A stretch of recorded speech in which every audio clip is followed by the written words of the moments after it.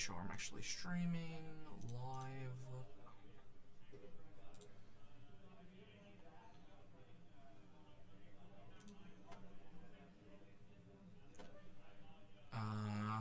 Sign into chat, open a web browser.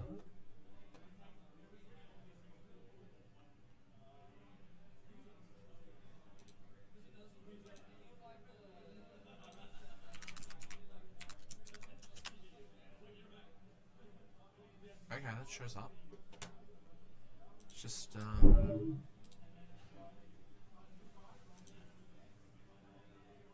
okay, there we go. We're live! We're live! Yay! There's a bit of a delay. I'm super like confused and stressed on the view now. It's just, so I've got the stream up. So I'm gonna put in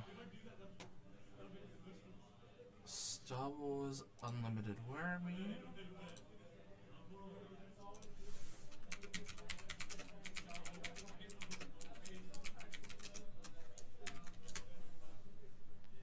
Give me a Arena PQ stream. I'm gonna put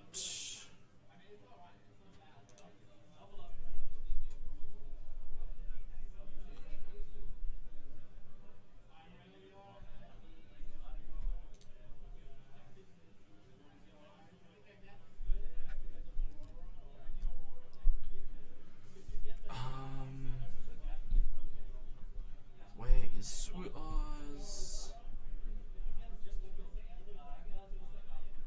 Casual chat.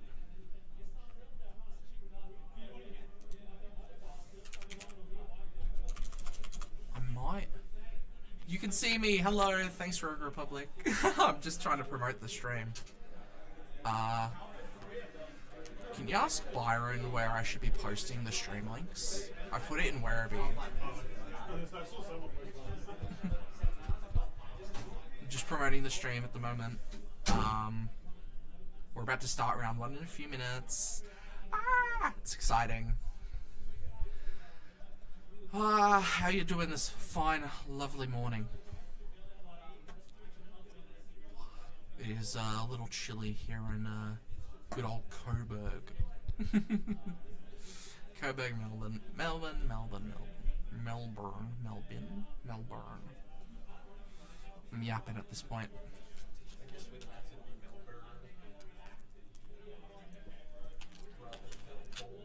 Yeah, I've heard Melbourne from a lot of Yanks. That doesn't sit right with me. Apparently Byron's already pressed it. Where?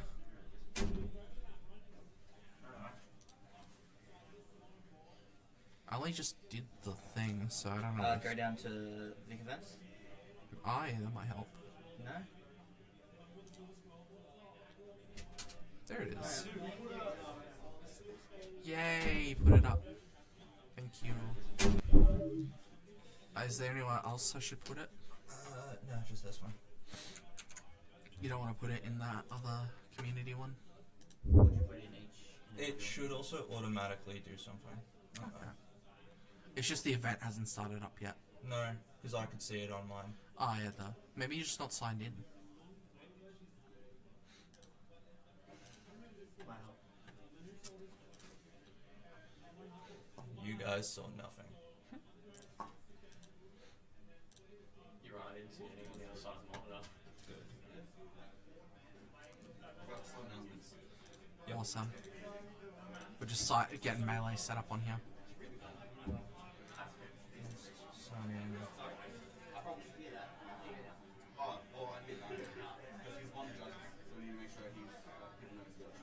So now, going here, tournament controller. Cool. Then, yeah, those guys. I will tell you who's going to be on what table at what time. Cool, appreciate it. Alright, we're just waiting for round 1. Woohoo! Etowah.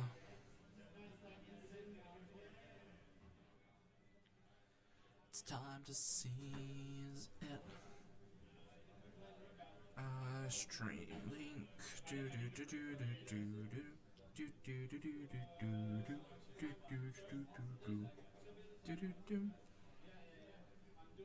That's what the... Is that the Brady Bunch? I don't know. I don't know. I don't think so. I have no clue.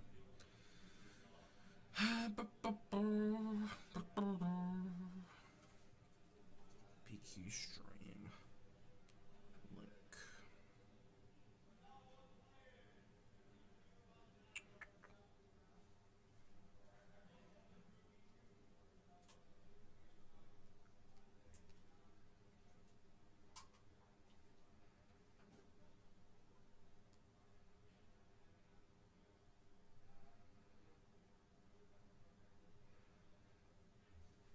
Alright, a gaming arena.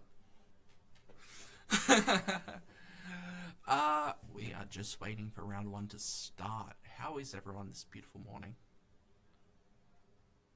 Tired, dehydrated. Reasonable. Go get some water. Yeah, sounds like a good idea. I'd offer you mine, but I mean, I'll want it for later, so. So selfish.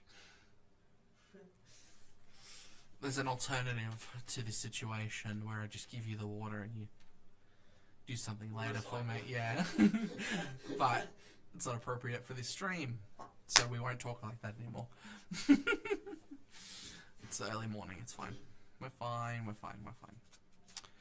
We are fighting dreams. The problem I have right now is that the stream chat's been blocked by the computer. So, okay. Yeah, that's what I'm gonna do. That's what I'm gonna do. And then I'm gonna move this monitor. We got Barbie Freak in the background. For anyone who cares.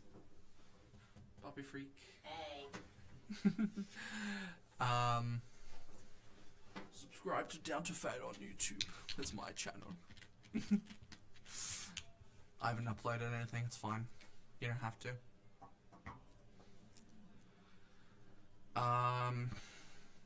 Just waiting on a southern train.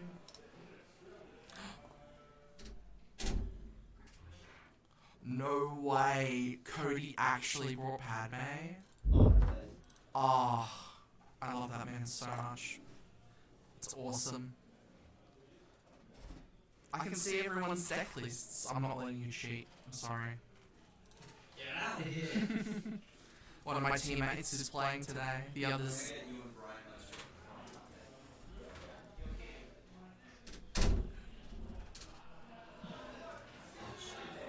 You're streaming? Wah! Alright, one of my teammates is streaming. Let's go. He's on the stream table. Brother, why do you want to watch me lose? You're not gonna lose. It's fine. Are you gonna be player 1 or player 2? We'll find out. You are down to fail, bro. We are so down to fail on YouTube. Subscribe to SWU-AUSTRALIA on YouTube.com. Subscribe to the channel so you can watch more Australian PQs. My name is Aaron. For everyone not familiar with me, I'll be your commentator for today. We've got Christian Dedoy on audio setup. Where am I fitting the camera? There. This is Christian Dedoy. He's one of my teammates as well. We've got Byron judging the event. We have Jonathan versus Brian on the stream table. Yes, sir. Is that a lake country? I see that is a lake country. It's gonna be table 24. Yes. So, this is Jonathan Rose, one of my fellow teammates at Down to Fail. Kazada Data Vault. Did you need anything? Come grab. Kazada DV. You should have. Yellow. Heroic. Green. 33. Versus, we've got table 24.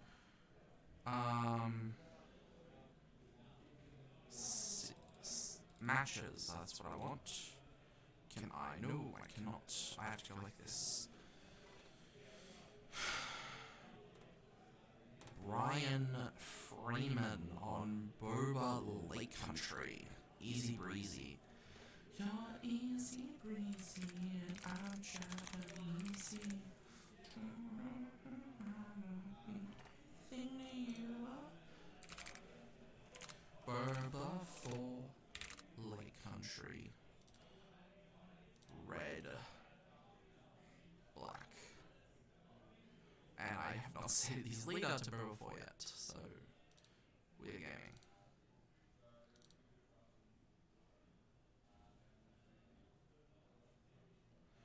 Okay, Byron has not ooh. Oh no, that's a problem. This doesn't have set 7 leaders set up. Alright, we're starting the round. So I'm gonna set that timer. I'm gonna start that timer. I think we got 55 minutes for the round. Alright, so because of the data vault, it can be pretty aggro from what I've seen Jonathan play. Very low to the ground deck, but it has a top end to play the late game as well.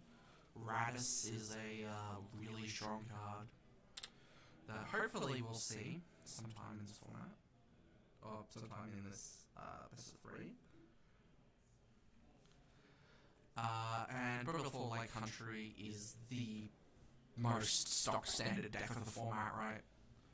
It has just a good matchup into other Bobas. It's mono red. You're only in Lake Country for that 4 extra health versus other Boba Fett's, so we're just gonna be seeing flip into topple, I'm assuming. Because we're on red here, obviously we're gonna be seeing some upgrade hate, which is relevant in this matchup specifically. Kazada has the ability to shut off the abilities of his own units.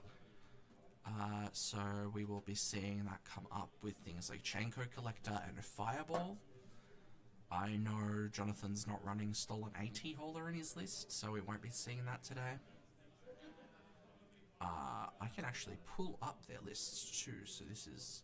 Fireball is the one that readies the enemy unit. That is Blue Ace. Fireball is the 2-drop 3/3 ambush. Start of a regroup, it takes damage. Ah. Yeah. So we're gonna be shutting off taking a damage. That'd be funny with Max Rebo. Alright. Yep, this is the pretty stock standard Boba Lake Country list. We got the Topple, we got the Centers, 1 Vader Pilot, we got the 3 Outer Rim. Do we have System Shock? We sure do. We have a few System Shocks. It's not going to be relevant for Kazada itself, but Chewie is being played in Jonathan's deck. So yes. Alright, we are resolved our mulligans. Lovely to see, lovely to see. It looks like... I don't know who has the initiative here. They don't have an initiative token out. Are we going to see an initiative token be played? It's not something Jonathan likes to bother with. It looks like Brian has the initiative here. No? Okay, Jonathan has it. Cool. So that is a Fireball turn 1. And, ooh, nothing from Brian. Alright. Is that Fireball? I think it is Fireball, right? I think he's just shortcut the, it looks like Fireball. I think he's just shortcut the Kazada. And there is the... Oh, it's collateral damage. He did not shortcut the... Okay. Whatever, we got the Falcon out now. Interesting. Yes. Is there 2 damage on his base? Collateral damage? It is collateral damage, right? He's running that? It is collateral damage. Easy breezy. Alright, so we are going to 4 resources. This is the flip turn for Kazada. I'm pretty sure that is the Lawless time Millennium Falcon. There is a lot of glare, which I'm not enjoying. Both players running showcases today. Oh, we finally have the initiative token out. Awesome. Is that a IG? It is an IG. We'll get up to 4 damage. Okay. On the base. Here is the Kazada deploy onto that, I'm assuming Millennium Falcon. Might not be. It might not be. Yeah, we should just be seeing some damage put on the base. Nice clean 7 on base from that leader swing. Kazada is... How much does he give again? Flip over. He is +3/+3. On attack, choose any number from the units. They lose all abilities this round. Cool. Cool. Alright, he's played something else that I can't see because the glare! I might have to get that fixed up for round 2. It's not something that's easily fixed right away, unfortunately. But we do see that IG gone, so that was probably the blue ace, now that I think about it. Blue ace is 4/5 ambush, on attack, ready an exhausted unit, an exhausted enemy unit.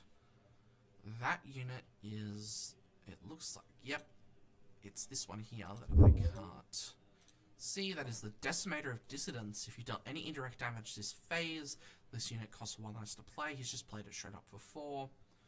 We're going to see it being KO'd, just so he can't flip onto it. It's the only thing that he could have flipped onto coming into the 6th resource turn. And we're just going to see that 4 attack, right? And I think... I'm not sure what he's played there. He's going to jam communications. He's going to look at Brian's hand and get rid of probably that aggressive negotiations. He can only hit an event here. Yep, getting rid of the aggressive negotiations. You'll love to see it. Very annoying card for the matchup. Yeah, okay. I think we're in a pretty good spot. That is a stolen AT hauler. He said he wasn't running it. I guess he has it as a one-of. Yeah, he's got it as a one-of. Easy breezy. We got collateral damage coming up to clean off both of the units. The Kazada unit and the Kazada pilot. Ah, okay, that was the 2-drop Falcon. That was the 2 pilot Falcon, I think. Yeah, that is Kazada gone off the field. We've got Boba Fett on the ground. Oh no, that was the top of the summit. Yep, that makes more sense. That makes more sense. It is really tough to tell. But that should be like 8 damage on base. Here comes the Queen Amidala. Oh, okay, we got only 11 on base. Queen Amidala bringing out 2 spy tokens. Obviously, she just got that ability, the way she can sacrifice the spy tokens. He's just going to swing over.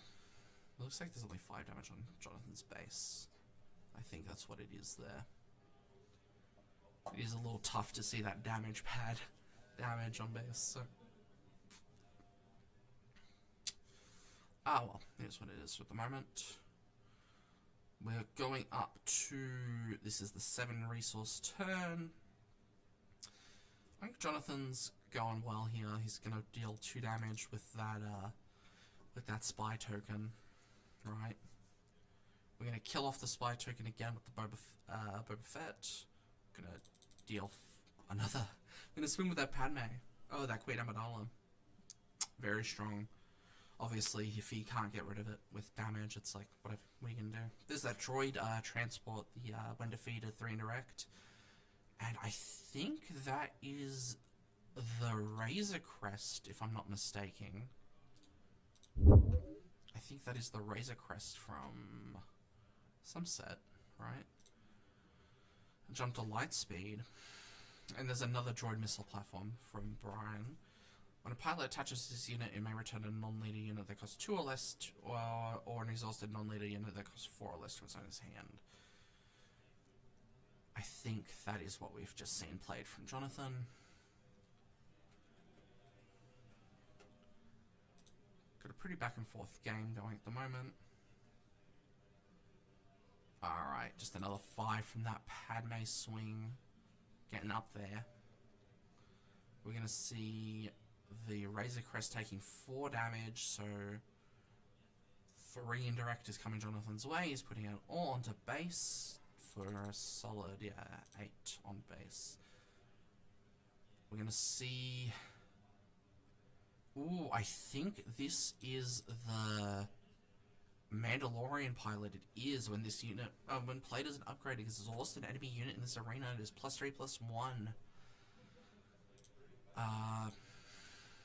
Just kind of tempo-y, I guess, so that other droid missile platform can't just swing into the thing there. Then we're going to see the top of the summit dealing 3 damage to each damaged unit.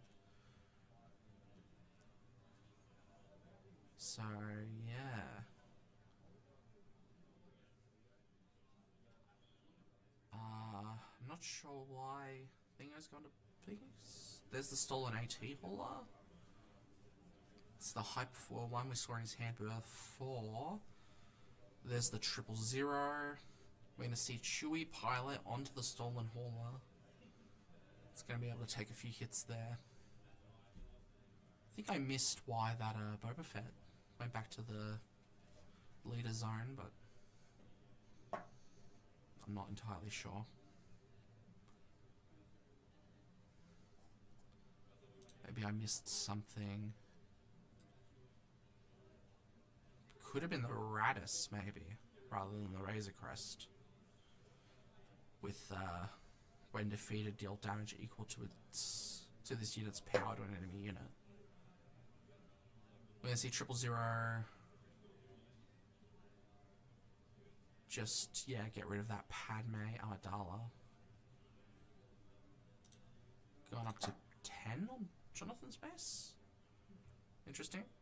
7 to base from that stolen AT hauler with the Chewie pilot on it. There's the Vader pilot on the droid missile platform. And I can't tell what that was. I think that's a Millennium Falcon of some description. We're going to see the Outer Rim to get rid of the Chewie pilot. We're going to see the Phoenix Squadron A-Wing. Going to shut off the ability of Thingo and then play the Phoenix Squadron A-Wing instead, because Kazada lets you take an extra action after you use his ability. Fet's Fire Spray to indirect. I don't see why we don't just put that on base, right? To indirect from having Boba Fett as your leader. He's going to put it on whatever that other thing is. It's probably the Falcon. We're just going to claim here.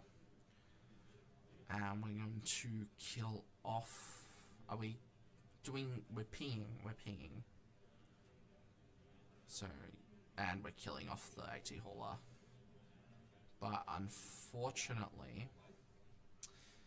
We're just going to see Jonathan swing for game here, because there's no Sentinels, so... I'm not entirely sure why we're just not swinging, right? Ah, right, duh, yeah. 4 damage needs to be done. That is the rest of the damage. What was that card he just played?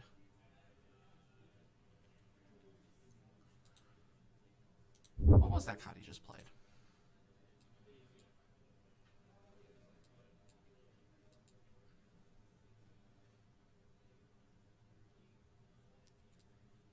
No clue.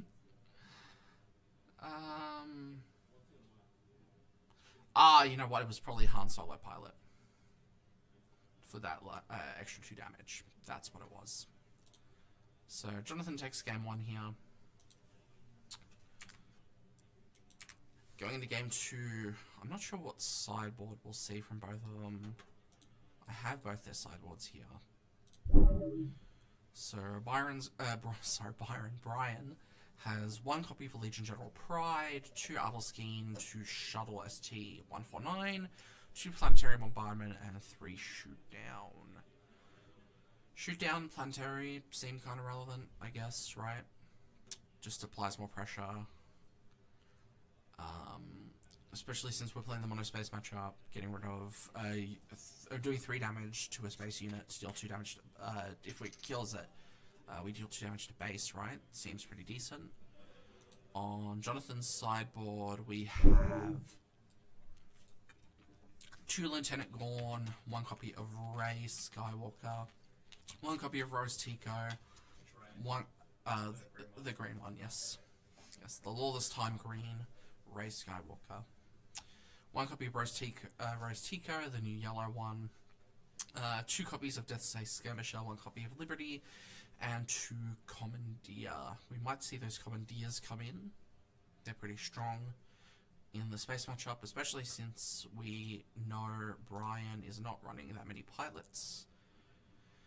He's only running 1 copy of Vader Pilot, and that is the only pilot other than Leader in the deck, so we're going to be able to freely just take anything with those Commandeers. Liberty is pretty good in this matchup as well. Helps control the board quite well. Maybe another Mandalorian just to keep exhausting stuff while applying more pressure. Can't think of much else you would put in for this matchup. We're going to see Brian start with the initiative. Hopefully this time he actually has a turn 1 play, right? I guess it kind of worked out for him. He had the collateral damage on turn 2 to at least put 2 damage on base at the start of the game and get rid of whatever unit Jonathan had in play.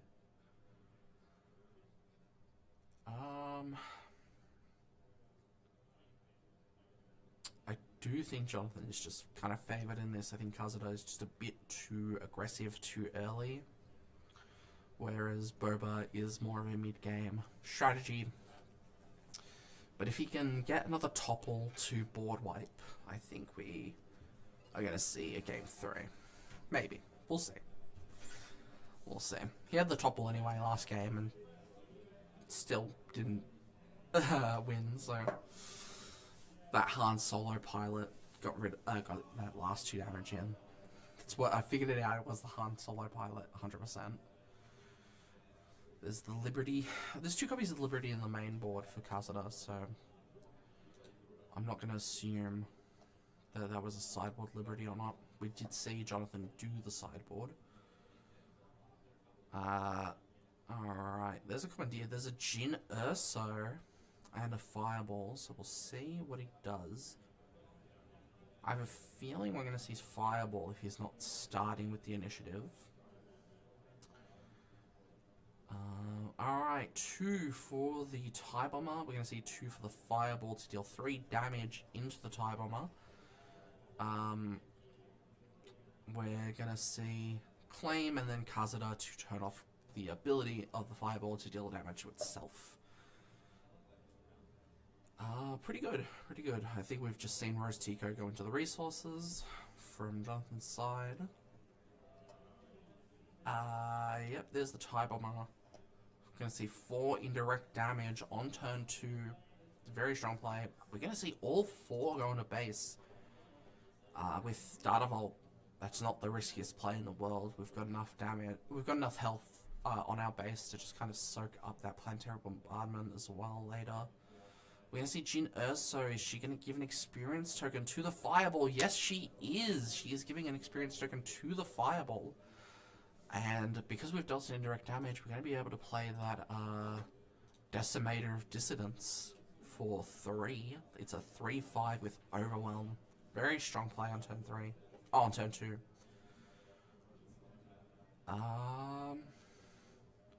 We could see 4 damage on the base, or we could see maybe just that killing off that TIE Bomber. Not entirely sure. I think we see a promo Haymaker He's just going to claim initiative. He's going to use Kazura ability to turn off Fireball's ability. And then we're just going to claim the initiative here. There's a Chain Code Collector as a draw for turn, and the Stolen AT Holder. We're going to resource the Chain Code Collector.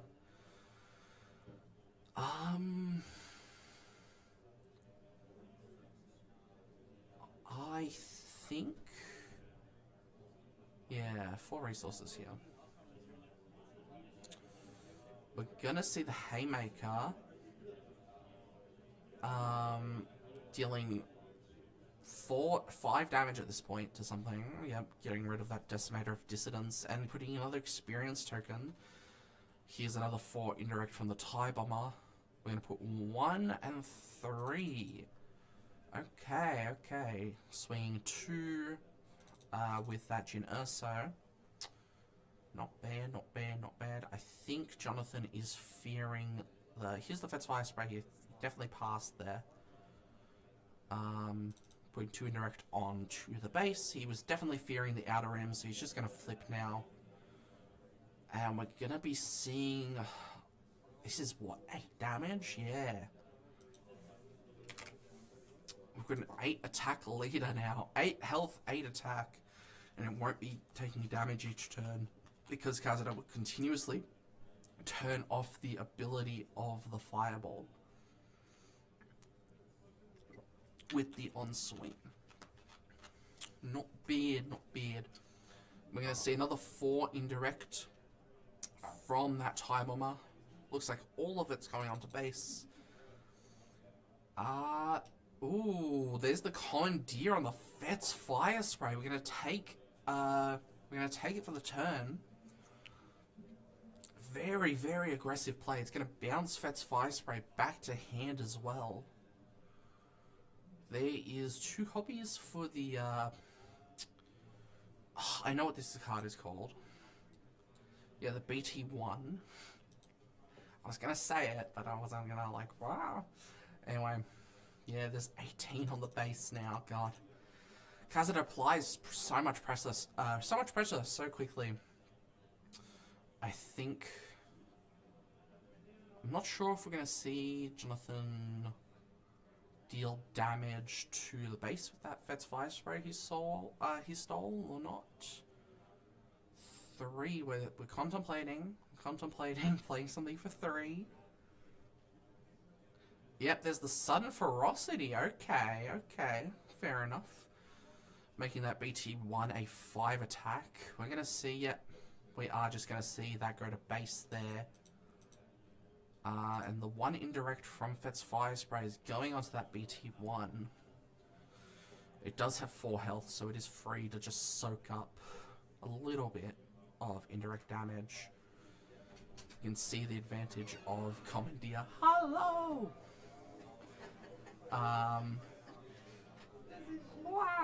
He's going to take the initiative.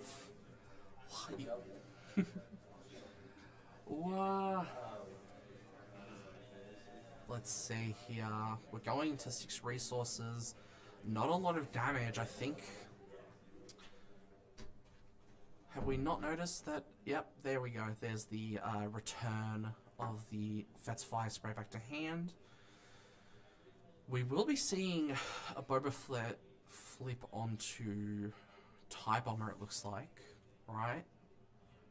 I imagine that's what we're going to be seeing here.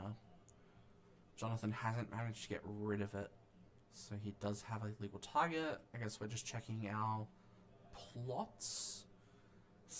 I think Syntax is still maybe our best plot.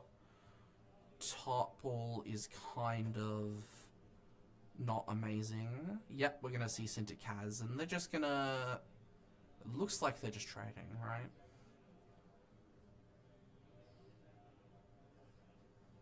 Are they not trading? They are trading. You almost put Boba Fett back in the bin. That Boba Fett leader should be tapped, but I don't think he's gonna fuck that up. Oh! Shouldn't swear, sorry. I don't think he's gonna mess that up, right? I have faith that we're not gonna see a mess up here. I missed the 2 damage earlier from the Jin Urso in the previous round. We're gonna see 5 damage on base and killing off the thingo. Yeah, he's tapped it, but the indirect obviously isn't going anywhere because it's not existent. Even though it technically would be triggered, yada yada yada. We're still seeing all of our resources up as Jonathan, so we can rebuild board. There's the Phoenix Squadron A-Wing. We're just probably going to see the claim here from Brian. It is so hard not to mix up Brian and Byron. Their names are so similar. Yes, you have double audio.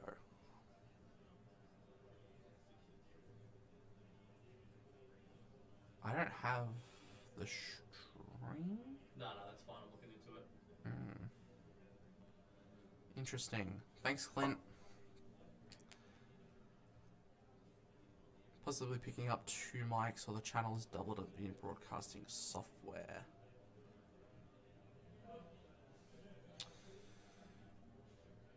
Didn't catch what that last thing was that Jonathan played, but with so much damage already put onto base, we're just gonna try and find our kill turn, right?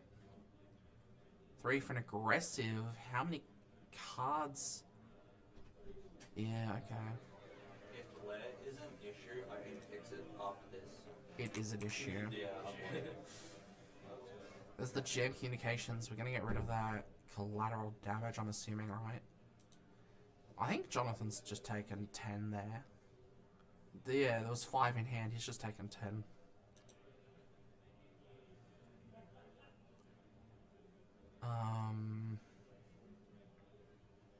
Any technical issues we have with the stream today, it's Byron's fault. Yeah, there's the collateral damage. Getting rid of that Phoenix Squadron A-Wing and dealing too much to base. Yeah. And then 1 indirect from Thingo to go up to 31, right? Yep. Looks like it. He's just struggling to do it. Those damage pads, they get pretty stuck sometimes. Oh, no. He's putting the damage on Thingo. And we're going to see 5 to go to 31. And killing off that BT-1.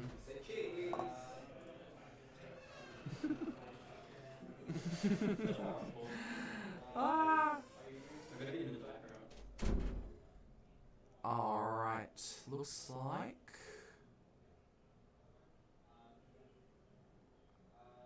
if we see planetary bombardment. Okay, yeah, we're gonna see a fireball played. Dodgy attachment on the. Oh, yeah, okay. Okay. I imagine we're gonna see a planetary bombardment here. Try and get.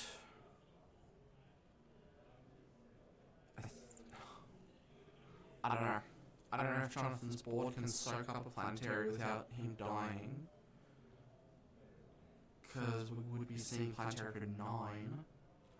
We're only on 7, so we're not going to see a Devastator come into play.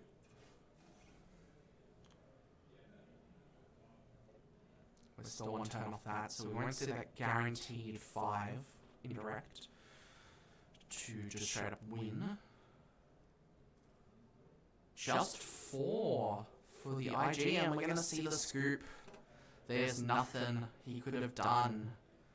We were... yeah.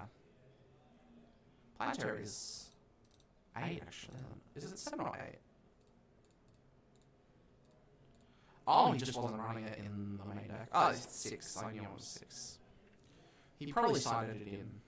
He just didn't draw into it. He's only running 2 in the sideboard. So yeah, that's game 1 to Jonathan. Which, maybe I was biased in my commentary there, but, you know, he's my teammate and personal friend, so we take those. There we go. I think Kazuda is just kind of favored in this matchup. It is just a lot faster than Boba Fett is. And Brian didn't really see a lot of his removal. Not that he has that much actually. He's only really got the charge with treasons and the collateral damage. And the topple, which he didn't get to do. He didn't get to topple, but topple was bad in that situation anyways. Like, Cinta was just kind of a bit of play, right? Being able to apply. I keep saying apply, but he just straight up swung into the leader's trade, so I don't know. Yeah, we're gonna get Byron to fix up that glare, hopefully, in time for round 2. We've still got like 25 minutes left in the round, so I can't imagine we'll be waiting too long for round 2. But we should be okay. I'm gonna go on break for a little bit. I'm gonna put up the BRB screen. I'll try and get Jonathan to talk about the matchup in a little bit. And we'll do some housekeeping, some maintenance, try and fix... Yes, Christian will fix the microphone. I'll get Byron to fix the glare. Hopefully soon we'll be back with Jonathan. Alright. I think, yeah, here we go. We'll be back shortly.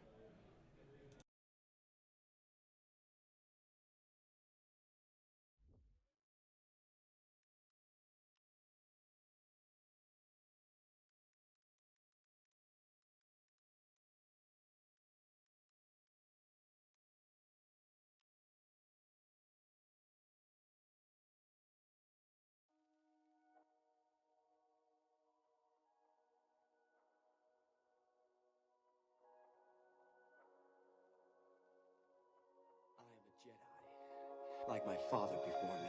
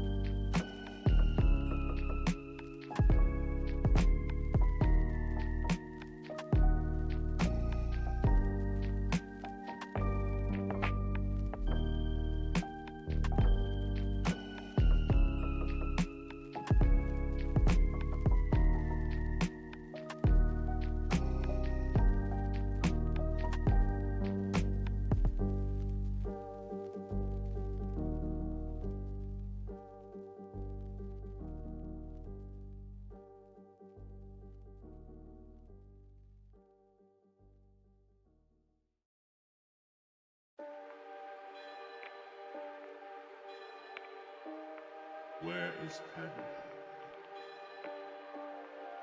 Is she safe? Is she all right?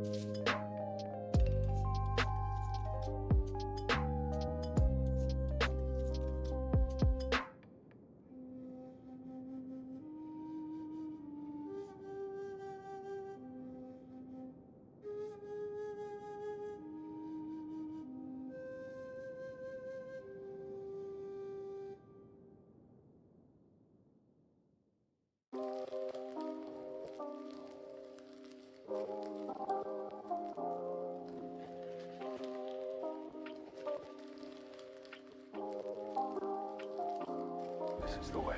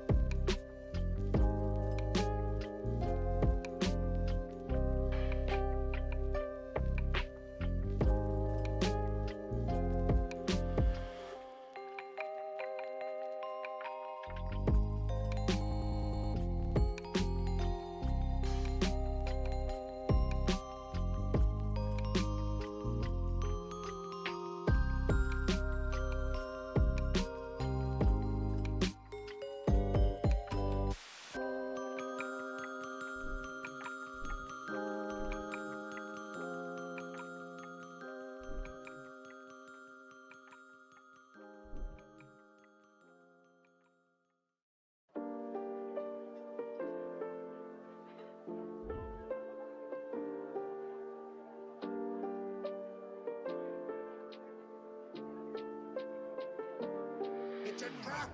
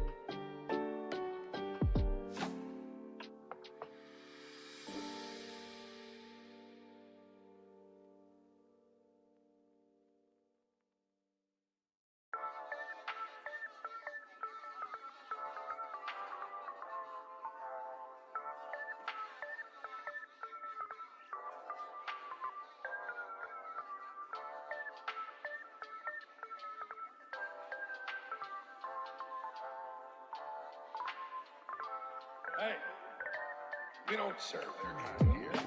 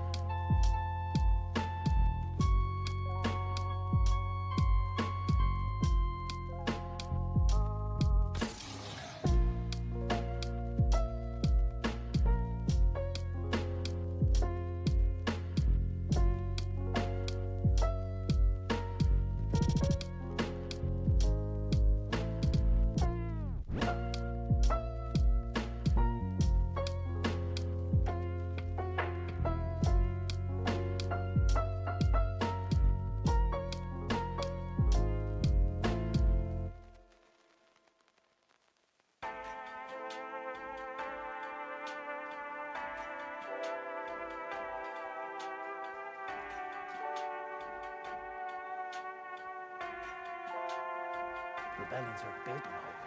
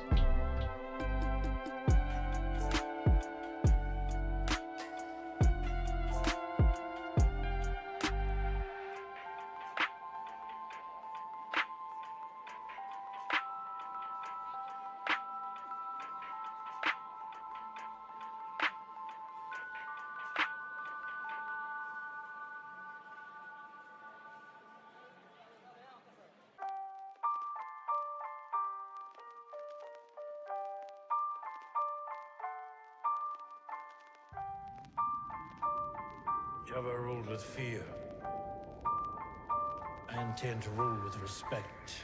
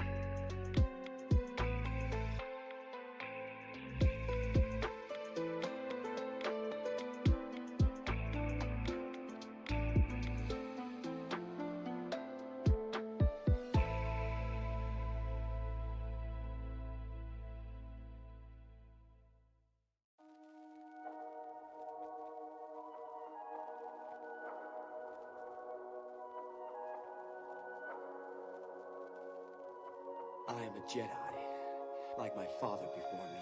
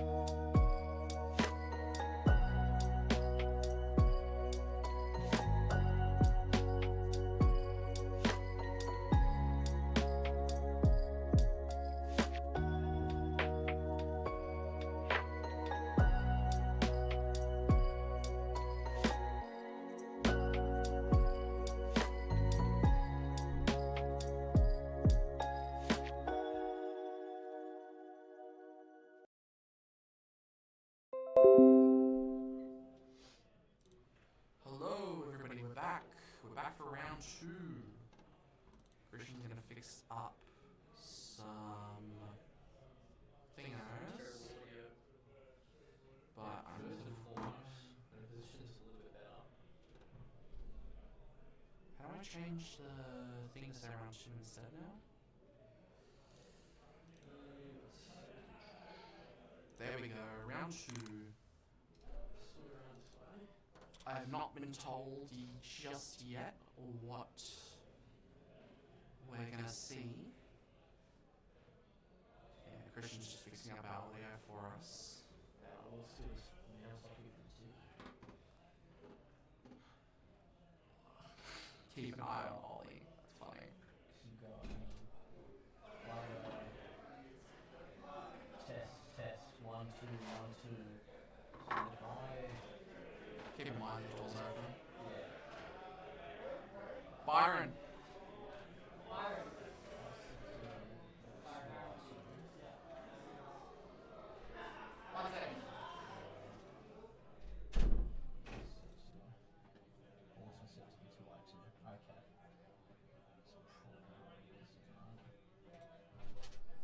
What tables stream? Whoever the Llama Suit player is. Lama Su Data Vault player. Okay, awesome. We wanted Satine, but Satine's playing Rome. So Fair enough. Yeah, it's not fair to have him twice on stream.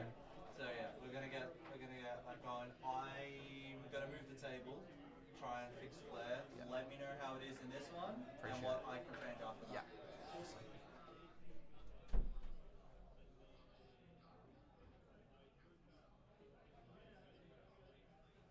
So it looks like we're going to see Lama Su Data Vault on stream. That's kind of cool.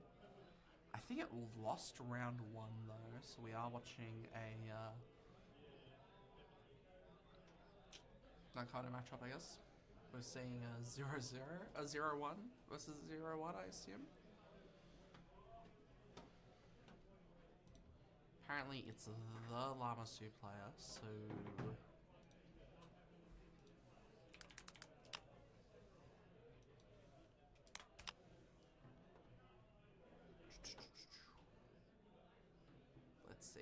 Let's see. Where's Lama Su? I think it could be desktop audio for now. Lama Su versus Ava Crystal Caves is the yellow base, isn't it? I don't see any other Lama Sus. Oh, okay. There's a Hera 7 mirror happening.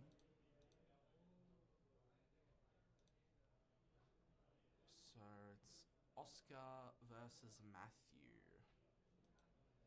I just need to see. Yep, okay. So we got Oscar versus Matthew. I apparently don't know how to spell Matthew without looking at it.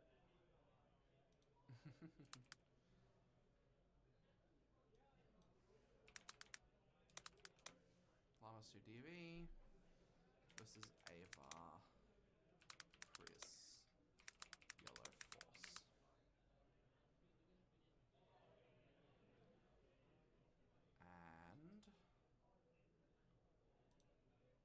And green, white, yellow, 28. Green,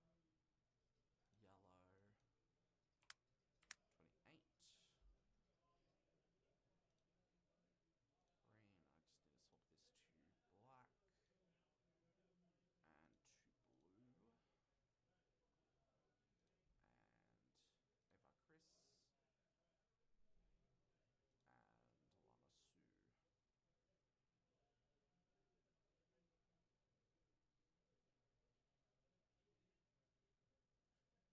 Lamasu.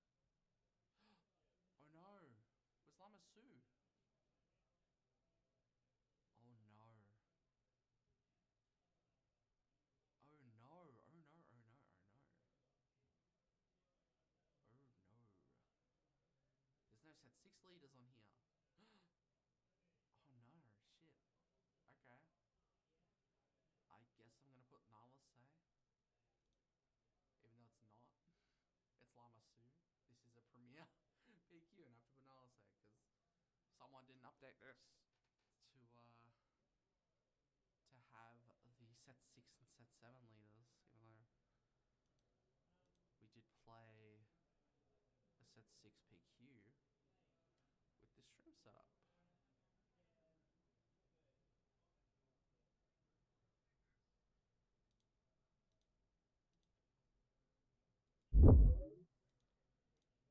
I'm gonna audio too quiet. Now I'm too quiet, Christian. You need to increase volume. Hey Byron. Yeah. There's no set 6 and no set 7 leaders in your little control panel.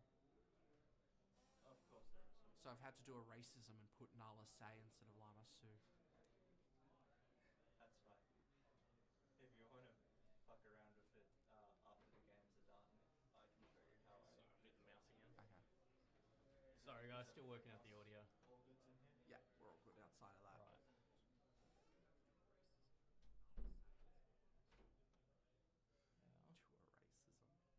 Yeah. To a racism. I just realised I said that. Yeah, I was only on my phone to message Byron that we didn't have that, so. Alright. You guys are getting. So you're getting audio from. But the stream is getting audio from your from the computer itself. So I'm trying to see what's. Or is it? Hang on. Alright, sorry. I'm just gonna. Seeing some stuff. There's Minabon Yeah. Terry. There's. And then like that. Okay, there's the Obi-Wan from the Spotlight deck. And he's already a soft-spoken individual here. Lamau. Sorry. We're going to see a mastery on the thing. That is, not mastery, it's, oh, it is mastery, isn't it? Champion's the new one from the Twin Suns Break-Ons. Mastery is the thing there. We're going to see a system shock getting rid of both upgrades because of the damage. So it gets rid of the mastery and it gets rid of the thingo. I'm not crazy, it is called mastery, right? Yes, I'm not silly, it is mastery. And then we're just gonna see it's gonna be 1 on base from the heal from Restore. And Minabon Terry is just gonna take 2 to take 2. I might swap over my drinks. Alright, that is a Lobot. It's gonna suck up that beautiful damage from that Minabon Terry. Ooh, it's even gonna get... Ooh, here comes the Mastery with the grit damage from Lamasu's ability. So, that is pretty neat, gonna say. I think that's a max Rebo band coming from the Ava Chris. It should be. It definitely is. They are running it. Ava Chris is able to just get that force. Labasu, for those who don't know, is a leader that exists in Star Wars Unlimited. Action. Play an upgrade from your hand on a friendly non-vehicle unit. It costs 1 less, and if you do, deal 1 damage to that unit. Flips on 6. It's a 3/7. With when this unit completes an attack, you may play an upgrade from your discard pile on a friendly non-vehicle unit. It costs 1 less, and you don't take the damage. So it's a very upgrade-heavy deck. In that scenario, we're going to see a no glory on whatever that just was. I missed that. Oh well, she'll be right. Ooh, that is an upgrade. It's probably the Yoda's lightsaber. We're not seeing the force be used for it. I don't think it's a moral authority. Because then it would have captured. We're going to see Lobot get rid of that Metabon Terry. Are we going to see it disclose? Does not look like we saw... I don't know. I'm like a little frazzled right now. So I'm missing some key things. We're not going to see Max Rebo Band swing. We're just going to go into the next action phase.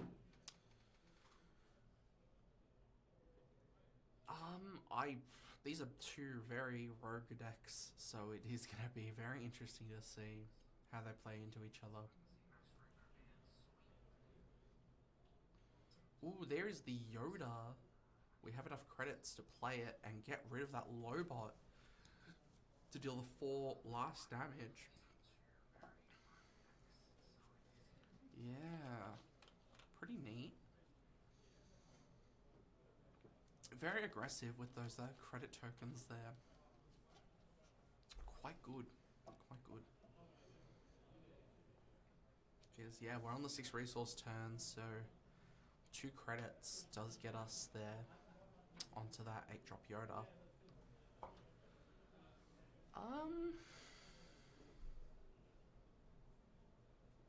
Yeah, we're in a very interesting spot. We've had 3 rogue decks on the stream so far, only 1 meta deck all day. I keep saying night, it's day. It's very early in the morning. We're finally seeing that leader flip. There is no damage on any base at the moment.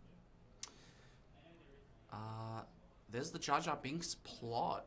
+2/+2 to that Lama Su for the phase. We just see Ava Chris give the force back to Thingo. Audio fix, nice work, perfect, woohoo! Good job, Christian.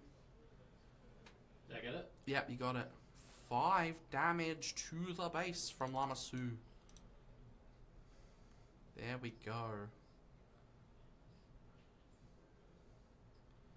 Are we gonna see that Max Rebo Band swing at all?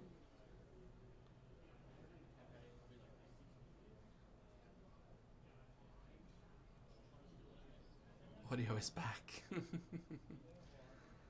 We are going to see that Max Rebo swing for 4 because of that Yoda's lightsaber. Hey, it's a miracle we even had round 1 streamed at all. It's been a curse we've had for a while. Is missing round 1.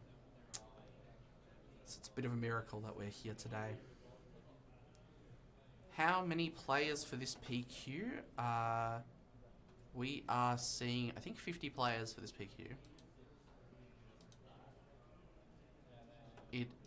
My name is Aaron, by the way.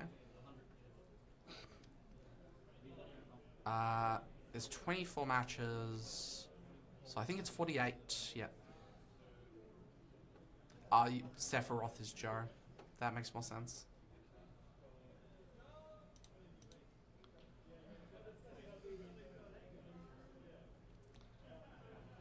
Let's see. I did miss a few things there.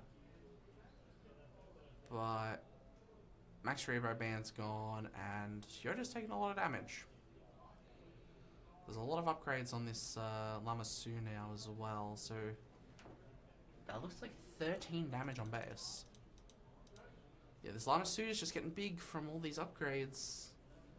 And there's not a lot of leader removal in this format, right? So... this is going to be really tough. This is the Max Rebo itself. We're going to see Jar Jar Binks sacrificing itself. Not sure why my keyboard wrote Joe, but that's a mystery to everyone. That's reasonable. Hey, Peter. I love Patrick Warburton. Ethelwa. Yeah, Lamasu's coming back. Voltron was not something I was expecting. Need to get Fisto Aether Sprite, yeah.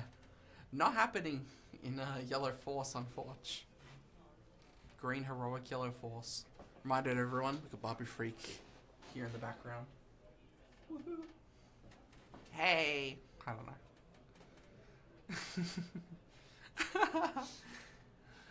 Oh, ooh, that is... is that a... what the hell was that? That was...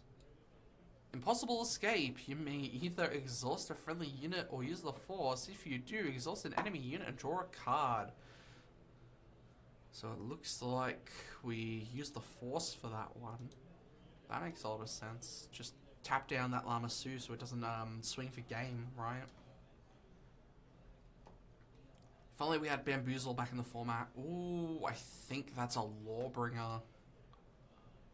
Yep, that is a Lawbringer. When played on attack, choose an aspect. Give each enemy unit with that aspect -2/-2 for the phase. Not as strong as the Avenger we used to have, but still is pretty powerful here. Going to give -2/-2 to the Max Rebo Man, so it only swings for... not Max Rebo Man, Max Rebo itself, so it's not swinging for anything. It's just a 0-5 now. Oh boy. Alright. We're not too far off over Chris deploying. We're on that 9 resource turn. So it's not like she can't deploy. Yeah, fidget with this instead. You're messing with my audio. I might. I didn't even know I was fidgeting, so...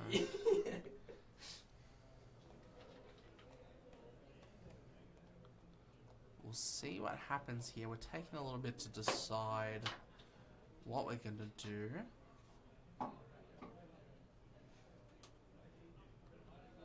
Yeah, that Lawbringer.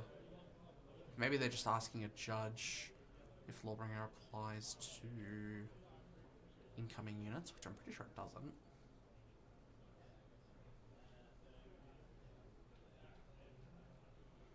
I think they just want to flip and swing for 8 instead of swinging for 6 is the idea. And there's the Nimble Prowess. Whoever sorted audio, get him on glare duties. Christian, you want to sort out the glare? I bet. There's the Moral Authority just for that +2 attack. But the Nimble Prowess kind of just took care of that. And we're going to tap Captain Typho to have at least, you know, a Sentinel, right? We're going to see Ogdo Bogdo resourced and we drew the Sun for... was that the Sun? No, that would have been Darth Nihilus, right? Yeah, it is Darth Nihilus, whatever. Yeah, true, Lamau.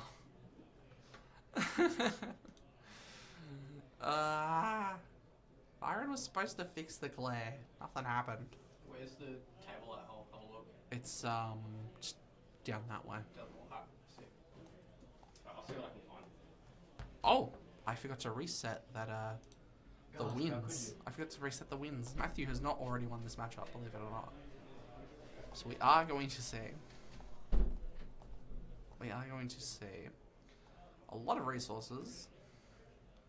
Here comes Oh, that's the disclose. Yes. That's the disclose. He needs those emeralds. Yeah, that's the disclose. We're going to tap down that Ava Chris. It can't untap. There's a Liberty tapping down and bouncing all upgrades that are 4 cost and below. So that mastery, that everything but the craving power is going back to Matthew's hand. That is just so strong right now. It's basically exactly what he needed at this point. Is there anywhere on the stream you can post game wins from each player? Maybe I could. Oh, sorry, me again. I'm gonna. Sorry, when you finish there, I'm gonna try to mess with the exposure on the camera, see if that helps. Yeah. Because I don't want to be a mean guy and mess while they're playing. I might be able to do that. Heads up, Oscar's name is covering side of the health, score yeah. count. Ah, yeah, it is. You're right. That's because I'm going to get rid of Chris there, and that's gonna. Ah, yeah, it's bringing it up a bit. It's gonna help. So we're in a bit of a stalemate now, where they're just constantly tapping each other down. There's another Nimble Prowess to tap down the Captain Typho. Oh, good. I'll play with the exposure a bit. Which one's our camera? That is no overlay. It's not overlay, it's board cam, yeah. Audio chat gonna hit up the exposure settings, that's for sure. That's Christian, by the way. D-Doy in the SWU-AUS Discord. What's up, gang? Let's see, is there actually anything I'm not? Hang on. Alright. Do you want to move that just out the wall? You can move onto another screen. Yeah, if we fix the exposure, it'll be next on stream, exactly. Yeah, because I mean, look, there's not a whole lot we can do over there. Like maybe we can chuck a blanket on them later, but right now, what can I do with that? Alright, there's a Mandalorian ambush with the capture. It's finally going to get rid of this Lamasu and capturing that ship, the Bingo one, the disclosed one. Okay, that's too dark. But if I go onto that, And then we're flickering a bit, yeah. yeah, I see that. That's alright. Just give me 1 sec. Just bear with me. I think Oscar's kind of stabilized here. Matthew's got no board to really do anything with. I have a feeling we're going to go into game 2 very shortly.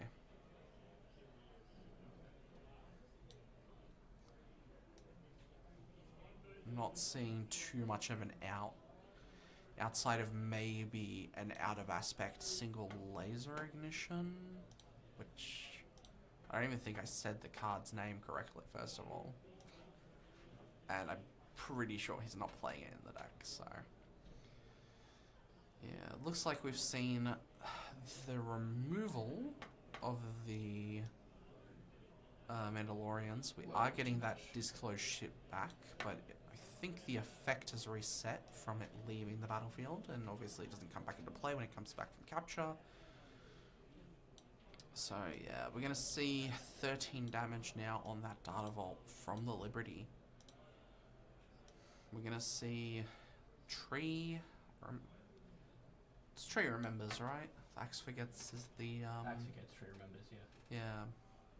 So we're getting rid of the ability on one of our units. I don't remember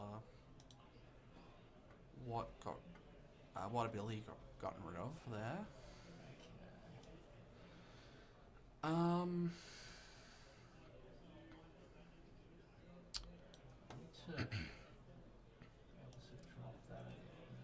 Yeah, that Ava Chris is finally restanding.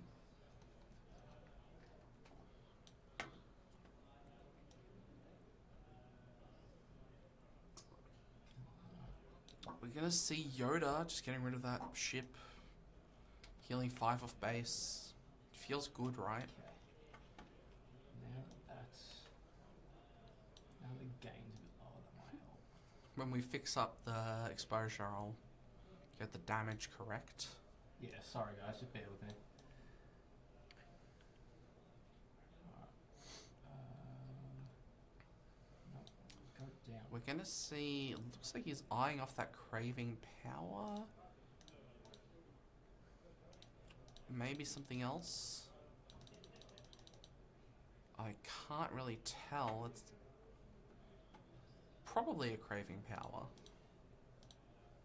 Yeah, it looks like it is. Getting rid of that Captain Typho. But Ava Chris is swinging for 11 here because the Force is with you.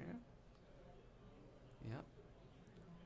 The Force should be with her, with Oscar now. All good things are slowly coming together. Yes, sir. Yeah. Okay, we're finally seeing the removal of Lawless. Ah, okay. Ava Chris is gone, and we're getting that Lawbringer back. That's what we captured off the Moral Authority. I didn't notice that. Captain Typho being Unfortunately, played. I think that's probably the best I'm gonna get. There's gonna be a little bit of flicker just because I can't up the hurt any more than 60. Then in terms of exposure, that's fine. I think readable cards is a good transaction for Flickr at the moment. Yeah, that ass. Apply. Alright, until I can sort something out, like physically over at the camera itself, that's probably as good as it's gonna get for now. So, okay. Oscar's got 21 damage on base, and Matthew, yeah, has... I think that says 21.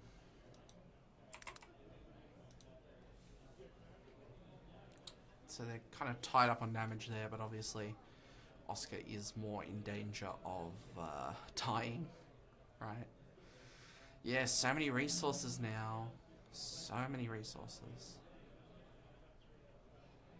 We're just flooding the board, and we still, yeah, here's the Lawbringer. We're gonna tap down that thing, bouncing that mastery back to hand. It should go back to hand. I don't know why it's gone to the discard pile. Already does bounce the upgrade back to hand and not put it in the discard. We're gonna see the Lost and Forgotten. That is going to heal 3 damage off base.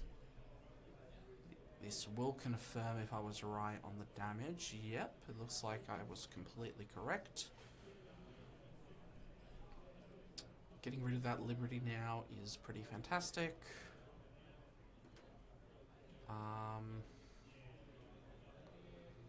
Lawbringer. We'll just be able to swing unless Oscar has an answer. We did kind of see Matthew come back into this. It's a very interesting matchup. Didn't see the Condemn come up, actually. That's pretty interesting. Ooh, that is a card. It is the tentative 4. When played, create an X-Wing token. He's going to look for that X-Wing token. It has Sentinel.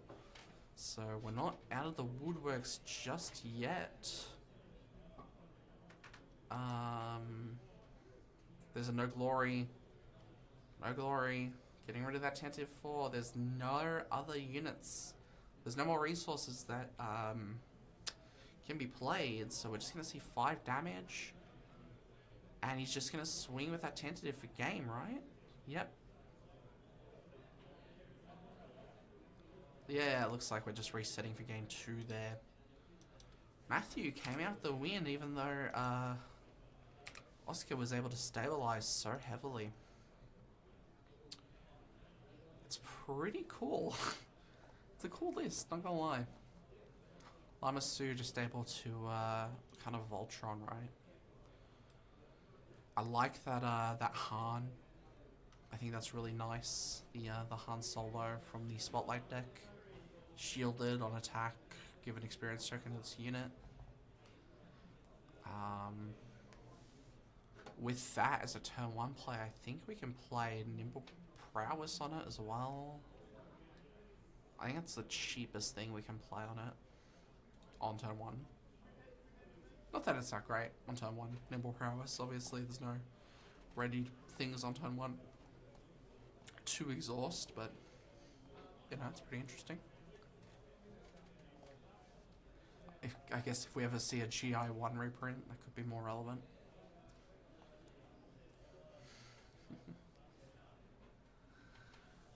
Setting up into game 2. So Lamasu has 2 Torrent Tech in sideboard, 2 Hyperspace Disaster, 2 Out the Airlock, 2 System Shock, and 2 Inquisitor's Lightsaber. System Shock for 3 seems okay. I think Torrent Tech is probably what we're going to be seeing put into the sideboard, if anything. We are playing against a 4 stack, so it does make sense. We want that ambush.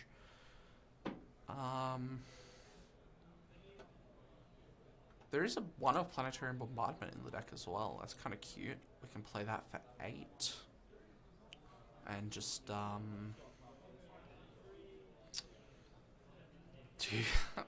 doing stupid things with that.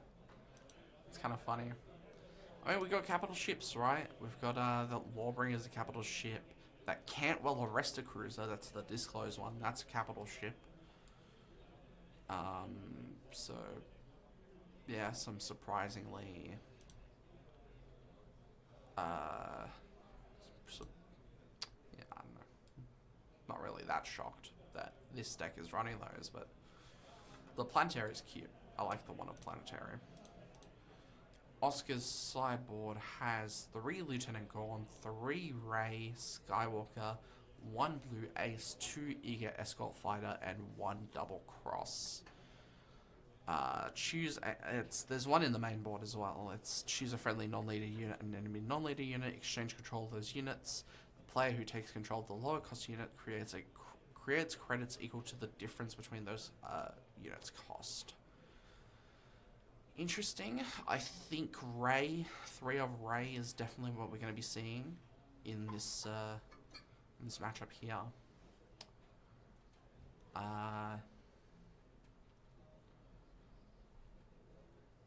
It just plays well into this kind of controlling game plan where it can't exactly be removed outside of damage. And the only damage-based removal Lamasu is running is Protect the Pod and Planetary Bombardment. So yeah, interesting. Okay.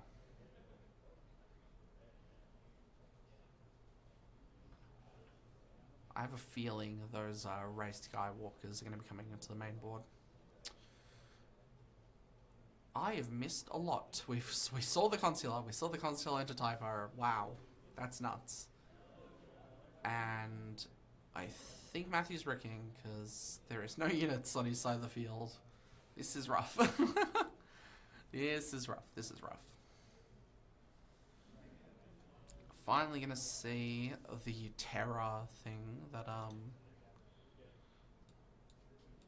nameless Terra, when played, he may exhaust a force unit on attack. Each enemy unit loses the force trait for this phase. It's gotten rid of now.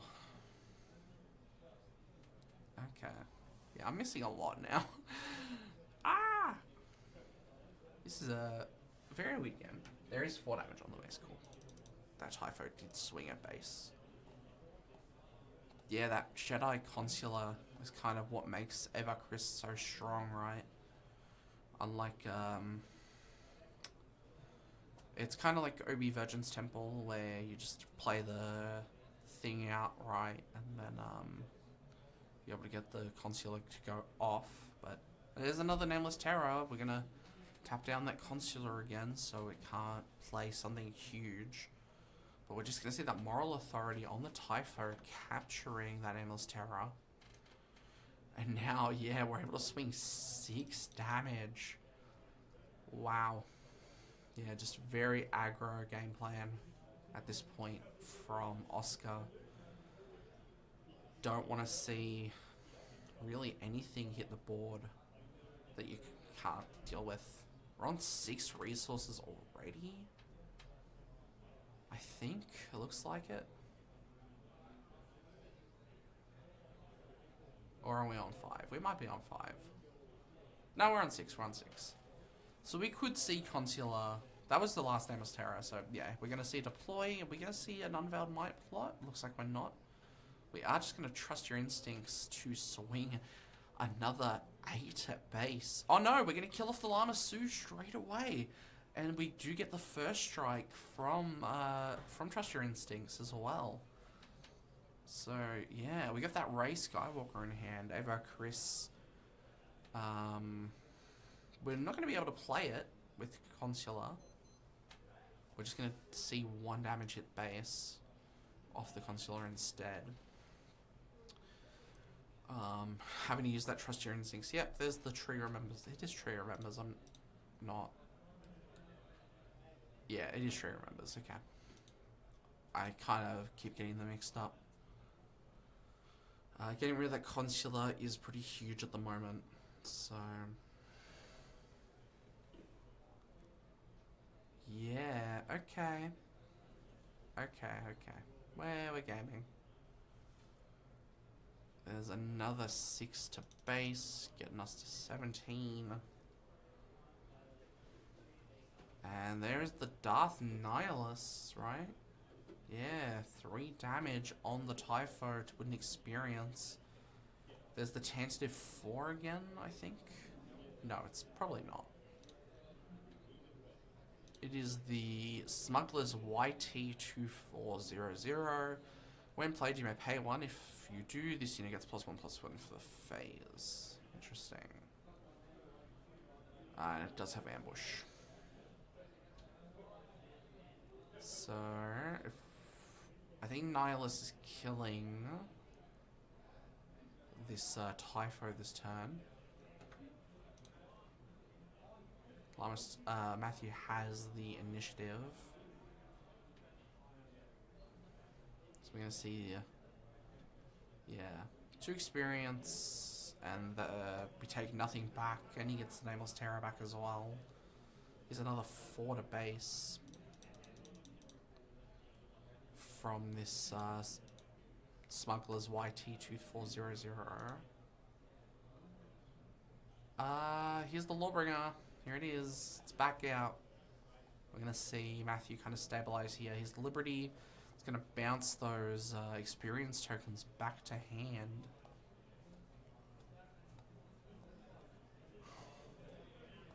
We put so much pressure already, so it's going to be interesting to see how this game plan goes. I think there's a Jin Urso in the hand there.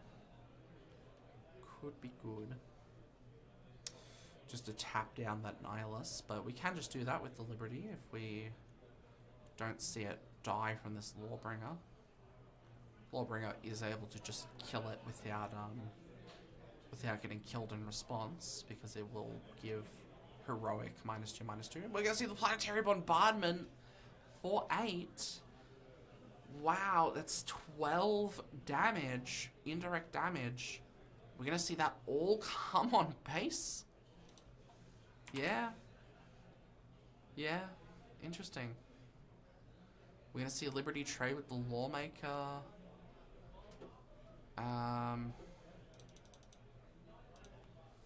The Nameless Terror is gonna swing. We've tapped down the Nihilus, so it won't be able to attack. And we're on 25 damage on Matthew's base from the Smuggler's YT. Here comes the Rey Skywalker. There's really nothing he can do about it unless he, like... Oh, well, he has to trade the Nihilus into the Rey Skywalker. That's the idea here. Is, traditional removal can't kill it. So he will have to trade this Nihilus if he doesn't want to just eat the 8 to lose, so... Yeah, we're just going to see claim, and we're going to see... Yep, there's the 8 for anyway from the Eva Chris. Didn't matter. We're going to game 3. Oscar had that early lead that just kind of let him get away with the game, even though Matthew was able to stabilize later. Just being able to swing 8 with leader every turn, no matter what, is just that strong. That is the upside of the 9 deploy leader, right?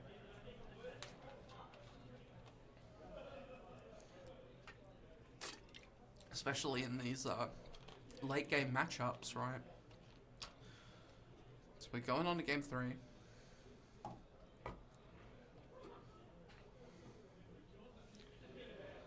Going on to game 3.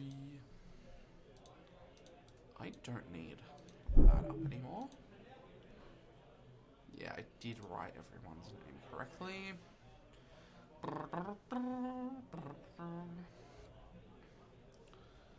Alright. So, Matthew's going to start with the initiative. It is pretty nice that we've seen both round 1 and 2, everyone having showcases of their leaders. It is fun seeing showcases on stream. Don't know what we're going to do if we see a set 7 leader here, but apparently Byron's going to fix that for us soon.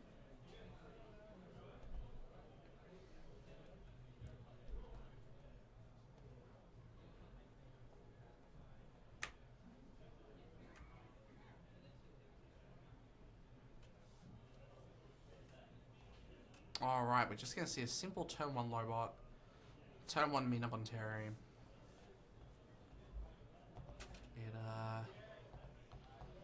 Not too dissimilar from what we saw in game 1. I mean, we saw the Han in game 1, but, you know, we did see Lobot turn pretty quick as well.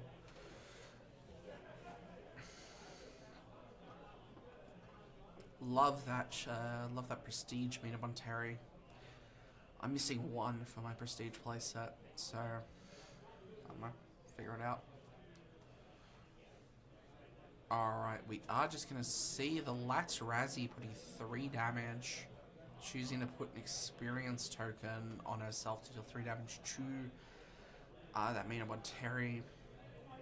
Mina's not going to be able to kill off this Lobot, but we're probably just going to see a Lobot swing base, so we still have the Sentinel. Yep, looks like it. Yep, here's the Obi, and we're going to see the Force team. Yeah. Alright. Obi-Wan will lose the Force, we'll lose Sentinel until another Force unit is played.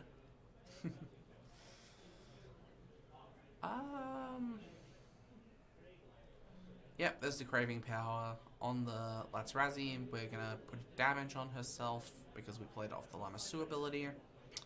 Just kill off that Obi-Wan.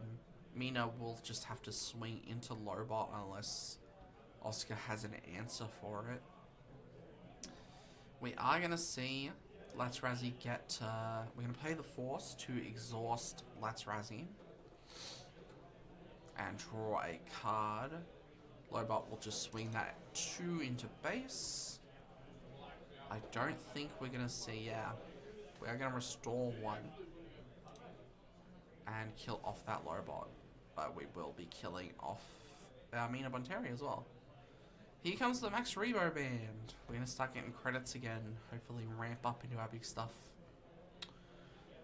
And it looks like we're just going to go to the next turn. Alright. Matthew keeping onto the initiative. A lot of pressure with this Lats Razzie swinging for 5 now because of Craving Power. Just going to kill it off. It's only taking 1 back from Max Rebo Band anyway. So might as well stop that credit token generation. We are going to see a Will of the Force. That is what the card's called if I'm correct. Yep, the Will of the Force. We are going to pay the Force to make him discard a random card from the hand as well. It bounces the Lats Razzie. And yeah. Ooh, okay, that's pretty huge. That's the Governor's Shuttle. That's pretty much the only leader removal in the format, right? makes both players kill a unit. So if we get into a situation where Ava Chris is the only thing in play, we are able to just play that down and get rid of it. But we still have this new Razzie on the field coming into the 6 resource turn. We're basically playing on 7 here because of this 1 credit token for Oscar. Just 3 on base. Just gonna get it in while we still have it on field. We're gonna see a pass and a Lamasu deploy. Are we gonna plot? We're not. Oh, okay. We are paying 3. We're getting that. Yeah, okay. We're getting that, we're just gonna skip the 6 resource turn for Oscar, I guess. And we're gonna get the Craving Power from the discard pile onto Lamasu. Interesting stuff. Here's the Lawbringer, can tap down Lamasu. If Matthew doesn't have any answer for that, we could just see that keep tapping down the Lamasu for the rest of the game. Here's a Craving Power, just enough. Just enough that Lamasu now has 7 power from the second Craving Power. Alright. Yeah, that was all of Oscar's resources, so... Yeah. Very interesting. Not gonna swing that last Razzie then. We don't have initiative anymore. Oh no, we did swing it. I'm so dumb. We did swing it. That's the whole point. That's I just put 3 damage there too. There's the Yoda to get rid of the last Razzie and restore 5 off of the base.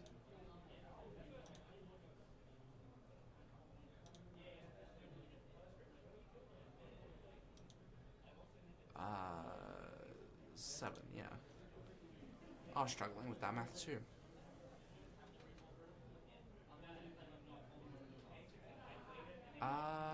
Let's see. We're gonna see the no glory on the Yoda. That's fine. That's fine. We're gonna get the force back with Ava Chris's ability. We're gonna put the mastery on the Lamasu. There's really nothing Oscar can do other than flip. Did we use the force enough times? Are we on 8 instead? Yeah, I guess we're on 8. Maybe I didn't notice. We are just gonna see Lamasu swing in and just kill Ava Chris straight away. So it doesn't really matter.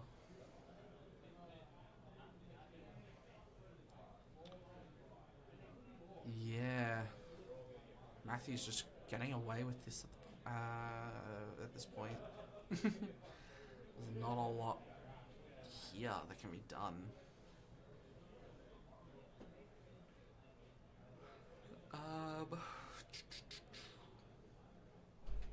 Another Liberty could be good.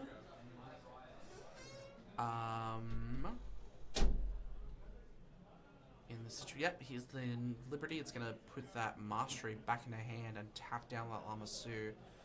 Still has enough health. Thanks to those 2 Craving Powers. Might need some more caffeine soon. I'm running low on energy. We are 12 minutes left for this. 12. So Okay. they've got 12 minutes for 1 game. Cool. Well, they're on game 3, so. Yeah. Fine. Yeah, there's the Governor's Shuttle, just getting rid of both of those. And what will we see here? Does a Yoda kill Lamasu? I don't think it does. I think we need something else and Yoda to kill off Lamasu. At this point, the only thing that can really stick around is a Ray. Oh, there's the Jin Urso to tap down Lamasu at least. Keep the game going a little longer. They do only have 12 minutes left in the round. Hopefully we don't see a tie on stream, right? Alright, there's the Darth Nihilists getting rid of that Jin and getting experience. We are going to see 2 more damage from the Yoda. Healing 5 off base.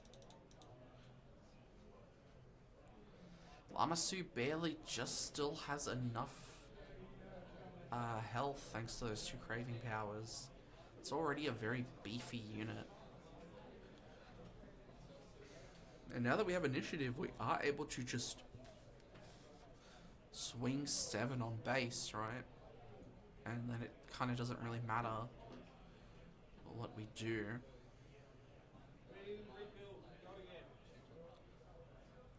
Oh, okay, we're gonna protect the pod. Oh, no, this is, oh, this is not protect the pod. The Doi, this is nothing left to fear. Choose a friendly unit and give it +2/+2 for the phase, and you may defeat a non-leader unit with power equal to or less than the chosen unit. To get rid of that Yoda. Mina Bonteri, we're not tapping down this Lama Su again, so we are going to swing 9 here, right? Yeah. Swinging 9 at base is pretty good. Here comes the next Yoda. We're going to just probably kill off Lama Su at this point. It survives till the end of the round, unfortunately. Oh, he does have the mastery from attacking, so he might actually keep living. Here's another upgrade. It's the Nimble Prowess.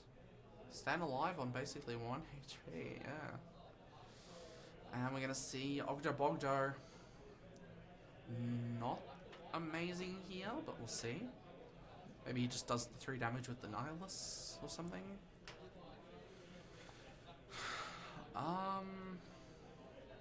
We do have Nihilus up, so we will see it be swung soon.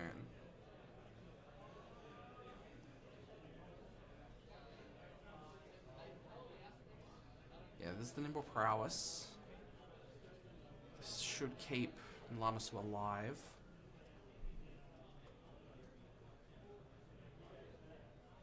Because Mastery is +3/+3. Ah, okay, no, it dies in the phase. Okay. I was wrong with the math there. We do have... This is 19 damage on base now. Thanks to this Nihilus.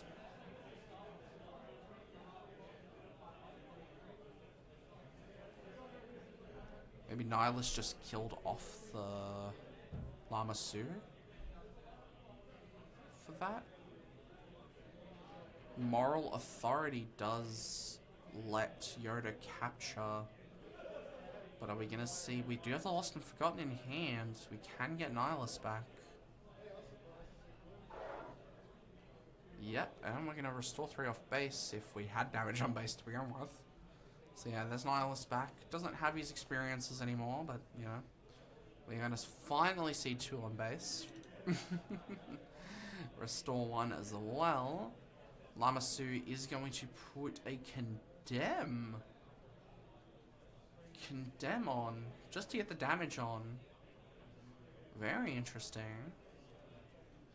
I don't know what unit that is that was just played, but yeah. Very cool. Very cool interaction there, using the Condemn just to kind of let Ogdo Bogdo attack. Okay. There's a it was Consular, that's what it was. Or he... No, I'm silly, he just played it.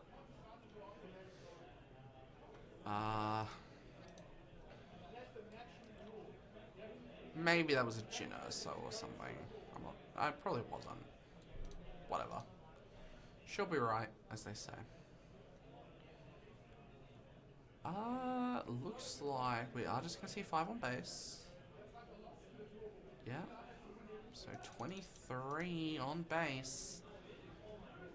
Nihilus will just kill Oscar off. if he doesn't have an answer. Oh. He's playing the Consular. Does Nihilus just not... Yeah, it just kills, right? Yep, there we go. Game 3 for Matthew. We saw Llama Suit win on stream. Wow. That is kind of nuts. That is kind of nuts. We're seeing participation prizing now. Might as well watch what Oscar gets from his packs. Doesn't seem like there's much good in that first pack. Vader Leader is kind of cute. Lawless won. I know, I'm watching the stream. I know, it's one in the confirm. I know, I watched the stream. Now we're judging you.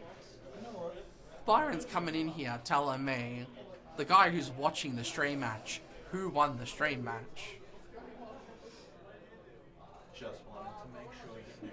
Fair enough. Just I in understand. case. I understand. Thank you, Byron. I appreciate you very much. They're gonna see I'm not needed here. No, you actually are needed here. Me by buying you a cafe. You can buy me a caffeine too, because you owe me. And I can buy you a caffeine. You can go buy your own crystal. Yeah, we're just gonna, we'll be back for round 3 in a bit. I'm just gonna take a little break. And we'll sort some other stuff out for now. So we'll be back soon, brothers and sisters, and non-binary people like myself.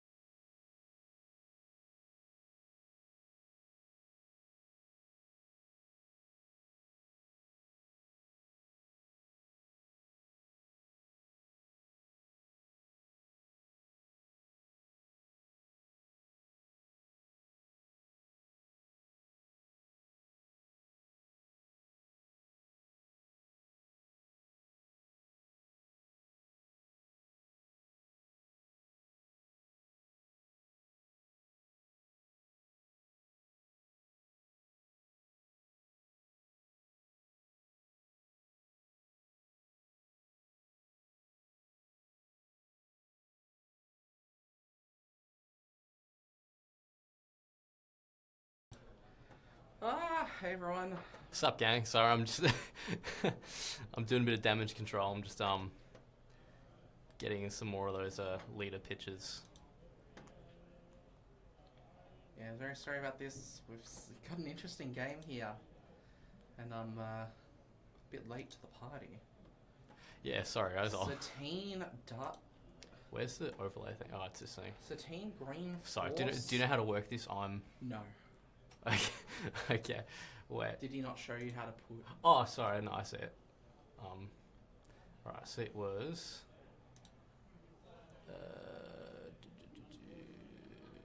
Satine. Oh, they just straight up don't have it on this thing as well.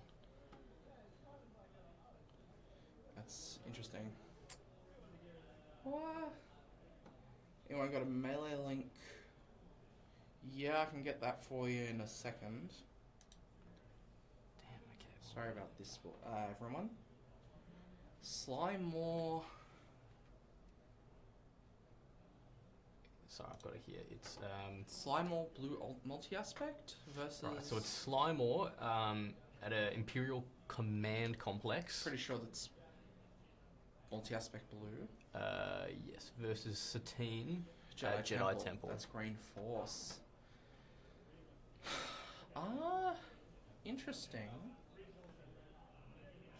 Can you pull up round 3 on the melee link? This is round 3. Okay.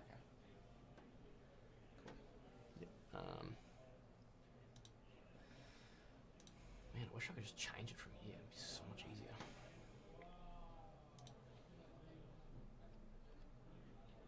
Sorry about this, everyone. Yeah, so essentially our problem is with the overlay that we've got, they've given us like a set amount of leaders in like a drop down. Did he not menu. show you how to add a new one to No, he just showed me how he just showed me how to crop pictures in ChatGPT. I'm like, alright, cool, man. Yeah, that's awesome, Byron. Alright, I'm gonna go get Byron. We'll take commentary more seriously going to game 2 for this, I guess. Sorry about all the bugs, everyone. This is absolutely Byron's fault.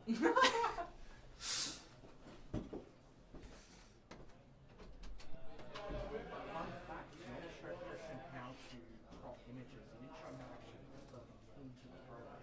Yes, I know. Because no matter what, I need all of them downloaded first. I think for now, let's at least get the names in, and then I'll start figuring out the pictures afterwards. It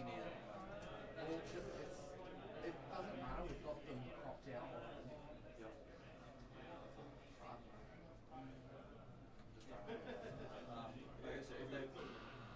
It's Slymore and Satine.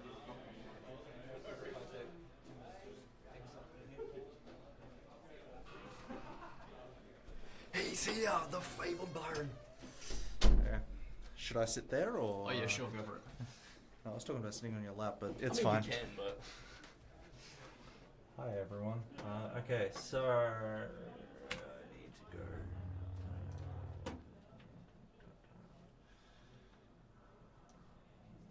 do I save to the right thing? If not, that'd be the desktop.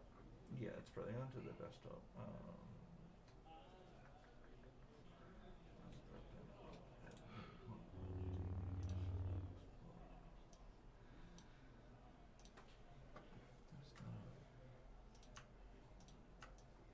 Unless they're in downloads. Sorry, there's a maybe. there's a crop downloads. Yeah. And then you just need to then rename them here again. Yep. So renamed.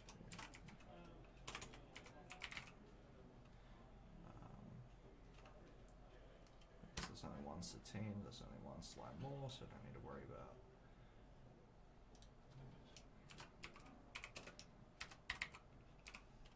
That's yeah, fucking screw it. We will. Then should now come up here. If not, you'll need to just reload the page.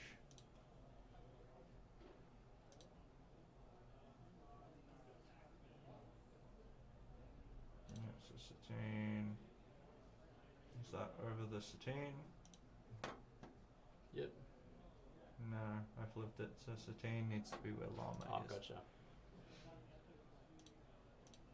then slide more there, and yeah, just spelled it wrong. that's fine. And now just fix up all of this stuff here, and you'll be all good. Right, so that folder is linked to that. Yep, that folder's linked to Gotcha, that folder. okay, alright, sick, and sick, sick. yeah. So Alright. during lunch, I'll fix everything else and mess with it all. If Yeah. you just want to download everything Yeah. and just chuck it into Gotcha. Yeah. AI, get him to recenter shit. Appreciate it. Easy. Alright, wicked. Have fun. Cool. No Thanks, problem. homie. Love you guys. I love you too. Alright. Alright, so. stuff. Oh, you got it? Alright, wicked. Alright, we're back. We're back in black. Hit the sack. Ba-da-bow. Ba-da-bow. 28 is still green. We're on white, blue. Satine. Reinforce. And then for Oscar. Oh, not Oscar anymore. It's, where is this matchup? So Jake is on Satine. And Slimore is Cameron.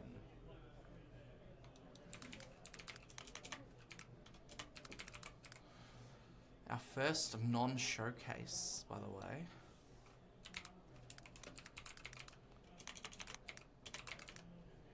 Slimore blue.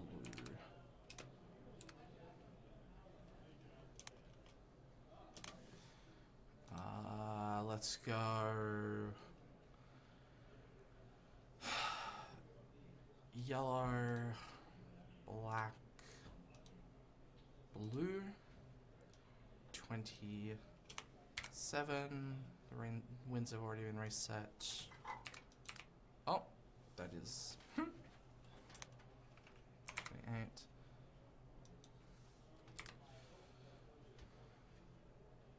So 25.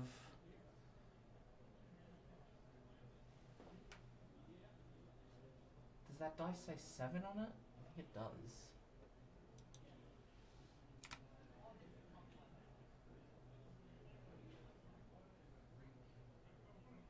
Oh no, we're on 26 damage. Okay.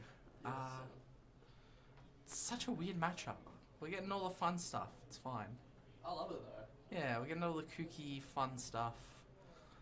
So Slimore is making us spy tokens if there are 4 or more exhausted units in play.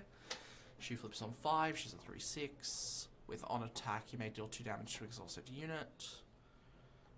And then Satine Kreese is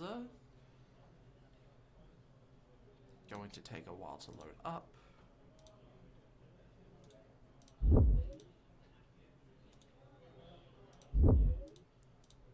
So Satine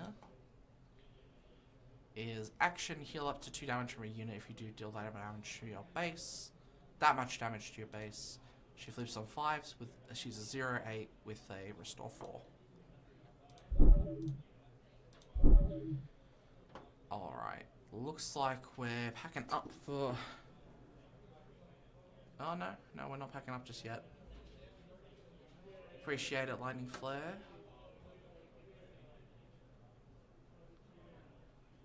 Wait. Am I stupid? Sign into chat, web browser.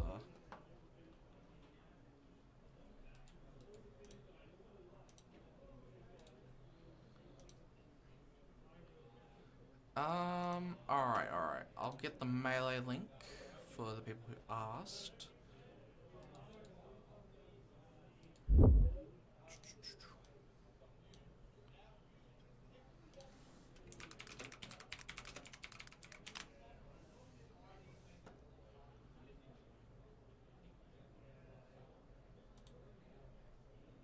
Copy link address. It should come up with this. This should be the melee link for people who are asking. Alright. I think Jake won that one. I think Cameron won that one, if I'm correct. I wasn't paying too much attention because I was getting my link. Sorry about that. Can you go back and check for me on the stream, see who won that? Because I'm pretty sure it was Cameron. Let's see. Yes. Because he, wait, hang on. Because Jake had a lot of damage on this, and Cameron did not. These are very weird builds. Yeah, sorry, I'm going back. Go, Cameron. This one. I just need to be sensible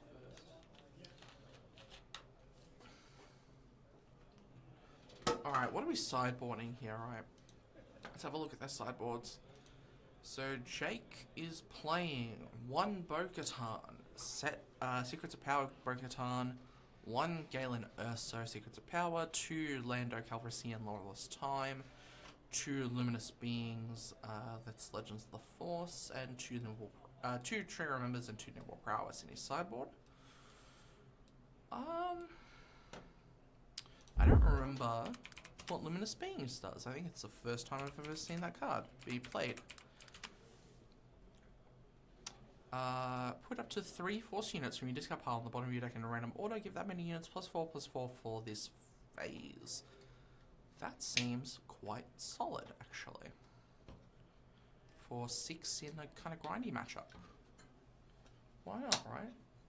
Okay, yeah, no. Cameron definitely won. It was a matter of like, yeah. Yeah. There was only 2 damage on there, so like... Jay kind of knew that. He's like, alright, let's just skip to the next round. Yeah. Well, not next round, but you know what I mean. And then, Cameron's sideboard is 3 Alvalskeen, 1 Duchess's Investigators, 2 Chargers Neptunage, 2 Tear the Ship Apart, and 2 Tip the Scale. So Alvalskeen would be our multi-aspect pick. Do we have one in main deck? No, it's just for the sideboard, I guess, the multi-aspect. There's nothing we're running out of aspect in the main deck, unless he's... Oh, no, it's Unity of Purpose. There we go. It's a Unity of Purpose deck, everybody. Let's go. I thought that was blue. It's not blue, it is green. What does Unity of Purpose do again? Unity of Purpose, just for Christian there, is 6 costs, double green. For each friendly unit with a different name, give each unit you control +1/+1 for this phase. Oh, yeah. Mind you, that's for each unit you control. So if you have... If you have 5 out, you give them +5. Yeah, if you have 5 unique names, you give +5/+5 to everything. Yeah. So that is the point of the multi-aspect base, is we're going to be playing it on 6 for 6. This makes a lot of sense, and just to make Christian happy, he's got 1 of General Grievous from Secrets of Power. Obviously. Man, all I need to see today is someone play Jin, and I'm happy with it. Someone's probably playing Jin. She is just one of the better aggressive negotiation decks. Oh, 100%.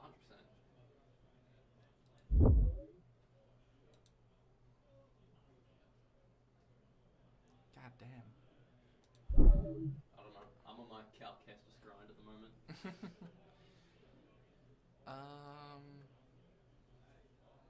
It's Control G.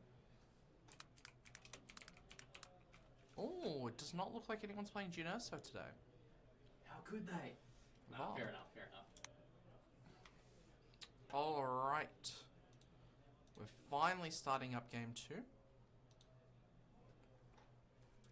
Let's take this seriously, everyone. Alright. Lock in. We are seeing the Owen Lars from Satine straight away, and a Gonk droid. We could see... There is a Max Rebo, if I remember correctly. No, there is not. Okay. There is a band, though, actually. There is a Max Rebo band. Not sure what we want to ramp into. Forecasts. Mic audio is only coming through my left ear, but the other computer audio we can hear is coming through both. Christian? Really? Apparently so. This could be Okay. a you problem? It could be. I'm not sure. I don't want to say it. That's alright. I'll see what I can find. Maybe it's just me being not dead center in the mic. It could be that. Alright. We are just going to see Owen Lars take a damage to heal that off base. To heal that one off base. We are going to see the Garindan. What's he going to name? It doesn't matter what he names. He's just going to get to look at the hand.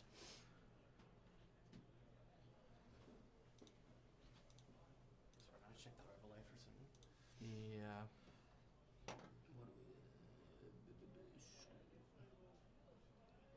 And there's the Aura Sing as well, yeah. Okay. Okay, everything else. Let's just get a bunch of stuff into play. Look at Jake's hand. Why not? Kind of gamer.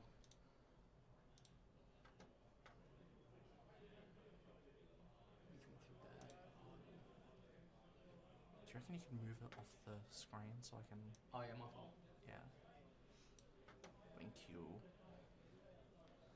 Alright, going to 4 resources here. Or are we? Yeah, we're still deciding on Cameron's end. He's showing off, he's got the turret, he's got a bunch of other stuff. Showing off some interesting cards. Alright.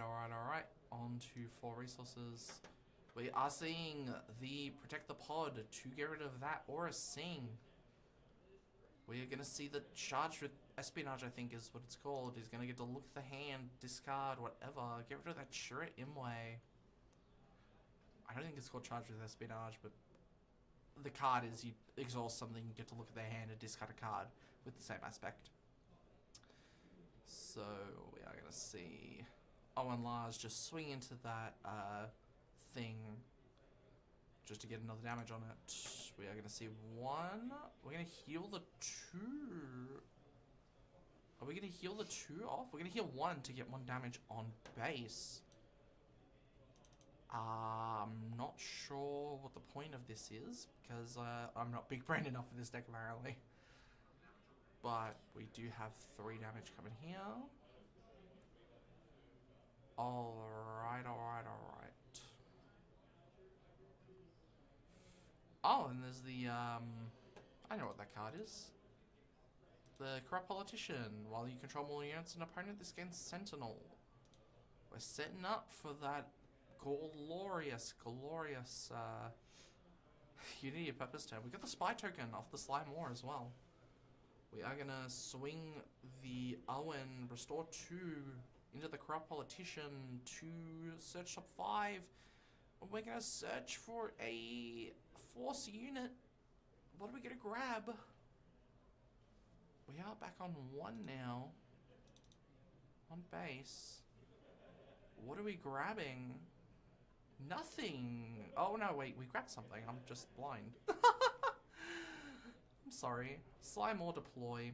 We're gonna plot the Jar Jar Binks and the Chancellor Palpatine to get 2 Sentinel Spy tokens. We're gonna see it. We're gonna see Unity of Purpose next turn. We have more than enough names. We've got more than enough units in play. We're gonna see one of the spies taken care of, getting rid of that last damage on the base. This is the optimal board for Slime or Unity of Purpose, I guess. It's Unity of Purpose, it's not that hard to get around, to think about, right?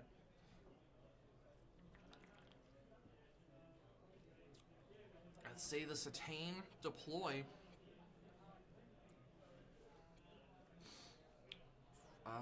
It's 7 on base now. And 2 on Thingo. Okie dokie.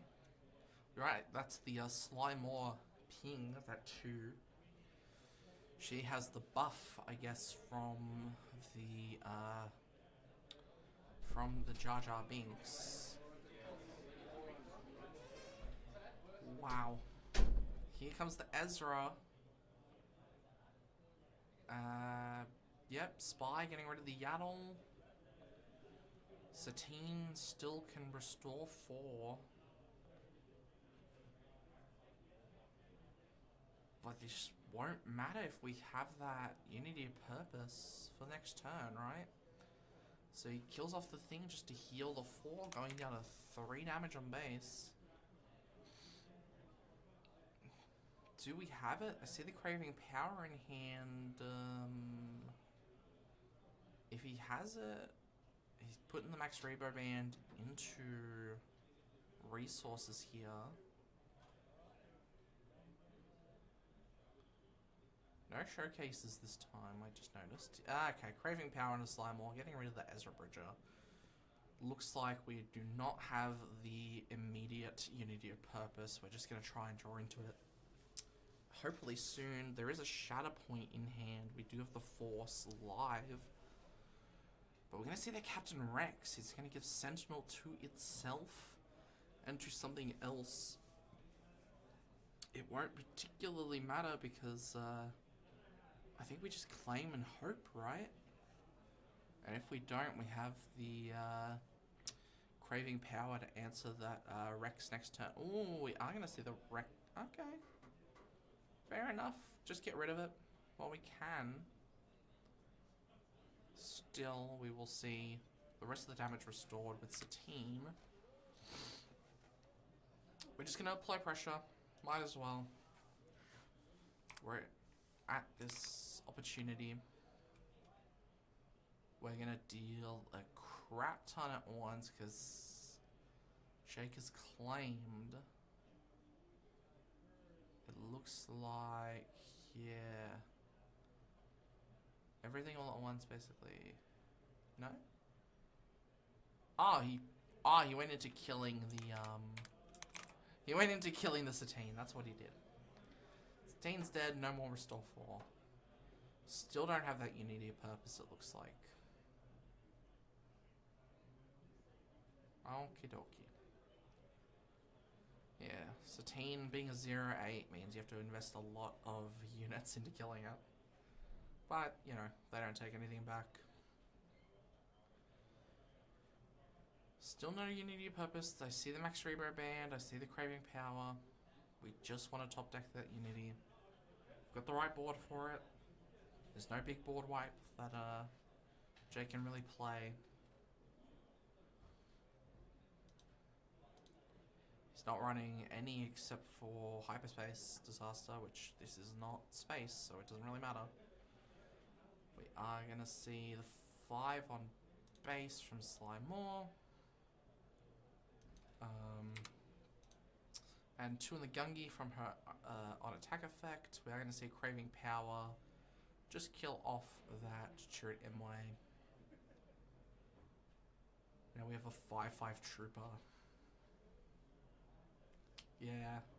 Nimble Prowess onto the Gungi to at least exhaust the Trooper. It is the biggest thing on board. So we're going to see 1 on base. And he claims, and we're just going to see everything else swung on base. So we are now up to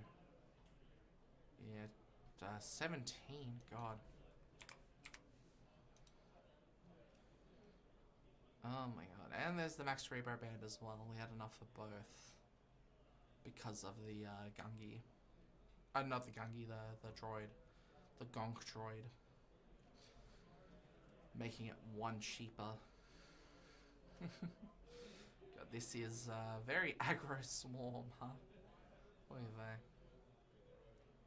In these kind of lower pools, I guess, we're able to kind of flourish in the dumb rogue decks. Yep. Alright, finally getting rid of that Slimer leader with the Gungi. We've got the Force live. We're just going to see 5 on base. from the trooper. There's not really a whole lot. We can see the Keller and Beck come down. I can't really think of something that's going to matter here. Okay, pay one less for the thing. For the...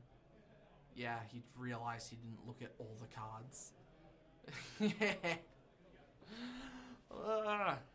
Gotta remember, you gotta look at all of them before you decide.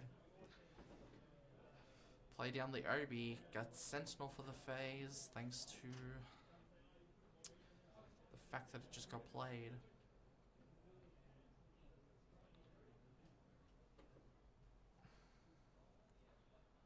Yep. I think we are...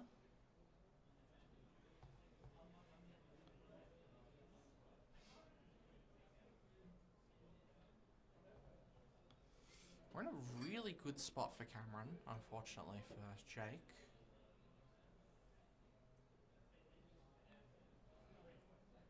You're gonna see Jar Jar go into the Obi-Wan. Satine does have the resource, Jake does have the resource open to heal that 2 damage off the Satine, but he's just gonna play the Nimble Prowess instead. Oh, you know what? Satine doesn't cost anything. I'm stupid. He's gonna play the Nimble Prowess, tap down the Corrupt Politician, swing the Spy. Yeah, we're just gonna see. Yeah, Max Rebo Band swinging into the thing. Nimble Prowess keeps Obi-Wan alive for just 1 attack longer. We're gonna see the Garindan kill it off. And it's another 3 on base. And there's 2 space units, and I don't think there's really anything going on for Jake here. We didn't get to see the Unity of Purpose in this game. I'm not sure if we saw it last game. By the way, if you guys are wanting lunch, order stuff ASAP, just so it actually rocks up. Unless you guys are going somewhere, then yeah. Alright, here's the Unity of Purpose finally happening.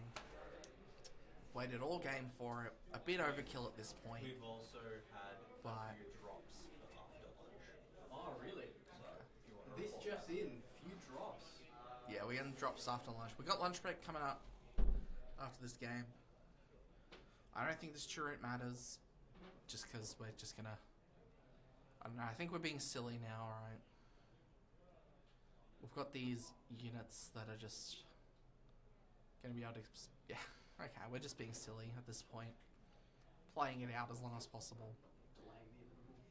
Doesn't really matter. It is just kind of funny. And yeah, there we go, Sly Moore winning on stream.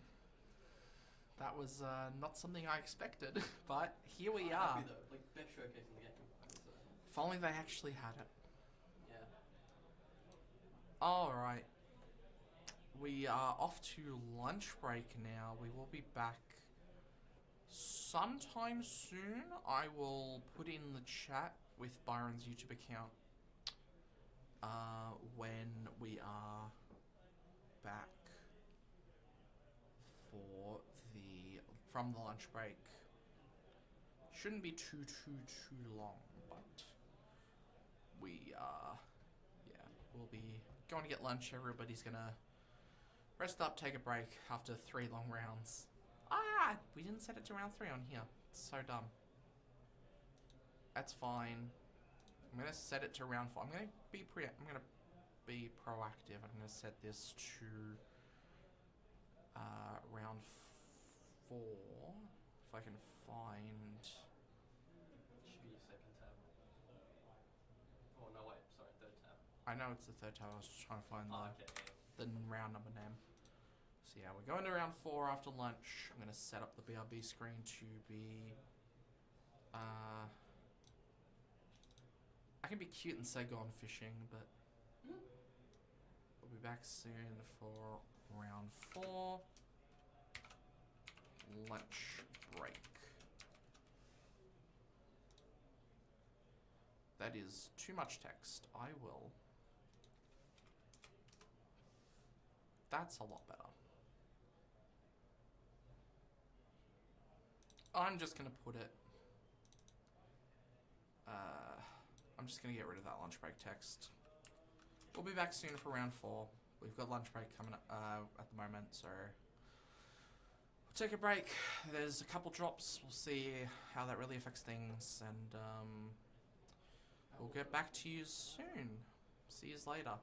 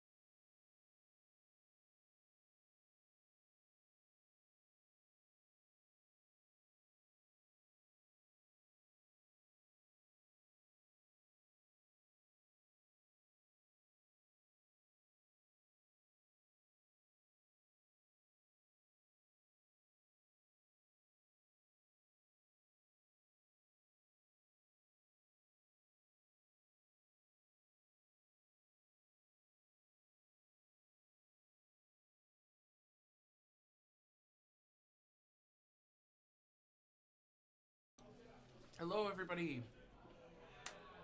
We're back. In black, hitting sets.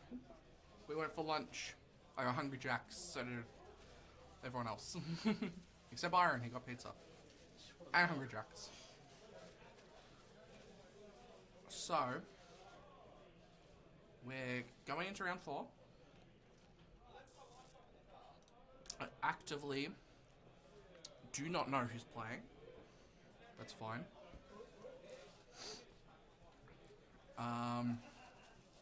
Everyone's had a big, long lunch break, so we're excited to get back into it. I still have my drink and my ice cream. I got the Skittles Storm.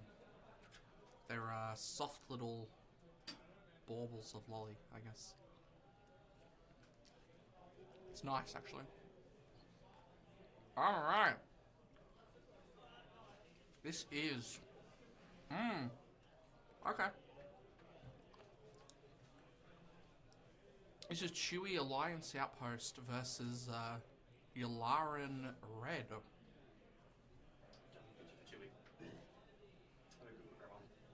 There's a Chewy anyway. Okay. Chewy one, Do that for right? now. Yeah. Yeah. Let me find this matchup. Who is doing this matchup? Chewbacca.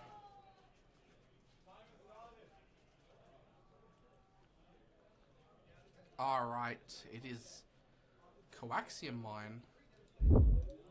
Thought it was Alliance Outpost. Coaxium Mine is just multi-aspect, okay. Rodney and David. Yeah. Thank you.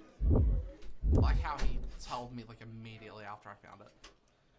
Oh, wait, how's he gonna know? No, I just think it's funny how that Yeah. works. Yularen's not in here either. Could be. Refresh the page. I did A. Oh, okay. Wait, no. It's just not here. Really? Yeah, there's no Yularen. Oh no, here he is, under Yoda. I'm stupid. Alright, so on Yularen we have Rodney Lee versus David Lynch. Like from Twin Peaks? Alright. Chewy 7. I somehow mixed those up.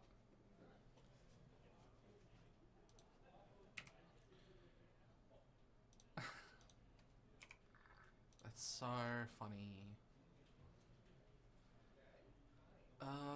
Yeah. This is green, black, red. 30 health. Versus... So... Chewy 7 blue. Yularen red. So red, white, blue. Alright. Alright.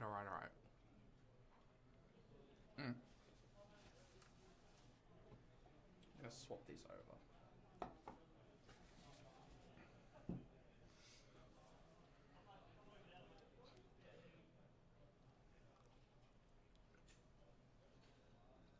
Let's go. We're gaming, everyone. This is I'm 27. not. I ate too fast and now I feel bleh. Let's put up the visual view of these lists because I like having them.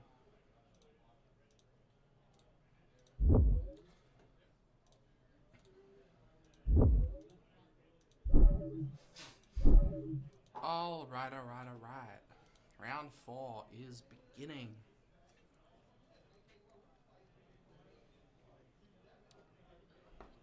We are resolving our mulligans.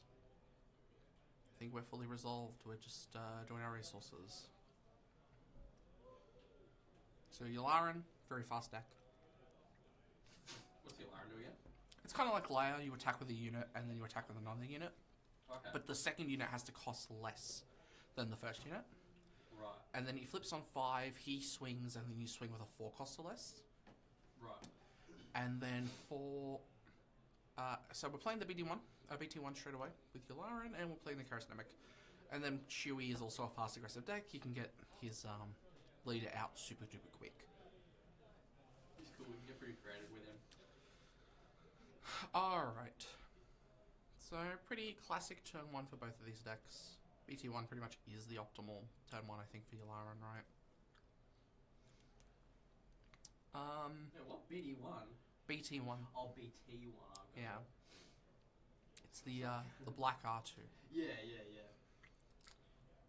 It's one of Afra's droids. Yeah, the red Yeah. card, yeah. So we're going to see BT1 get rid of the Charismatic, and we're going to see a reveal for Disclose, and we're getting a damage on base from milling. Or are we? We're not. No. Yeah, the spy comes in after, so can't take a damage from BT1. So we're going to see... We're going to see something. We're just going to see the spy token take out the BT1. Ooh, that is a cool card. That is the Dengar.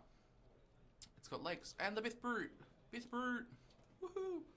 3 cost, 4/3, Sentinel Saboteur. Dengar is really cool as well. It's a 3 cost, 4/3. When a unit with the highest cost among them, among enemy units is defeated, create a credit token. Once per turn, we are attaching... I think this is just the Haymaker that he's done weirdly.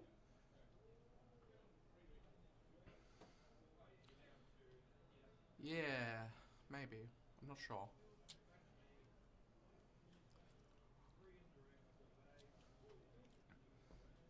I think this is just Haymaker. He's got the +1/+1 on it. Yeah. Chewie ping, then flip. Oh, it's 5 on base now.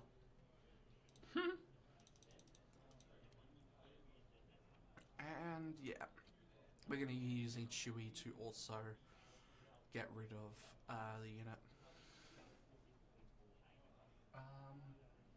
It looks like Yularen's forgot to put any damage on base if any has occurred. Pretty sure it has. There's no damage on David's side, so... I think damage just forgot to be put on base, right?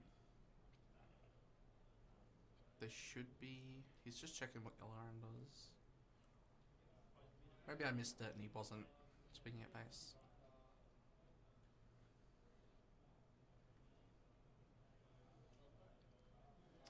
What's that other unit he has? Is the Inspired Recruit? It is. It is the Inspired Recruit. It is the 1 cost 3/1. Yularen deploy. We're going to see plot. Probably Chancellor Palpatine here. I think that is your ideal plot card. Getting those 2 Sentinel Spies pretty much invalidates at least the Chewie attack. Because Chewie can just basically swing into both at the same time. We're gonna see... What are we gonna see from David? We're gonna see the Inspired Recruit take out Thingo. At least this way, Chewie's able to take out the Palpatine instead. We're gonna see Yularen taking 3 from the Inspired Recruit. And we'll probably see David play something and then take out this other Sentinel in the thing. Chewie's a bit weird because you can... Oh, a Moral Authority to get rid of the spy, but I don't think tokens can be captured. I think they just fizzle. Yeah. I might be wrong about that. That seems right, though. Let me look it up.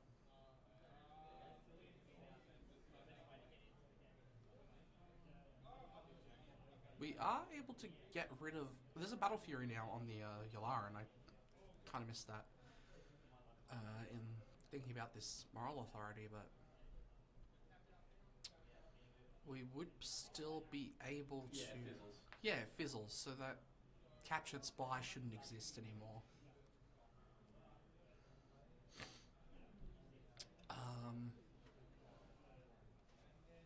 It's very weird.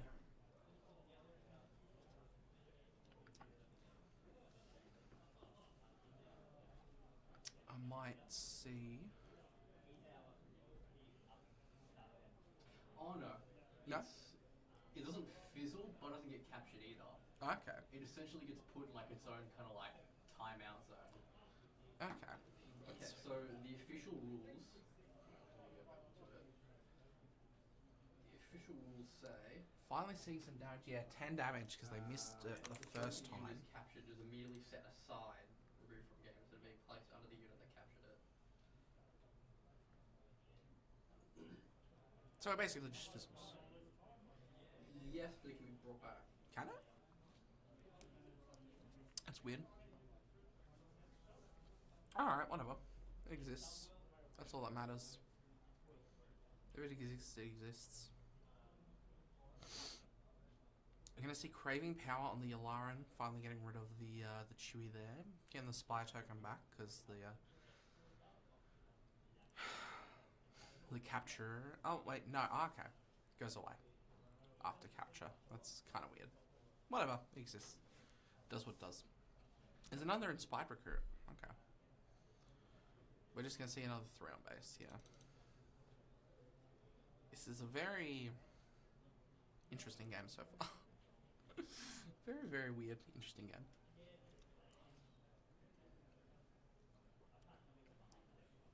It should be. You're so right.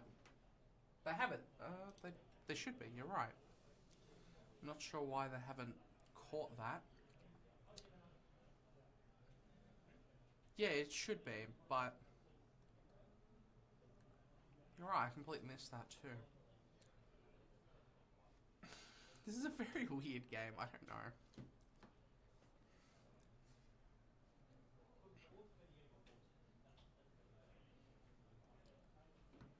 I'm not sure.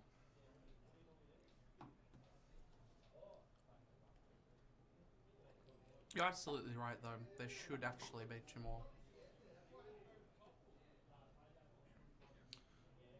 The Craving Power. That's the second Craving Power on the Yularan. The System Shock getting rid of the Battle Fury, taking damage on Thingo. I don't know. We're gonna see... So I just want to clarify, because I'm 6, reading through... 8.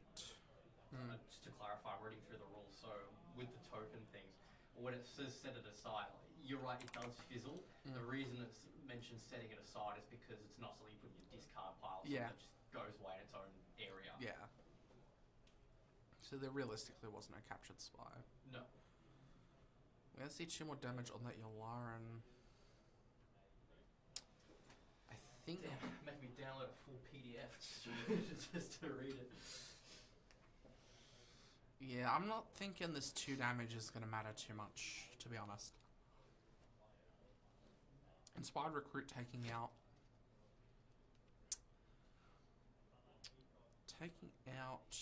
Yularan, okay. I mean, it's a big threat, right? Just get off the board. Now, the board's empty, we'll reset. But... I don't see... I don't know. Yep, there's that invisible hand. I knew that was coming out. We're going to be able to just get another thing on the field. It's just the best thing right now at the moment. Yeah. Yeah. Ronnie just takes that. There's nothing you can do about 2 units at the same time at that point. You might as well just go on game 2. Oh, I did the wrong thing. Looking at Rodney's sideboard, he's got 1 Arvelstein, 1 Chancellor Palpatine, 1 Corellian Hounds, 2 Devastator, 2 shuttle ST-149, 1 haymaker and 2 system shock. This is maybe not the most relevant sideboard for this matchup, but could definitely see those Devastators coming in. Maybe. Probably not. Now that I think about it, maybe the 3rd Haymaker's better. The 3rd Palpatine's even better. And the Arvelskeen actually is pretty relevant too. He's running 2 in main board, but it is something you want to see against the Chewie. And David's sideboard is 1 Arvelskeen, 3 Chewbacca Pilot, 2 Defiant Scrapper, 1 Outer Rim Constable, and 3 Jam Communications. Very, very interesting sideboard. I definitely think that Outer Rim comes into play. Just because of how kind of upgrade heavy that last game was. You know, Rodney did see 2 Craving Powers and the Battle Fury.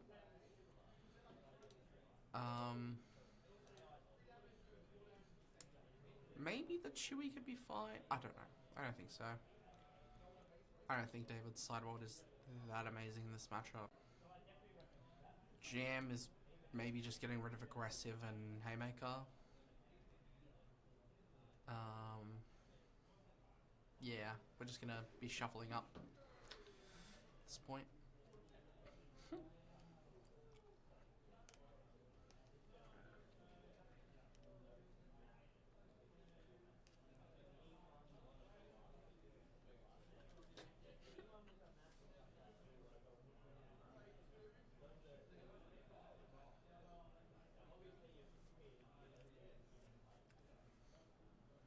Yeah. Okay. Initiative matters here. Yularen probably just wins based on that. Although hard to be Handmaker, Craving Power, yeah. Pretty much. I don't think there's much really in this matchup that David can do. Maybe those jams are slightly relevant just to get rid of the Haymaker, but I don't know. Initiative is really important. Just having that first action going into each round is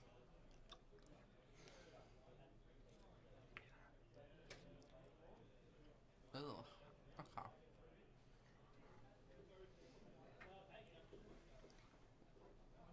So I think we went back to sideboarding for a second there. That's kind of funny.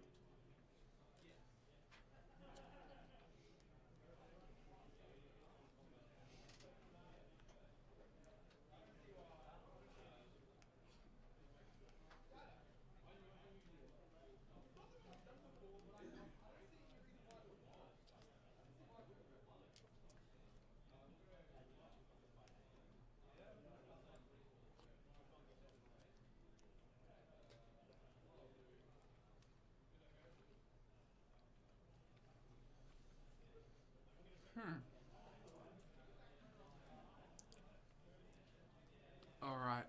Well, David's got initiative going into this round. Pretty big. I mean, he's not going to get it if we go to game 3, but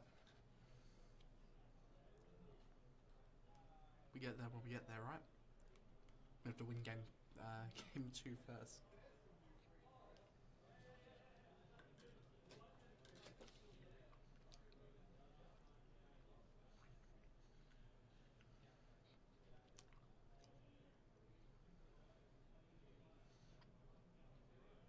If I'm remembering right, I'm pretty sure Rodney was our PQ champion for last year for Gaming Arena.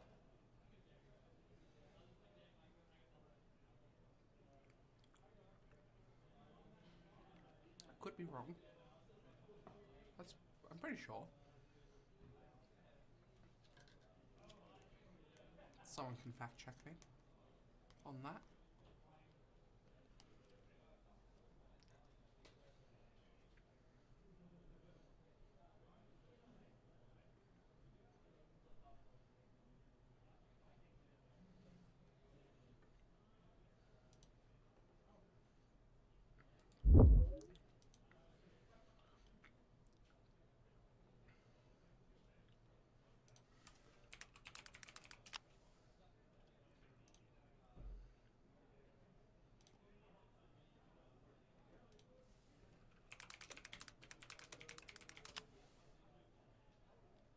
Chewie's got to stay on top of the board. We'll see. I don't know if Blue Splash Base can do it. Alright, so just 2 3-3s from both players. Why not? The Trooper versus the Clan Auto. They're both very solid. We're gonna see the Disclosed there, just trading out. Keeping on top of board is pretty good. Avalskeen, we're gonna see the red 5 here as well. Going into turn 3. I was right. I did look it up. He was the previous PQ champion, Rodney. Rodders.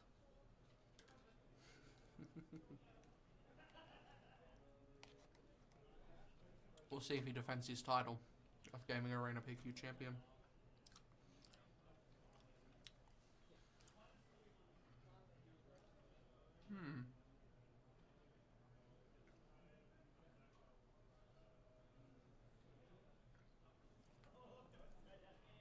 Actually, I think this table's pretty low, now that I think about it. So he's probably not. Oh no, this is table 6, this is pretty high. This is decently high. Interesting, are we just skipping the turn, or no, we're not. Looking across at Arvel right now is not what you want to see. No, absolutely not. It is not particularly great for a credit deck. Seeing an Arvel, especially when you're only generating 1 credit a turn. We're just going to see the deploy for the Chewie. Maybe we can get Avalskeen off the board with the red 5 here.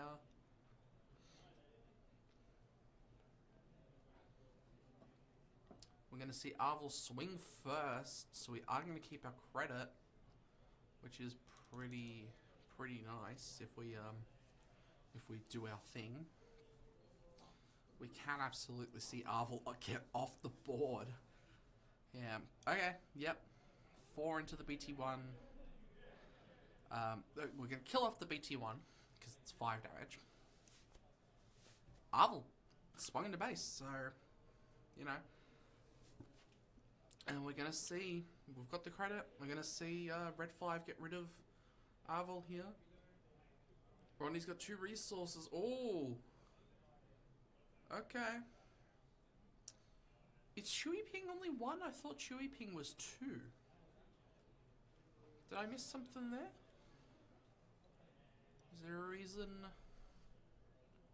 Or did he not? Yeah, he did the Chewie Ping because he's got the...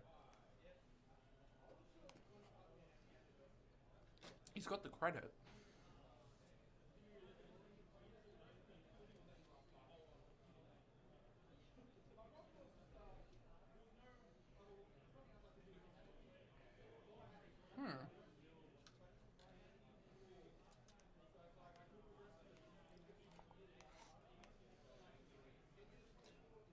Interesting.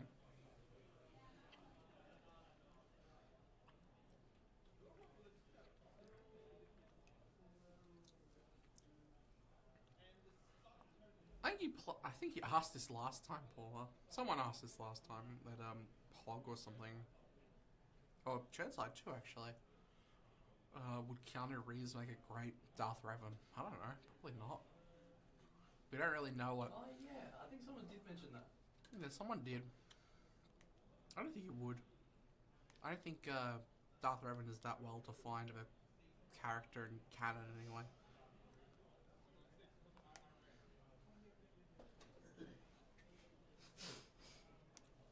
I think he'd make a great layer. Oh, absolutely. He'd be an amazing Princess Leia.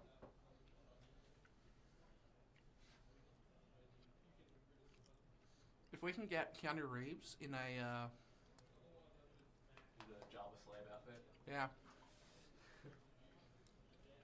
Let's do it.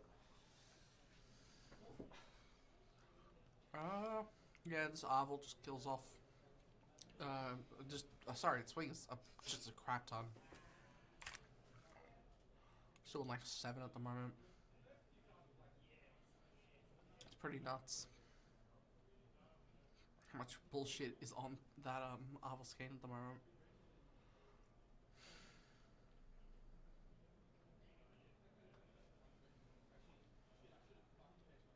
Well, here's a new question. If you've watched Mall Shadow Lore, do you think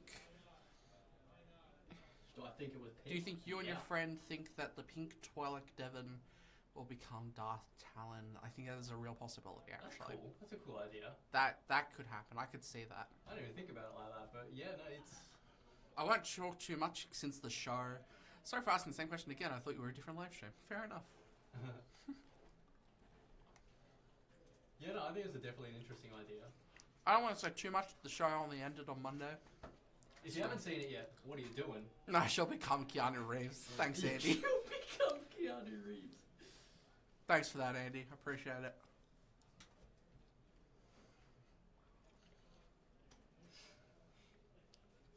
Alright. Someone's got a mod Cyberpunk now. Yep. There's the invisible hand. We finally got rid of that Yularen, and then here comes the invisible hand. Ouch. As long as we can keep Chewie on the board, I think we can apply a little pressure. But I'm not entirely sure. Yeah, okay, the 3 drop, I think, is probably maybe the best thing for Rodney in this situation, but...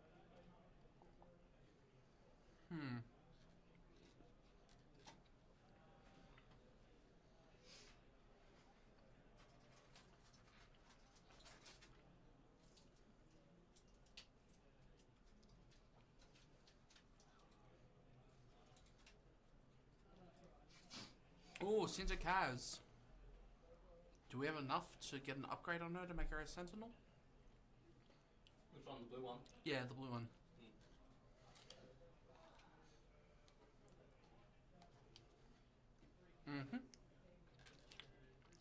We're gonna see commence the festivities to I want to give that card a go, actually. Commence festivities. putting 4 damage into that. Sorry, this thing is making it hard to eat. It makes it hard to speak. Does Chewie do damage to the ground? Just to the ground, or can you do it anywhere? Because we might be able to get rid of that invisible hand with Chewie Ping.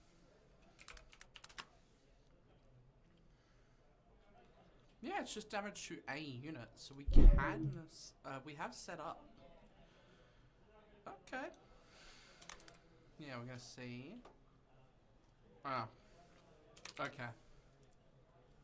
Never mind. It's just dead. She can hit anything, yeah, but it didn't matter in the end.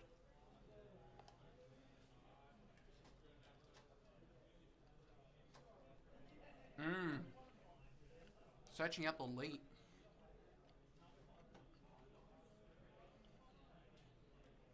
It's pretty neat. She'll go to hand. What's the board looking like now? Moral authority on the Cinta Kaz to capture the thing, and now she is a Sentinel. But Rodney's got that L3 that he could just play down and search for a bunch more droids to flood the field with. It's pretty decent. Yeah. It's got hidden too, so you know, can't just swing into it.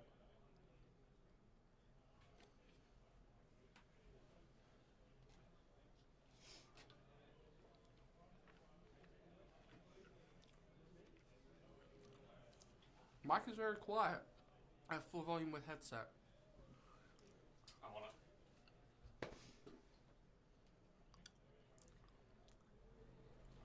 Ugh, for starters, don't ASMR me, dude. Sorry. I just shut my headphones on. Alright, so we grabbed the red, yellow, black droid that like rests something and makes you discard a card if it's a 3 cost or less. And the 000.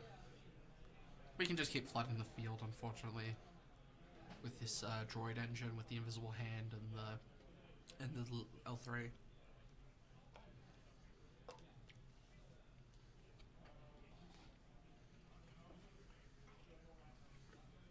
are going to see a mastery. Honestly, to Kaz. Buffs her up a lot. But, yeah. We're just going to pay 4 for that DRK. Oh no, that's the... Oh, paying 2. It's the one that gets rid of an upgrade. Non-unique upgrade, so the mastery does get discarded here.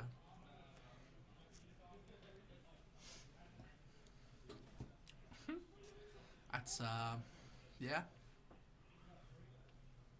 Unfortunately, I think this game is kind of over. I'm not seeing a lot of outs for David other than, yeah, he killed Leet with Chewy Ping, but...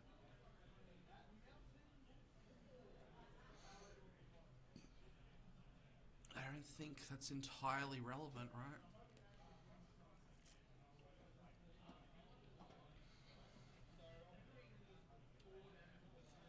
Yeah, yeah. Now we get the invisible hand back. Yeah. This is just kind of it, I think. Yep. Alright, that's it. Short round, unfortunately. Just a bad matchup for Chewy, I guess. Chewy just kind of wants to farm less aggressive decks. You want to hit into things like Towson is a really good matchup for ya. Stuff like that. Flex to say it's a good matchup against Towson. Towson's scary. Towson is scary, but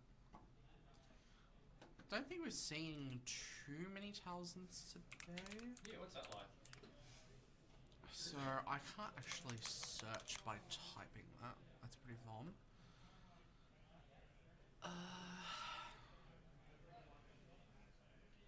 If I look at the standings,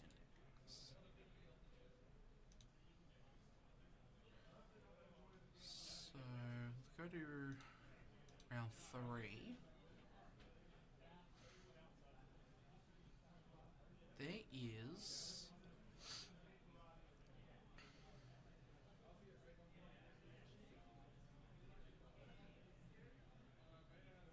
one thousand top 16 at the moment.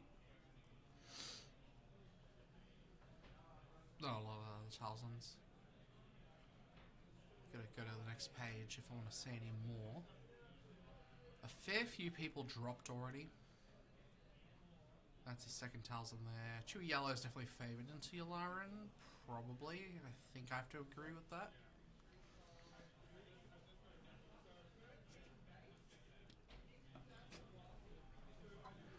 I do understand Blue. It does have some better upgrades for Chewy, but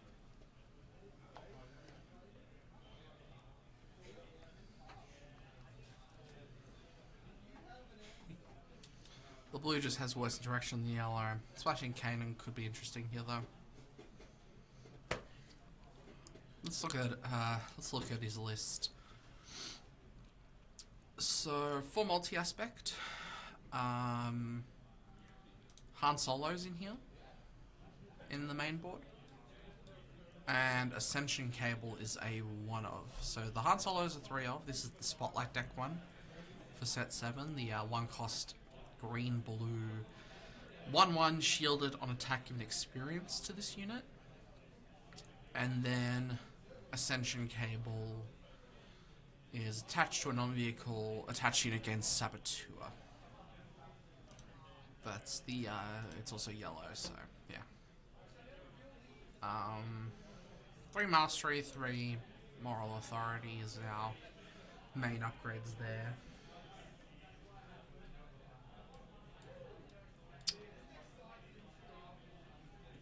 We're constantly on low resources, so he's running 3 commands. Covering the create an X-Wing token. You may give a shield token to another unit. So that's, I think, one of the main cards there for blue. Shield Drive Outfitter. When played, you may pay 1 if you do give a shield token to a unit. So we're playing blue mostly to be giving shields to our Chewie. And then mastery is just +3/+3. That's definitely the idea behind blue, I think. And yeah, okay. It's not awful. I see the idea. I've played against the deck. It can be scary.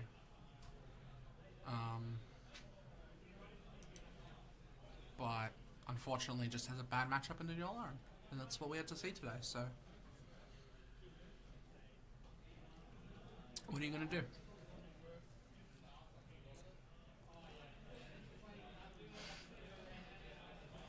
I said, what are you gonna do? And then I mouthed, the odds are stacked against you. Ah. Bakugan reference. It's elite ball knowledge. Anyway, with Babu Freak in it at the moment. Babu Freak. Hey. Don't forget to subscribe to SWU-AUS on youtube.com.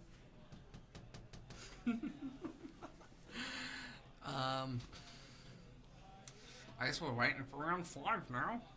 We're only 2 rounds away from Swiss. From Swiss ending, I should say. From Top Cut starting as the more proper thing there. So I think we'll just take a break for now. Will it be back short? It's gonna be a while. I'd say shortly, but it's gonna be a while. That was a pretty quick match for what it's worth. We're back in 20 minutes. 20 minutes, half an hour, should be back. We'll see you all then. I'm just gonna make sure I say, please say, we're waiting for round 5 to start. And I'm gonna put that back in the middle. There we go. Elite ball.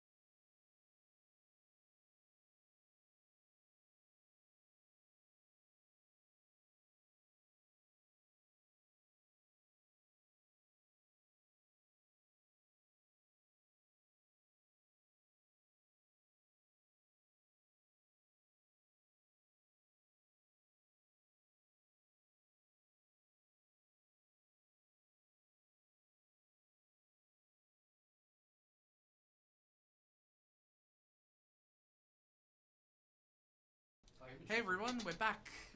Byron forgot to tell us that the round started. Smile. My bad. So we have Jonathan on Kazada Data Vault versus let's go matches. Round 5 versus Ryan Smith on Colonel Yalaran Red. Misasi Temple is 30 health. Very good to know. So, Jonathan versus, what was this person's name? Ryan.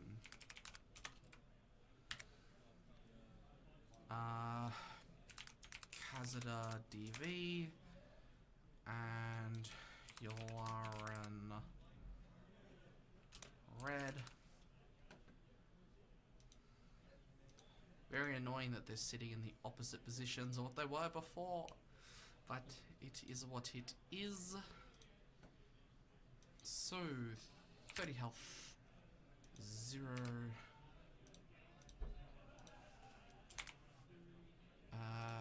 Yellow, white, green. This is, by the way, these are our current undefeateds, I believe.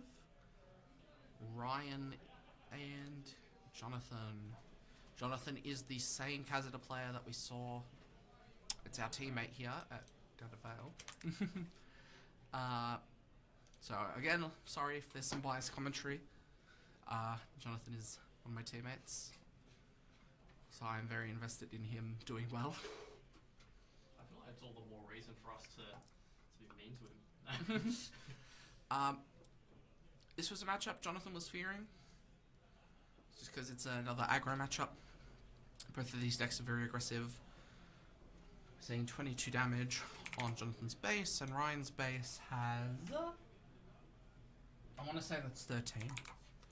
Really want to say that's 13. Wow, yeah, okay. Very, very interesting matchup. We're finally seeing this flip with Kazada. Probably not seeing any plot. Don't think there's any plot in Jonathan's build. But we're also not going to see... I think we're tapped out on Ryan's end. So Z is going to... Okay, they've... No, he's... Z has got...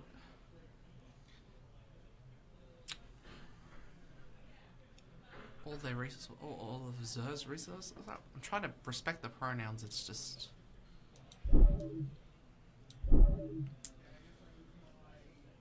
something... it's not a very common one.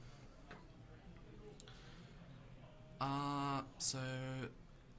Ryan is going to Craving Power to defeat the Fireball. This puts a damage on Jonathan's base.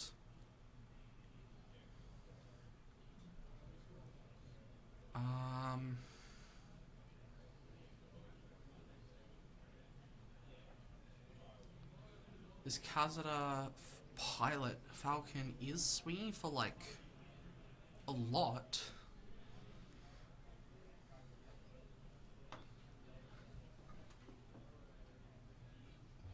Am I missing something? Yeah. I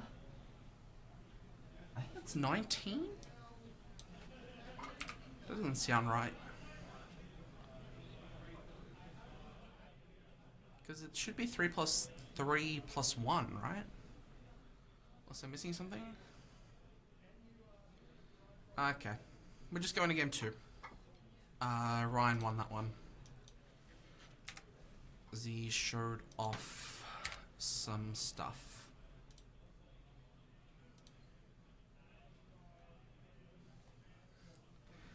Alright, going into game 2. Let's have a look at these players' lists. I know what's in Jono, it's just not off by heart. This is probably... yeah, this is not exactly Jonathan's best matchup. Yalaran can just out-aggro here. So, Ryan is playing Avalskeen, Chancellor Palpatine, Devastator, 2 IGA 2000, 2 Shuttle ST-149, 2 System Shock, and 1 Battle Fury in the sideboard. While Jonathan is playing 2 Lieutenant Gorn, 1 Rey, 1 Rose Tico, 1 Rey Skywalker, 1 Rose Tico, 1 The Mandalorian, 2 Death Space Skirmisher, 1 Liberty, and 2 Commandeer.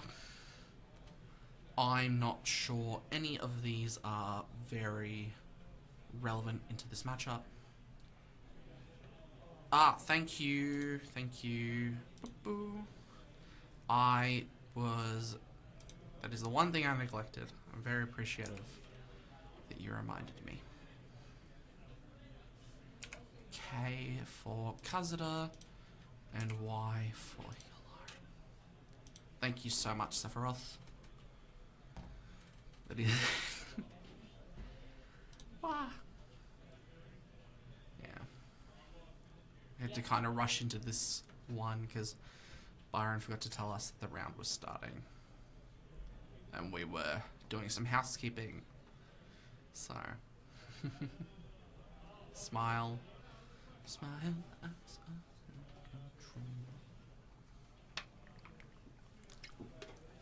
I'm on peachy keen for my caffeine for this round. I didn't have any caffeine during round 4, so.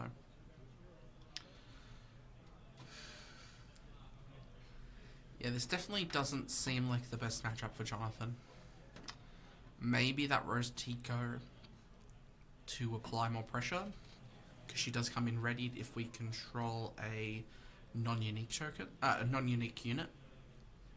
She is a 5/5, you know, same idea as a Corellian Hounds, I guess,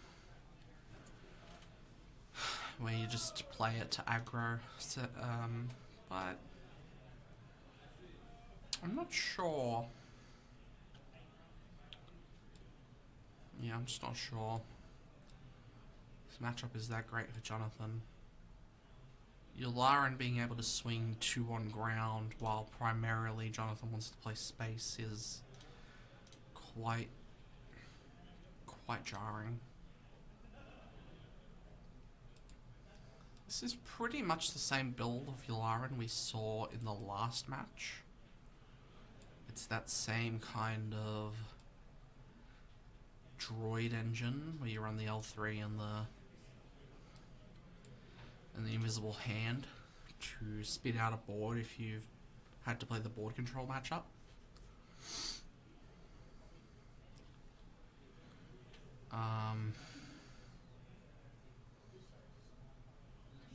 But it is very much easier. Just very much easy. Good English. It's very easy to do the thing. Do the thing. It's not vague at all. Not vague at all. I kind of forgot where I was going for a little bit of that. But, Is that like a dunce hat? no. Call me... I'm trying to think of a thing. Captain English. No, that's a bad one.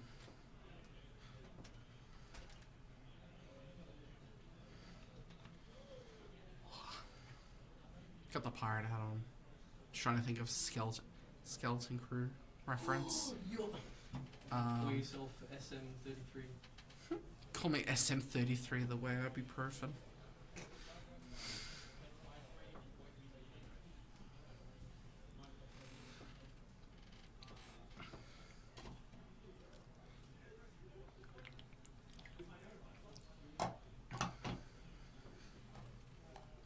Alright.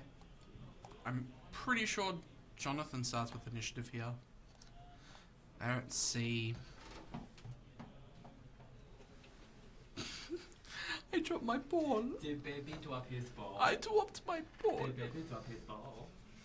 If I don't fiddle with this, I'm fiddling with things that annoy Christian, so...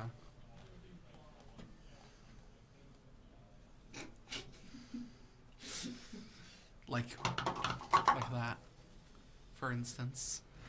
Yeah. Alright, so I think, honestly... Oh, okay. Interesting. Jonathan didn't see a turn 1, so we just claimed. Not ideal.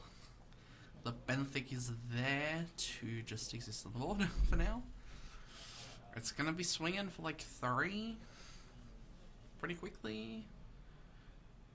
Yeah, just 3 for now. I don't know why I accidentally put that. And there's the Dengar, pretty bomb. I think it was that pilot, right? No, Dengar is the green, black, red, green, red, black, 4/3 for 3. If you def, I think that it might be a Dengar pilot, but we're gonna see Chewie on the Falcon. If we're gonna see our upgrade removal, we're probably seeing it now. I don't think Ryan has it, so Z is just going to Yularen to deal a shit ton of base. Yeah, gets all the way to 10 on base so quickly. There's the Kazada pilot. We're gonna be swinging a metric buttload of damage right now. We're swinging like 11 or something on base. It's like 3 from Kaz, 3 from Chewie, 3 on Falcon already. Are we forgetting that Falcon? Are they forgetting that Falcon gets +1 attack for each pilot? I think they're forgetting that Falcon gets +1 attack for each pilot on it. Unless Jonathan is accidentally saying Kazada gets rid of the thing, because he says choose any number if I'm correct. I'm pretty sure he says choose any number, which any number can be 0. So I think he might be playing this wrong. His pilot should be piloting.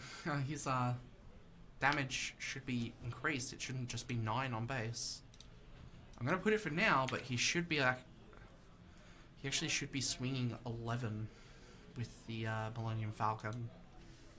I'm gonna check Kazada again really quick.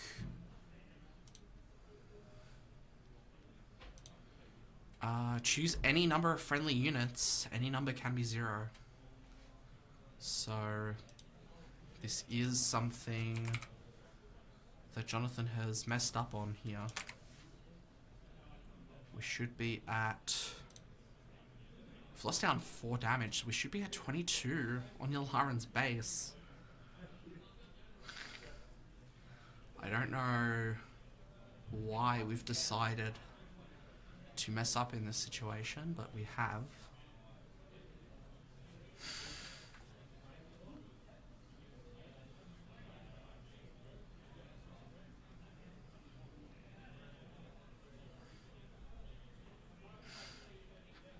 Jonathan should be swinging for game on this turn.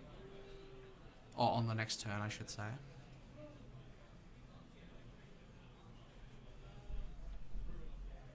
I'm not sure why he's decided to ignore the +2.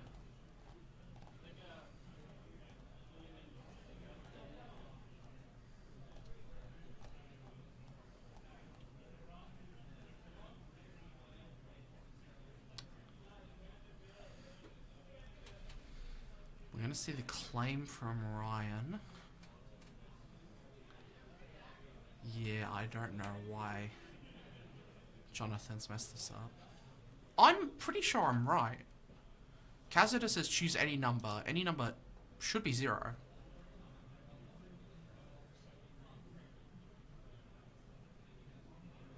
So, like...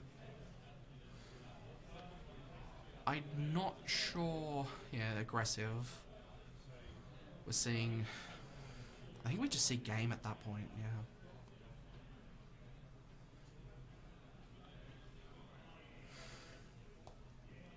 Yeah, I think Jonathan has lost that now. I don't know what I'm supposed to do here. Do I tell him that he actually just won? Because there was like 6 extra damage he didn't account for? I don't know. What am I supposed to do? Are they going to game 3 or are they packing up? Maybe they realised it and I'm just bitching about nothing? They're shuffling. But I don't know if they're shuffling because they think the game is over or what.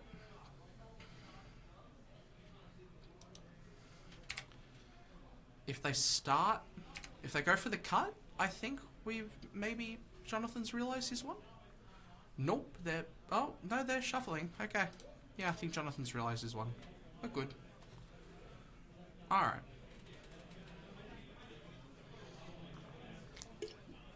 We would be unsideboarding, actually, if we hadn't realised that we had won. So... Alright.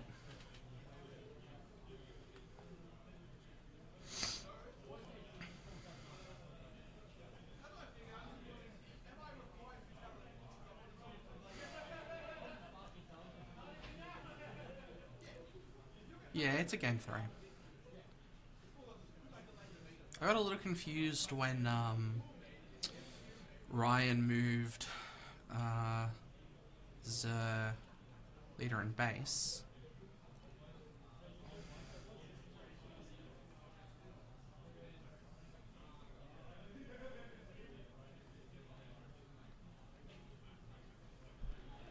I don't. Is this a Pokemon Worlds 2024 reference? Is Jonathan rolling the dice on stream? Are we really gonna reference Pokemon Worlds TCG Masters? Top 8?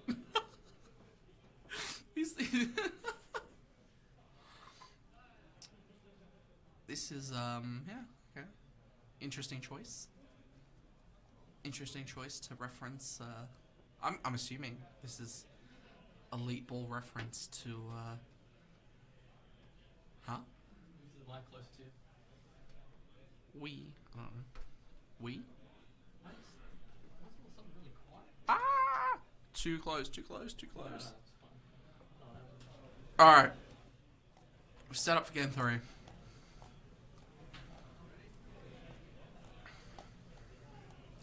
Looks like Ryan will be starting with the initiative.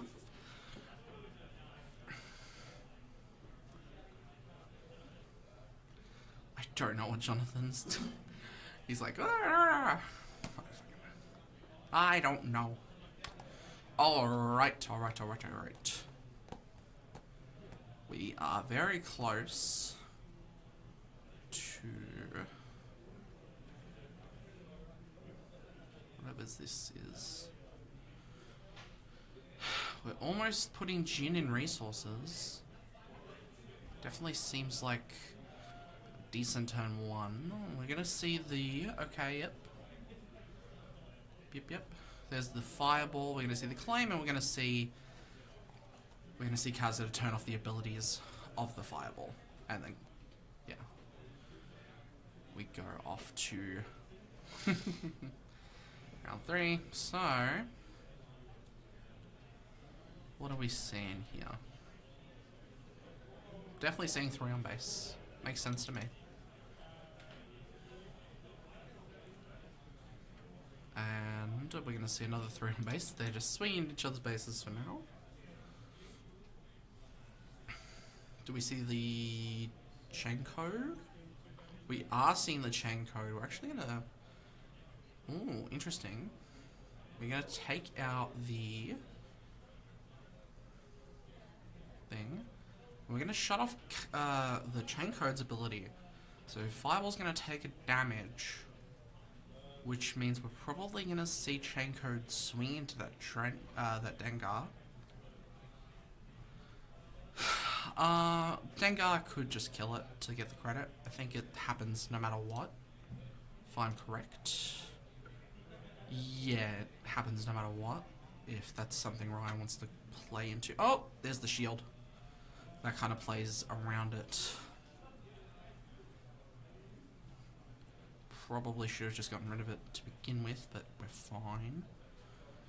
We're gonna see Jin tap the Drengar, which kind of shuts off the thing there. Since the shuttle was all our resources, we can flip safe onto the Fireball and just swing a bunch of base.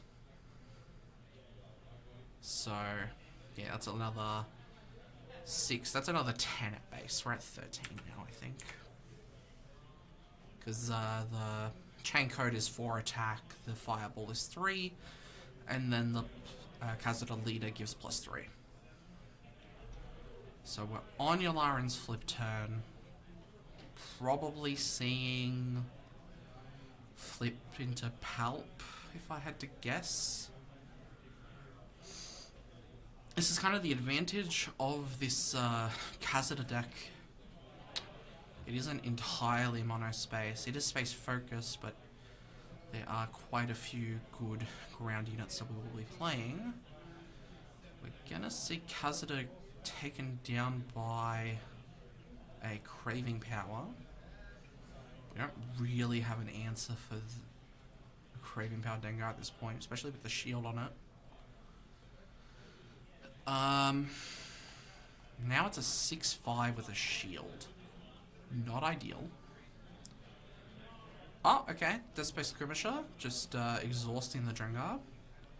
We're going to see Yularen. We're not going to see a plot, thankfully. Because Ryan used all of Zer's resources. We are going to see 4 on base, and we're going to see the shuttle take out the Phoenix Squadron A-Wing. The green 3-2, green-white 3-2. And I'm not entirely sure. I think Jonathan is fine, just just claiming, letting that chain code go. Put in a lot of work for a unit that realistically should have died. Like at the turn it was played, so. What are we gonna see on the 6 cost turn? The Captain Typho. It's really gonna slow down the gameplay here on the ground arena. It's also gonna let Jonathan disclose. Oh, all 6. We're gonna see Elite. At L337. When played, search top 10 cards of your deck for any number of droid units with combined power, a cost of 5 or less, and put each of them into play. We're gonna see a 000 and a BT1. It's probably the ideal scenario. It's the exact 5, and it's a very good pairing. But doesn't get Typho any closer to dead outside of just having to swing 2 units into it. I mean, you know, you just swing that thing out and sacrifice the shield, right? It's not that big a deal, arguably. Pop the shield. We are still 1 damage away, however, from Jengar dying. So I'm not entirely sure.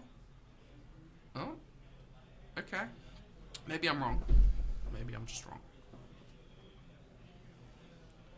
So we do see the heal. But then we do see us go back up to 10. Am I wrong about Drengar's health? Does he have 2? No, he has 3. Captain Typho's only have 4/5, right?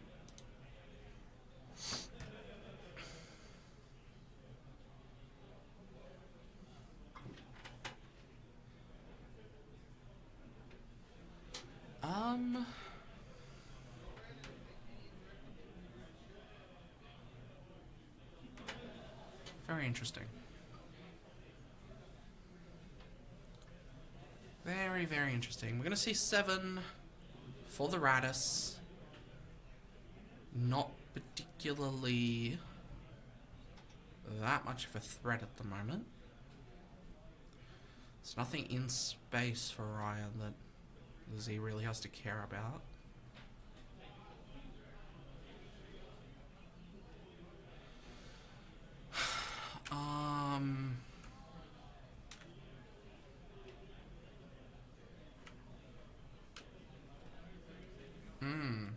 You know what?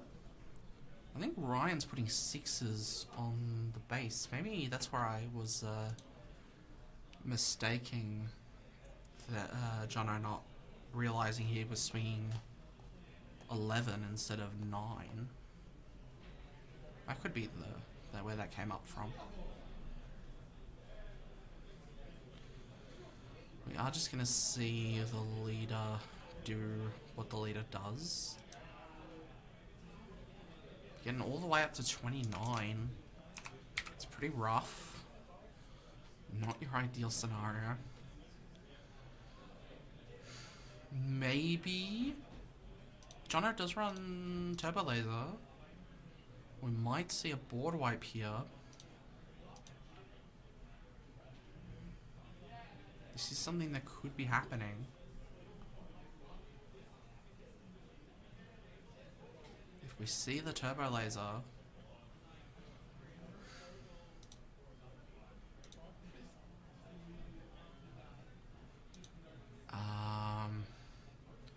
there's something underneath that Yularen.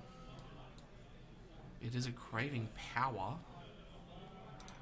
So yeah, we're gonna see Turbo Laser Salvo. It's not enough because of that craving power, unfortunately. Alright. Ryan takes the dub on stream. Congratulations. Woohoo. A little sad for Jono, but it is what it is. Battle Fury? Ah, it would be the one of Battle Fury, yes. I did ignore that it's in the sideboard as a one of. You're so right.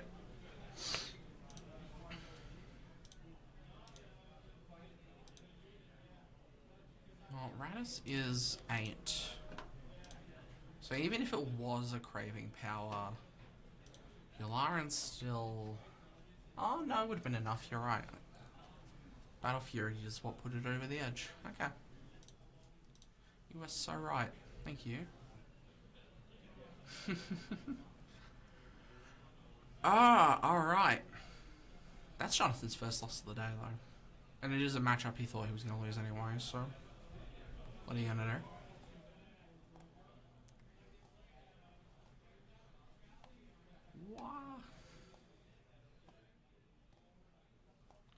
Jonathan will now have to win his round 6 match to guarantee top 8. Even though I think 4-1-1 still can get you there. But I don't think he wants to ID. I don't think that's something he's risking, so yeah. We could see Ryan IDing here.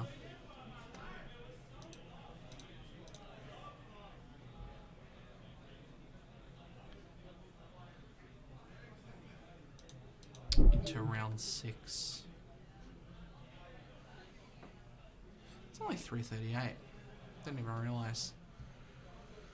Been here for a while, but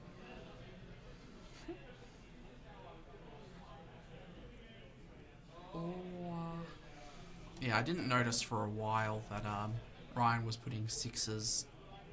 I'm very used to people putting 5s on their people ignore. A lot of people ignore the 6 on their dice when they do it. They always do 5s. It's a tough dice to read as well, so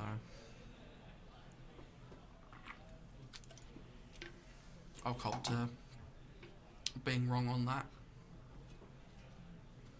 It did have me worried that they were playing the thing wrong, but You know, we went to game 3, so obviously it didn't matter.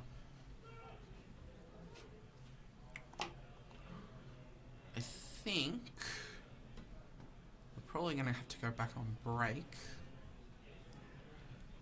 We keep getting quick matches. We're not getting a lot of... oh, you know. Yeah. God, like 8 people have dropped, by the way, for anyone who's wondering.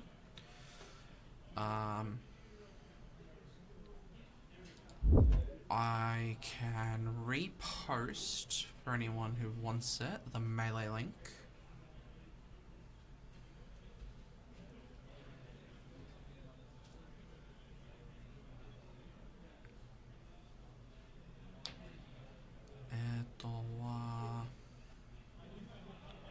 Where did I put it?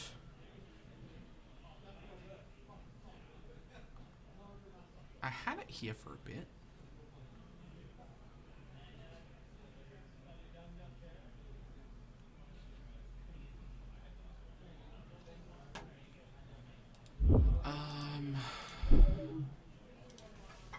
The gaming arena.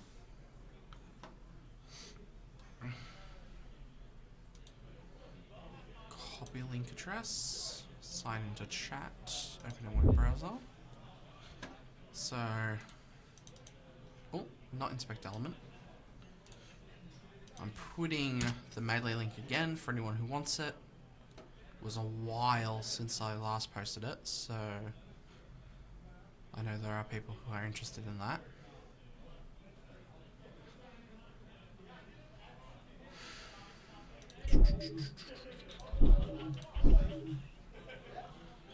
Alright, we will be going on break. For now, we should be getting to round 6 shortly. I know Jonathan Ryan's game started late due to deck checking. So we'll see what happens. Should be back shortly for round 6. See you soon.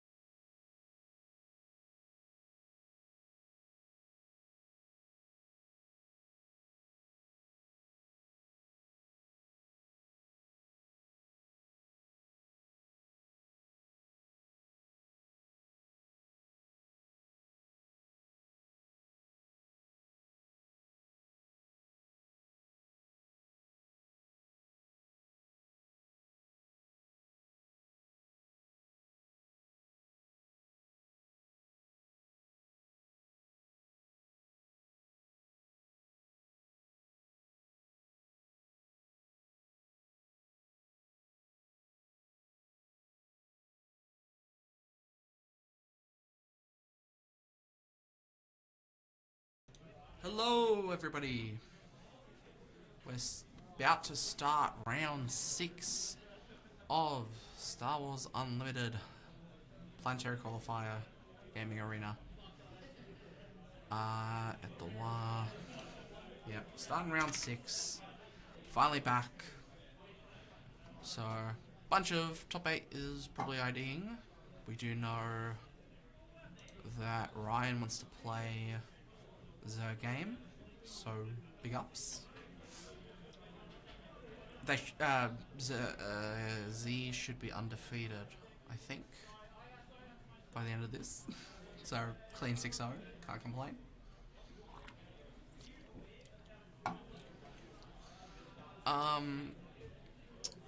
Haven't been told who's playing just yet, so I'll start clearing this out.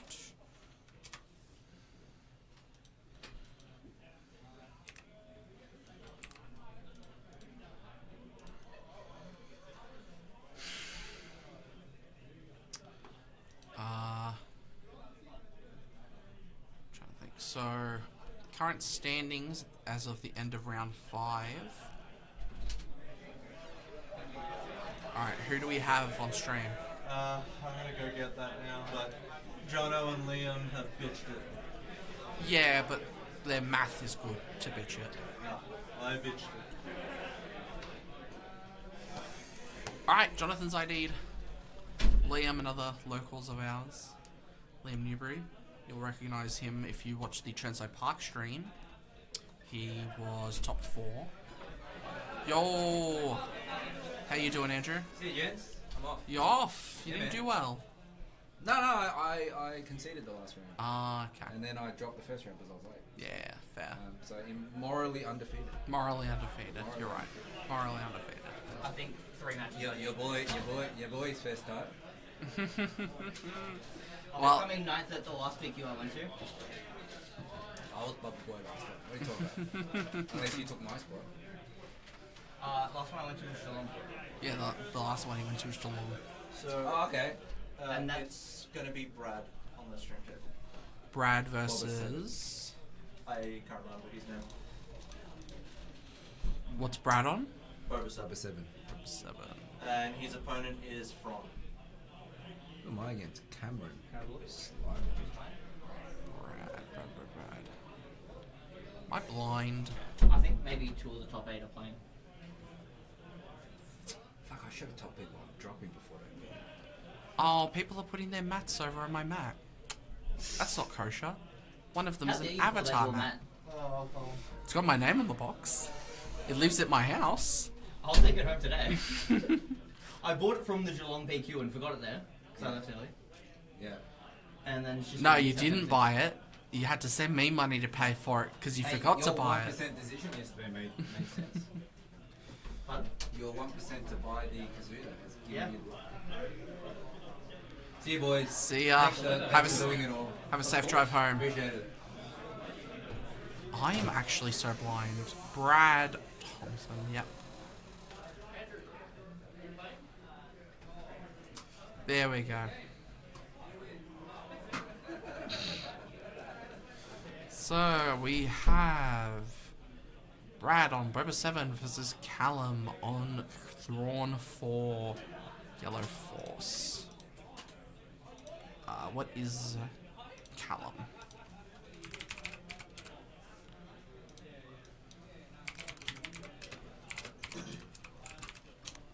I shouldn't put a space between that. Blue, black, yellow. 28. Sadly, there are no more cabbages. My cabbages. How are you guys still alive in here? Ah, Bit bold of you to assume we're alive. There's a dead guy in the corner, bro. He died of heat stroke. Died on my stroke.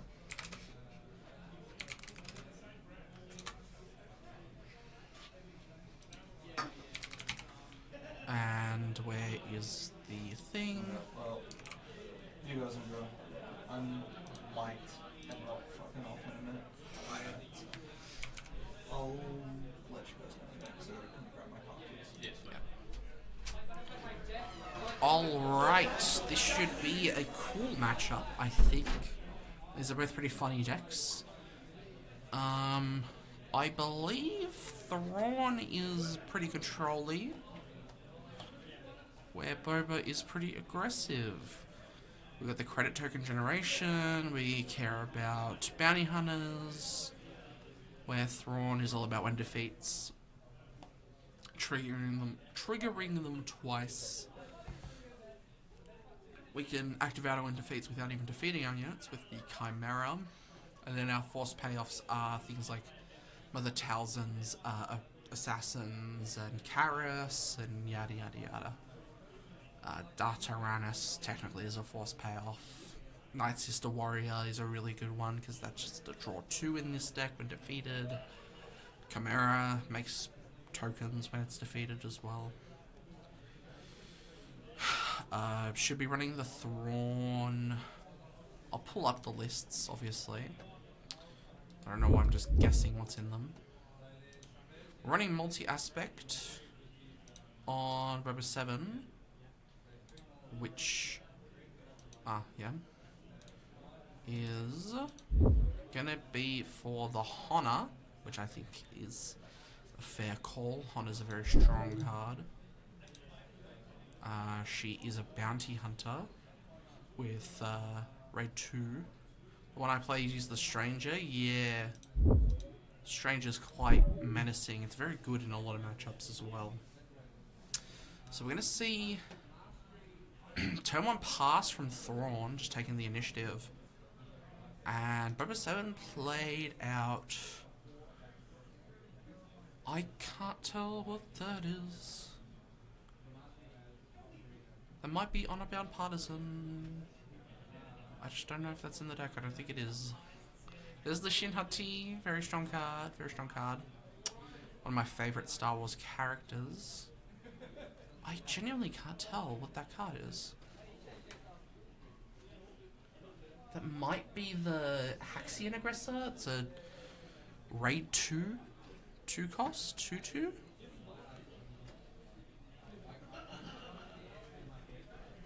And then we're playing the Drengar because it's just that good. Yeah, I think that's the Haxian Aggressor. I think that makes sense for what it looks like. We didn't do any.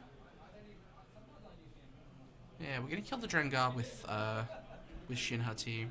She's just so strong. Hidden, shielded, 4/2. Such a good stat line. I will be, if we get a Shin Hati leader next set, I will be buying a showcase like immediately. Here we go, we're finally dealing some damage. Or are we? I don't know. Where are we tracking life on Callum's side? I don't know where life is being tracked. Damage is being done to this base, right? I'm not insane.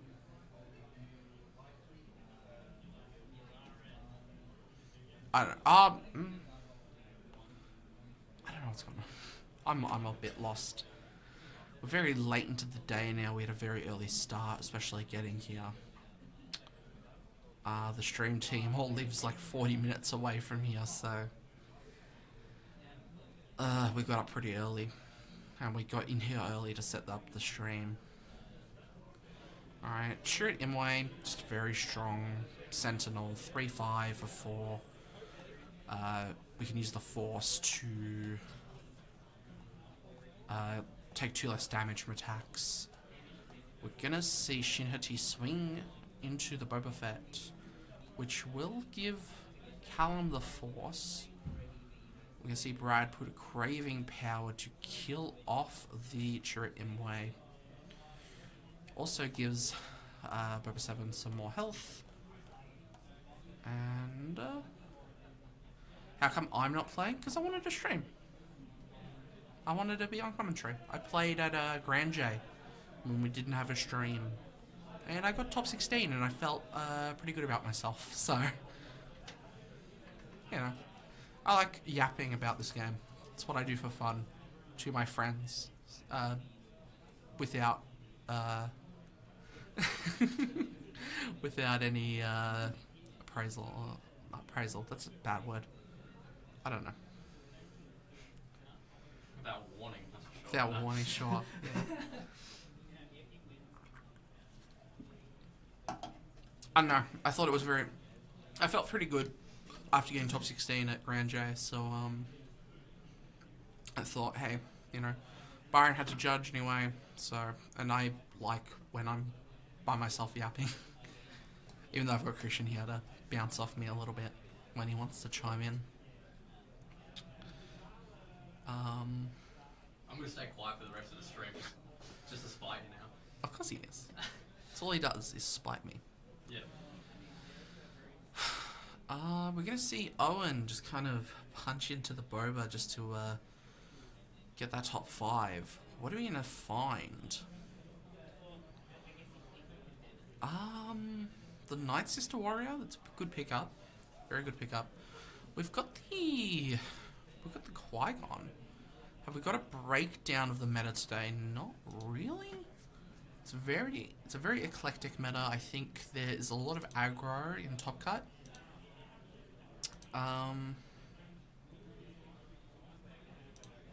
Top 8, yeah.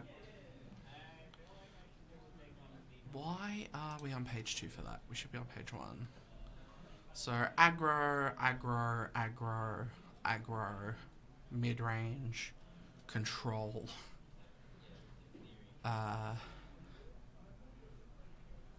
Mid-range. Mid-range. It's pretty all over the place. Yularen, Enfys, Kazada, Luke, Obi-Wan, Dedra, and the only double up in top 8 is Boba Fett. There is a 9th place Lando Lake Country as well. Are we still on no damage on base after all this time? We're just taking out. Unless Callum is tracking a life, like, off screen.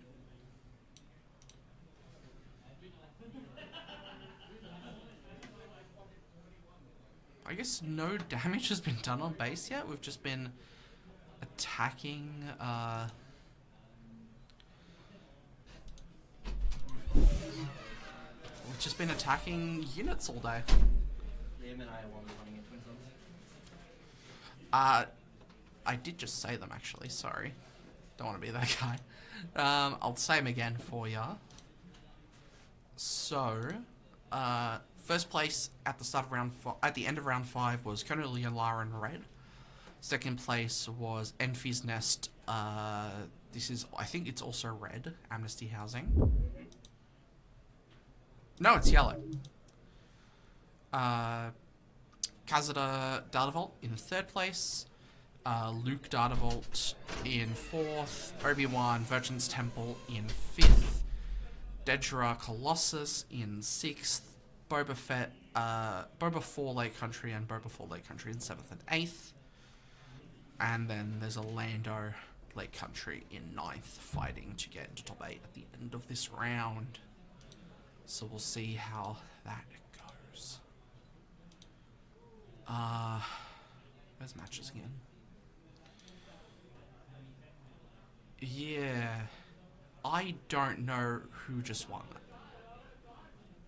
Who won that? Where are they tracking life? I don't know where life is being tracked.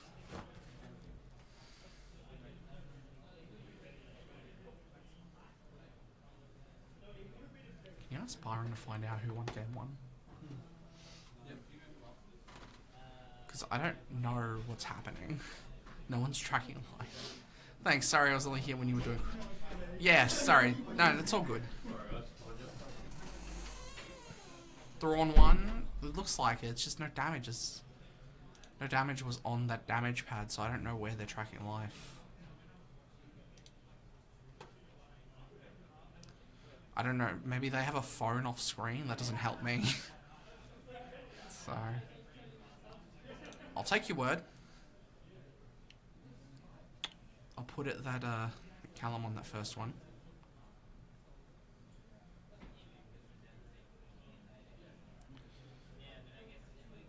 Yeah, makes sense.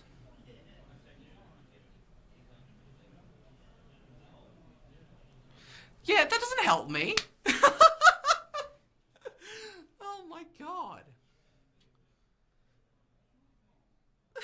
They were tracking life off the... Thanks, guys. That makes my life not hard at all.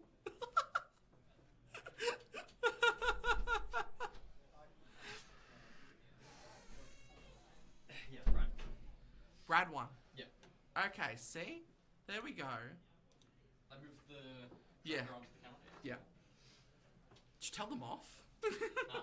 Did you tell them off? It wasn't on camera. Yeah. What'd they say? Oh no, they just didn't think about it.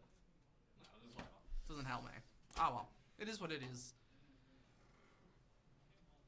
Yeah, but like, I can't see that, so...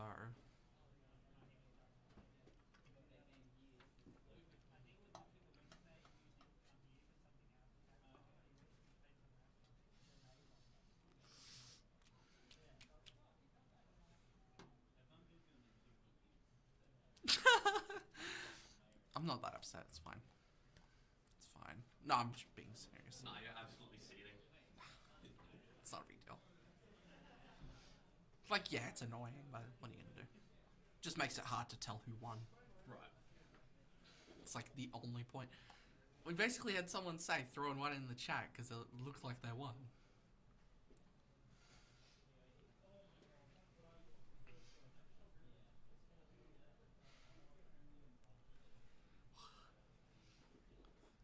If I wanted to be really petty, I'd go out and say, hey, if you're on the stream table, make sure you track the life on camera.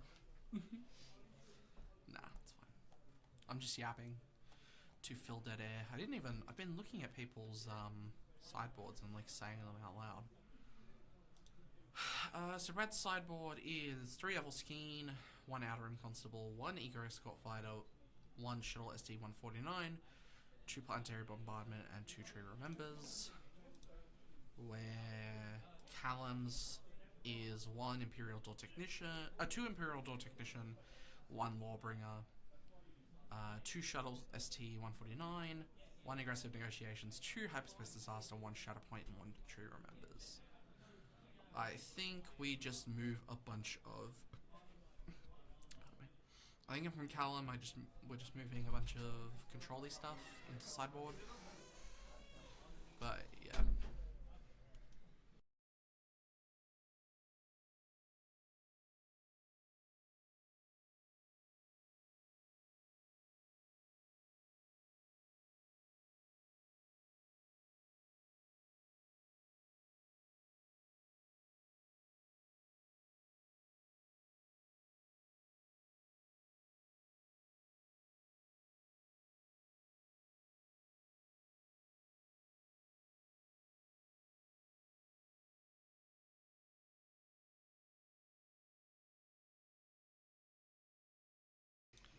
Byron's gotta flex his Judge Benthix, even though, you know, the cool Judge promos are ones he'll never get. Yeah, fuck no. Because they don't give them to Aussie judges. Nope. Because we're not real. We're not a real country. Yeah, I'm probably gonna head off in a minute here. So Krennic on Callum's side, very, very normal start for the Krennic deck, obviously. Oh, the tracking initiative through the phone as well. That's fun. They're not gonna be talking. I know.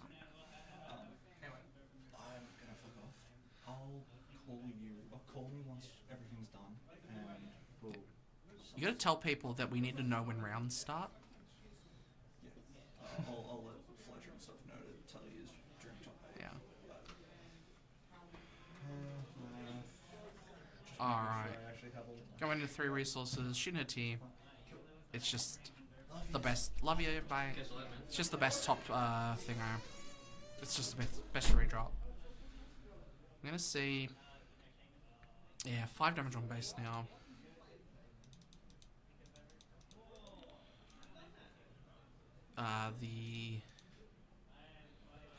He played the Fleet Lieutenant, that's for Bounty Hunters, and sorry, Brad played the Fleet Lieutenant for Bounty Hunters, 2 swing 5 at base, and then we saw the Krennic deal 2 to base, and we're off to 4 resources now. Yay. Looks like Brad is starting with the initiative here.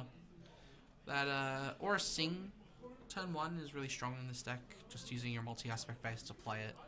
It's like the best 2-drop, and then you get to play all the cool stuff that's in green instead of playing yellow just for Aura Sing. We're gonna see, is that another Fleet Lieutenant? Yeah, it is. I'm gonna keep calling it Fleet Lieutenant. It's objectively not called that.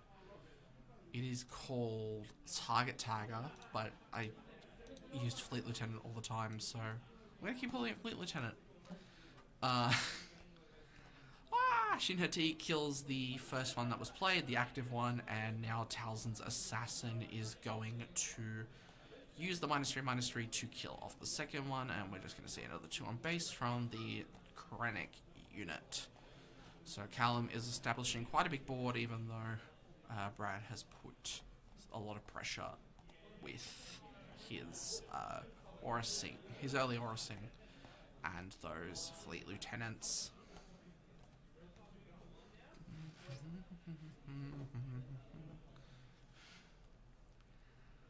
Alright, we're gonna see 3 damage on base, right?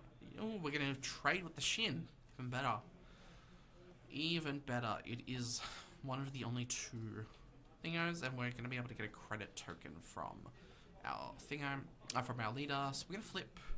Do we have plot? We do not. We are not gonna plot. Plot would be Unveiled Might, I believe. No, we're not running any plot. Ah, no, we have the FN Trooper in here. Yeah, we could have seen that, but we're not. We're just going to see 6 on base from our 4 and 2. So we're tied up 10 and 10. There's only 1 HP difference between both these bases, so yeah, just swinging 4 with Boba Fett at base, just to stay ahead in the race. But we're going to see the Legacy run played now. If Callum can get that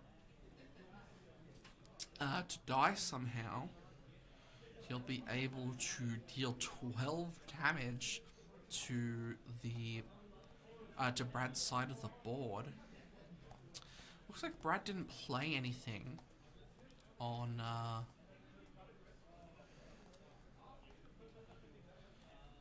yeah, he didn't play anything on the 5 resource turn. We're just going to go to 6 now.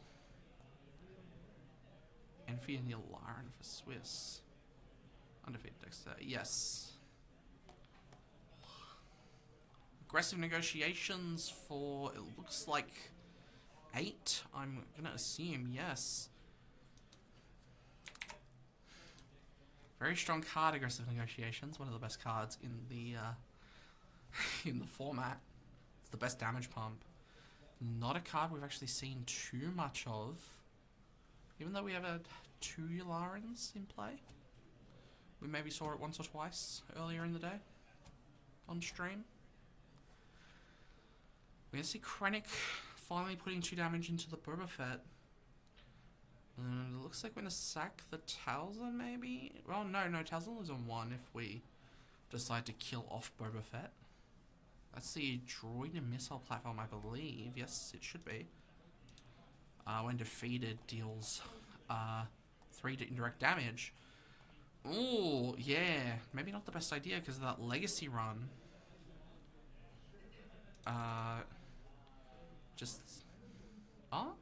Yeah, Legacy run, when defeat, does kill. Oh, he shatter pointed the Legacy run. Okay. I see how it is, yeah. Oh no, we're back down to 22. Did I mess something up? Maybe. Yeah, there's 14 now on base. 18 now. Wah! We're moving so fast.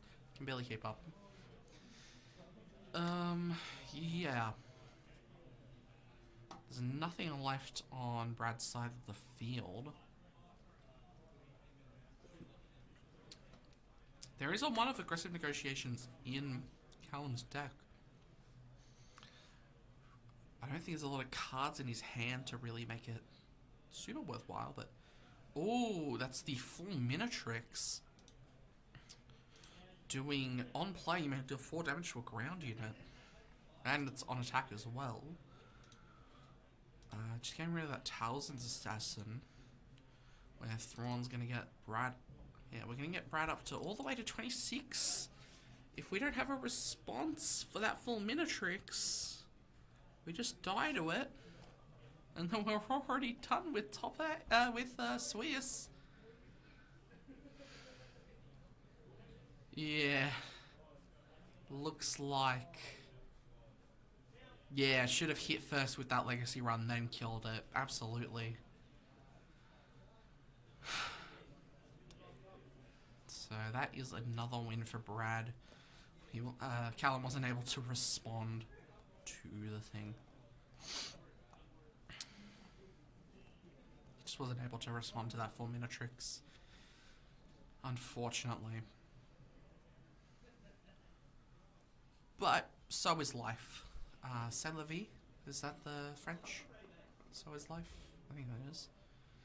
Why not just run the legacy run into the MP? No need to shadow point his own unit. Yeah, I mean, you know. Arguably, we're just playing for fun at this point. Both of these players aren't making top 8. So it's not exactly like we're gonna see, you know, having confused as well. Yeah. Don't worry, I had no clue that shadow point even touched the table till like halfway through me talking about the legacy run dying, so. Well, we are waiting now for top 8 to begin. Round 6 has to finish first. Yeah.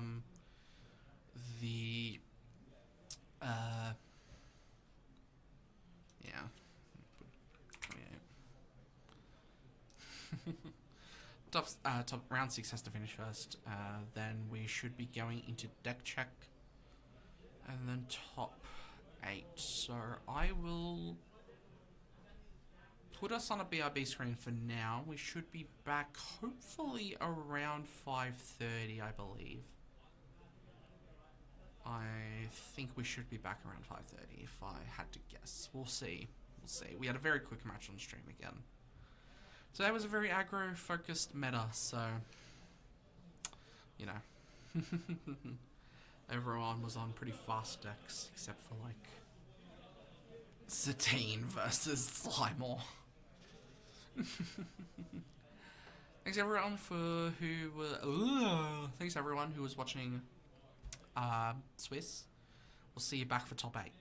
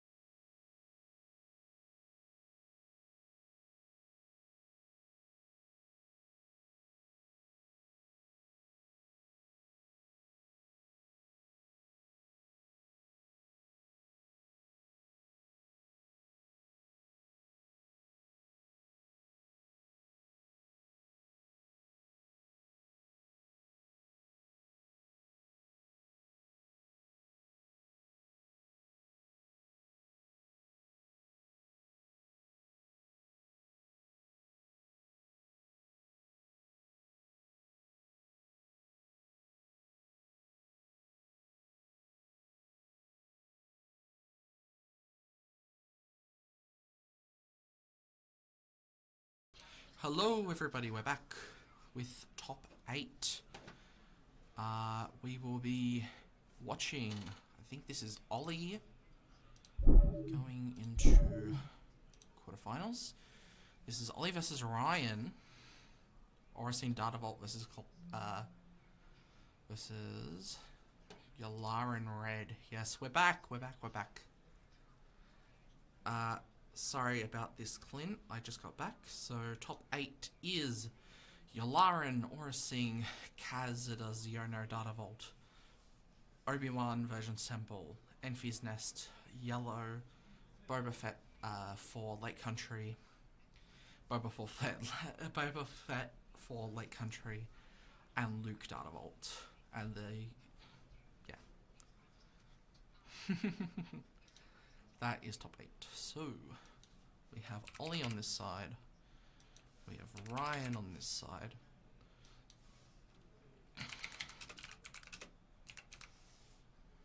Oracene DB.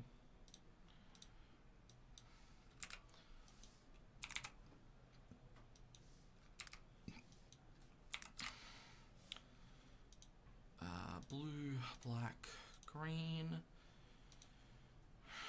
Green, black, red. And this is, where is she? Oracene. I spelled Oracene wrong. And Yalarin. And I don't have the name right for this one.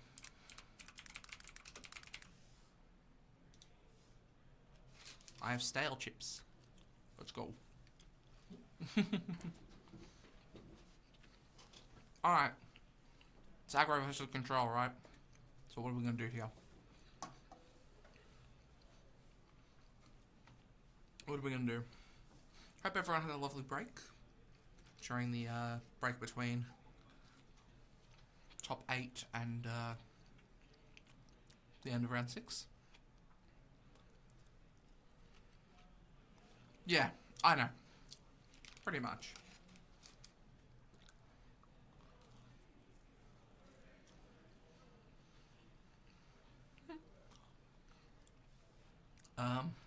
We just played Twin Suns. Pre-cons came out yesterday. They're super fun. I was on Anakin Padme. Christian was on Ahsoka Rex. They brought Outmaneuver back. It's so big. It was the deck he wanted. He's a big Outmaneuver fan.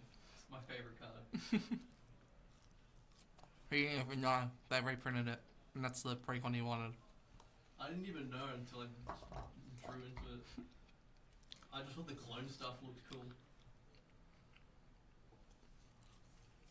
We played with Liam and Jonathan, who are also playing top 8 at the moment. So Kazida Datavolt and Obi Lake Country.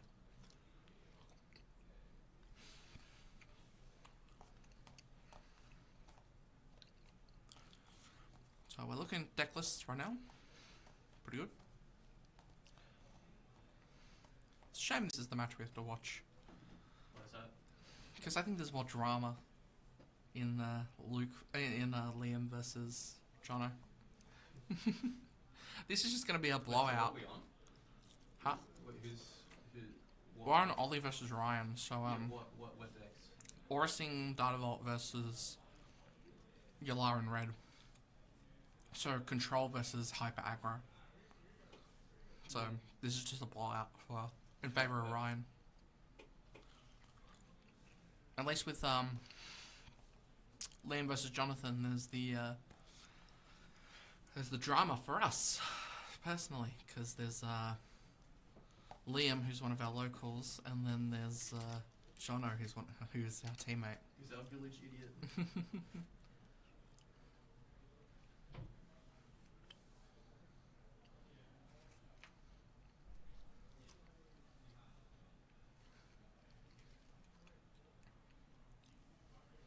Alright. Still reading deck lists.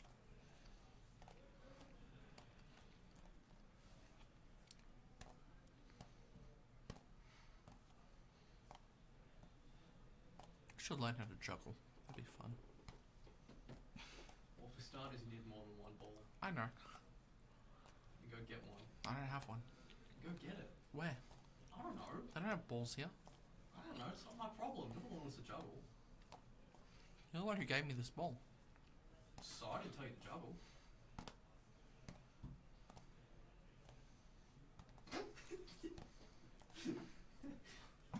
Oh, now I'm sad. Is there a way to put polls in the chat? Should Aaron learn to juggle?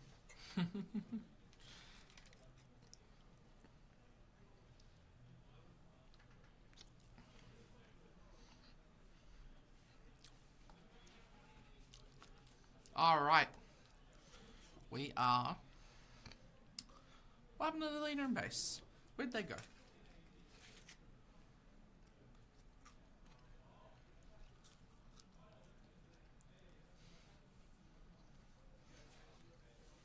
What are they like? Still like deck checking? No. Oh, could you imagine? Did I put Saw Gerrera? Oh, yeah, yeah. What the fuck? How did I put Saw Gerrera? Too busy juggling, bro.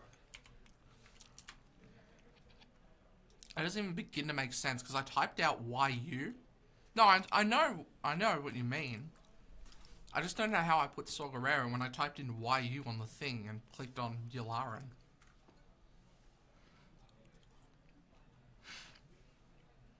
This is Byron's fault. He's not even... It's his shitty program.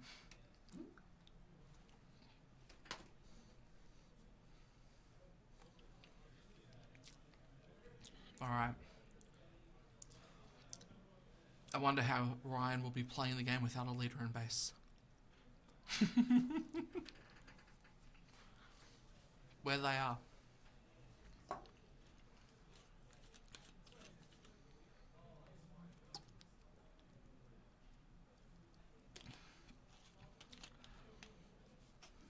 Where's Rose leader in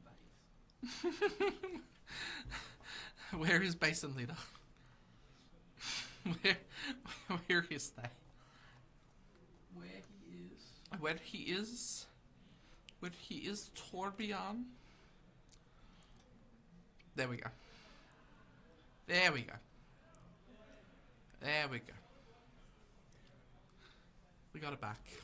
Yay. Damn. Yeah, I guess arguably they are actually listed on the map. Yeah. Pretty sound start from both players. Benthic's just really good. And so's that trooper. We've seen it come up quite a lot today. It's nice to have a 3-3. Honestly, not a bad shout to just kind of, if you have initiative. Well, no, Holly did not. It's fine. We're gonna see 3 on Ollie's base. And 1 on the trooper from Benthic's on attack, dealing 1 to a ground unit. And that is a card.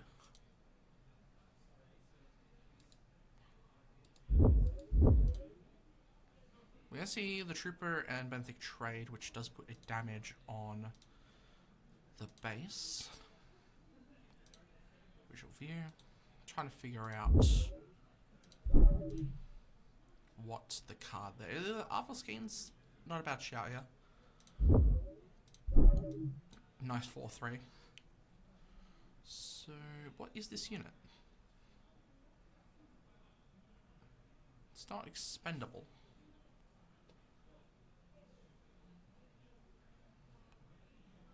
Is it expendable mercenary? I guess it might be, right? No, it's the Leppy Lookout. That's what it is. Alright, we're just gonna see Leppy Lookout take out the Arvelskeen with the shield token. The Doi. Is that the Zeton Modge? Yeah, I think that's the Zeton Modge. When you take the initiative, you do 2 damage to base.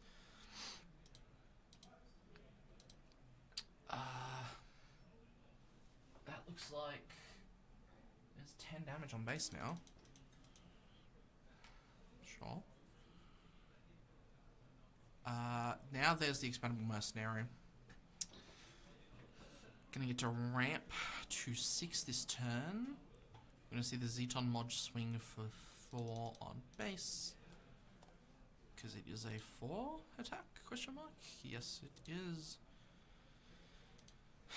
And we're just gonna see that expendable mercenary put 3 damage onto the Zeton mod so we can ramp up to 6. Potentially even flipping this turn.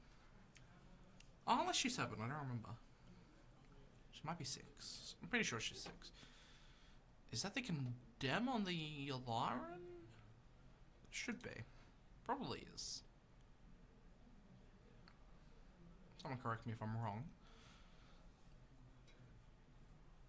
We're going to see Leppy trade into the Zeton mod, putting what should be 2 damage.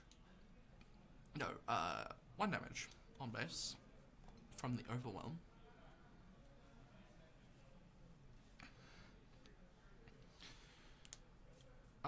Yeah, okay. There's an Enforcer Squadron on Ryan's side. 5-3 hidden. Pretty good. That must mean... Yeah, it is a 7 flip, the Aura Sing, but we're going to see it come out this turn. So... Oh,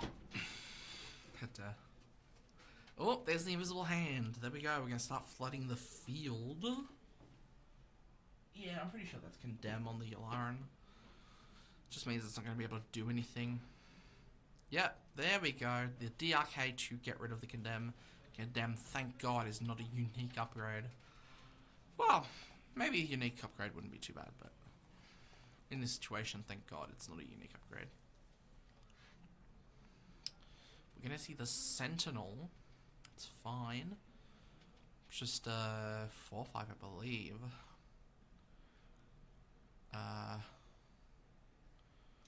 Yeah, the perimeter. It's a 3-5 with Sentinel. This is Zeton mod, and we're going to see Aura Sing flip and kill the DRK probe droid. Condemn on the thing. We're going to... Yeah. This is pretty good state for Ollie. He's able to just keep things in check. That is his second and last condemn in main board, though. So, if we see another upgrade removal from Ryan, that invisible hand will be able to start spitting out bodies. Though the only other upgrade removal in main board is a second copy of DRK that we probably won't be seeing. Unless Ryan just has it in hand. I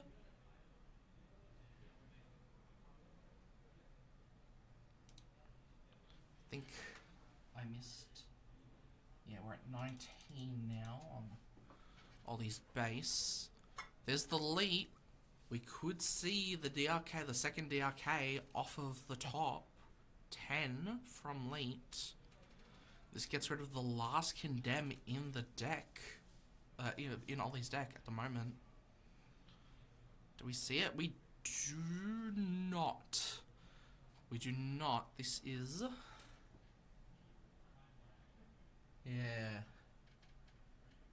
We are going to exhaust the Leppy, which does make Ollie discard a card because it was a 3 cost or less. And here's the Lawbringer. To give -2/-2 to probably... It looks like aggression. Okay, -2/-2. This does... This should kill, right? It's a Lawbringer. This will kill the other droid, won't it? Unless he did... Oh, he might have done command instead of aggression there. That would make sense. Yeah, it seems like he did command instead of aggression. On the Lawbringer.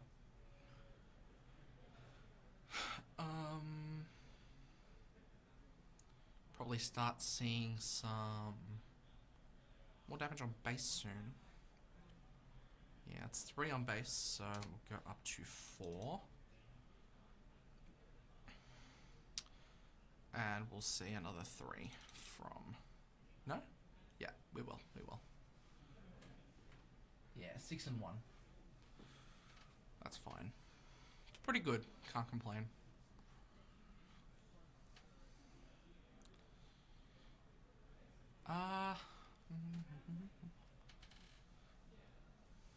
We might see Lawbringer just, well, Ryan has the initiative, so we'll see what Z does.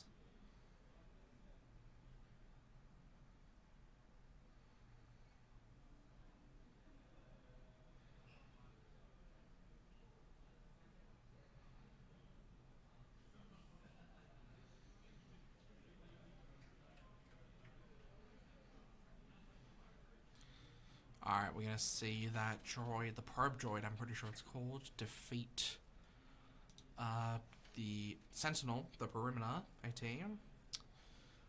And 1 damage will be tossed on base from HK. Just waiting for his Kragan powers and Battle Furies. Yeah. Nah, he hasn't seen... hasn't seen them? Sorry.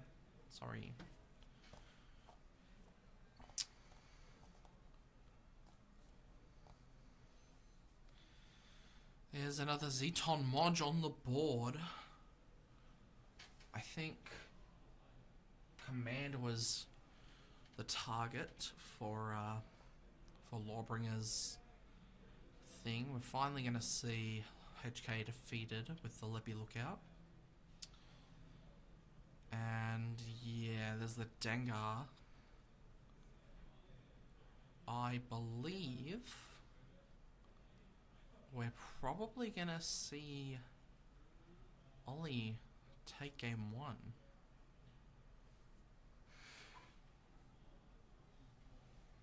There's not a lot going on Ryan's side of the board, and Ollie's just able to kind of control the state of play. This is, well, arguably what Aura Sting Data Vault is trying to do anyway, so it's not like it's unexpected. But this matchup is usually favoured in Ryan's way, so good on Ollie. I say it like he hasn't won 3 PQs.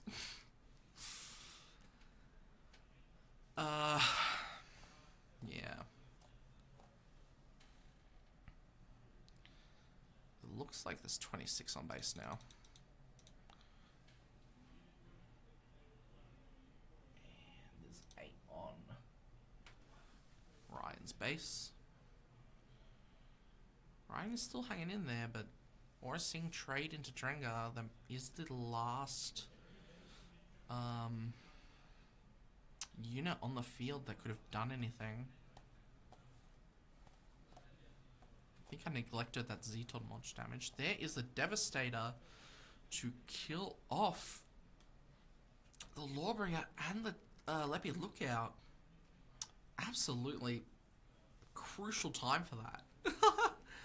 That was, yeah. Good on them. Good on that. Going into the next turn.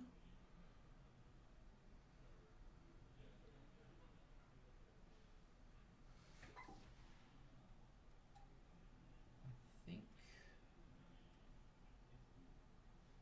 we're supposed to be... Oh, okay. It was supposed to be 28 on Ollie's base, but I messed that up. Here's the 000. Does it matter at this point? It kind of does. Ollie is kind of sacking his board into keeping it off the field. Just when you think someone has the lead, it always goes back and forth. It's the beauty of the game.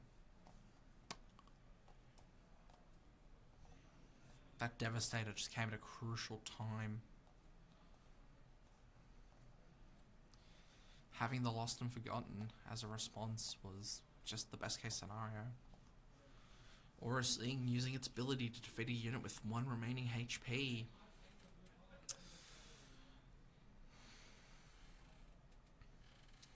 Ryan still has the lead with the damage on, well, with the least amount of damage on base.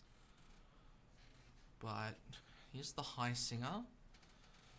I will be giving an experience token to that trooper because it is a green unit. Ollie will take the initiative.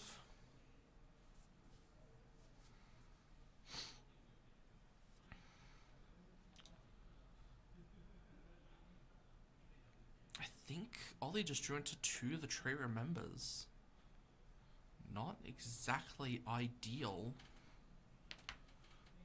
Can get rid of this High Singer without activating as when defeated, but there are no red units in play. Just gonna resource one of them.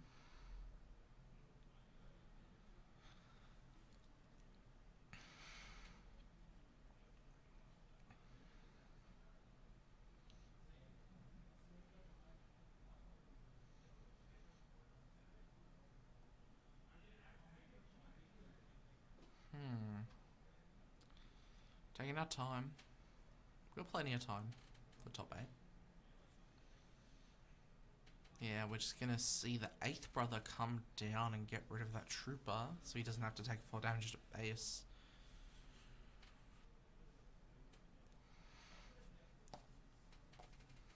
But High Singer is still in play. We will see a Haymaker killing off the Gonk droid, putting an experience token on High Singer. And ooh, the tree remembers. We knew he had that in hand, but it is a pretty good time to play it down. There's a Benthic.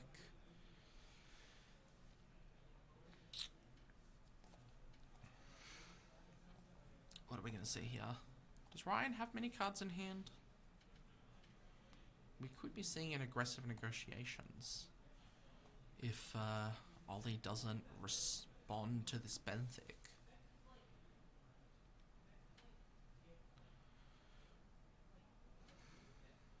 We have 4 cards in hand, so aggressive only does 6, so it's not the ideal scenario. There we're going to see the Darth Nihilist just take it out. That is the exact 3 damage without having to put the thing into it. He does, Ollie still has to take 1 on base from the when defeated of Benthic Tubes. Are we going to see anything here from Ryan? He's a Drengar. 8th brother just takes it out. 000, claim. Depending on how many cards are in hand still, 000 does potentially swing 5. Even a aggressive negotiations for 2 here could be the difference between winning and losing.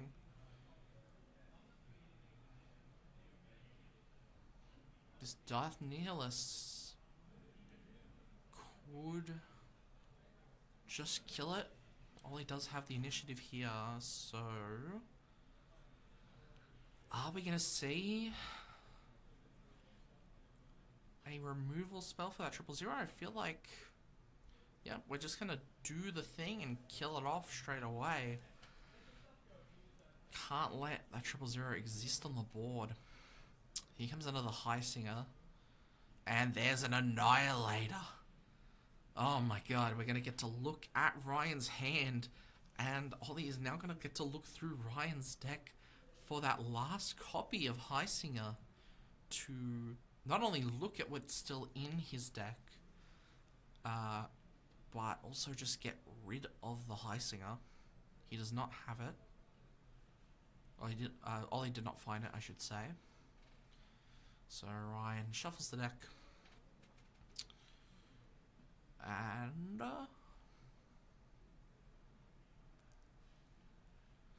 looks like we're going on to the next turn. It is a bit of a struggle at this point. That Annihilator is so strong this late into the game. Even if it's defeated somehow. With how low the decks are at this point, we're just gonna see. We're not gonna get the experience off of killing the thing with Nihilus' ability because it only specifies non-vehicle. But we are gonna see, what was it, 8, 9?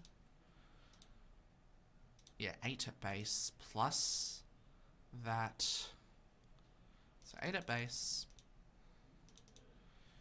plus the Annihilator damage. Annihilator is, I believe it's 11. It's 12.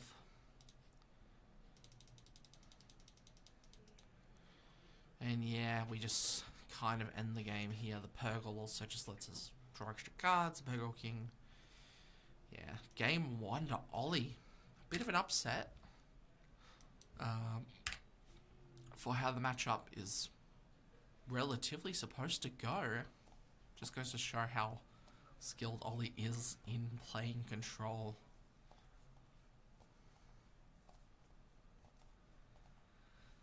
Wow.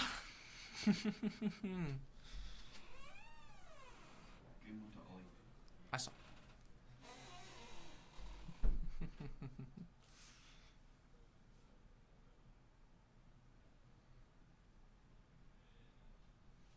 Easy breezy. Yeah. It's pretty good.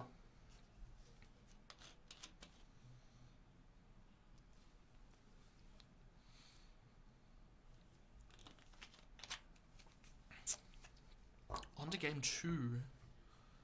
Both players looking at a sideboard here.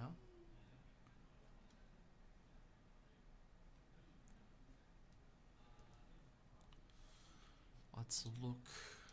Have any other games finished yet?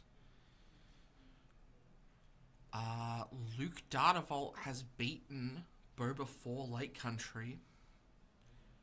So, Jazz O'Callahan will go into top 4.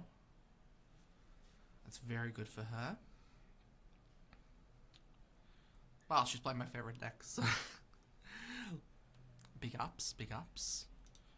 Let's see, the sideboard for Ollie is 2 Droid Laser Turret, 1 Rey Skywalker, 2 Torrent Attack, 2 Pirate Snub Fighter, 1 Confidence in Victory, 1 Salvage, and 1 The Tree Remembers.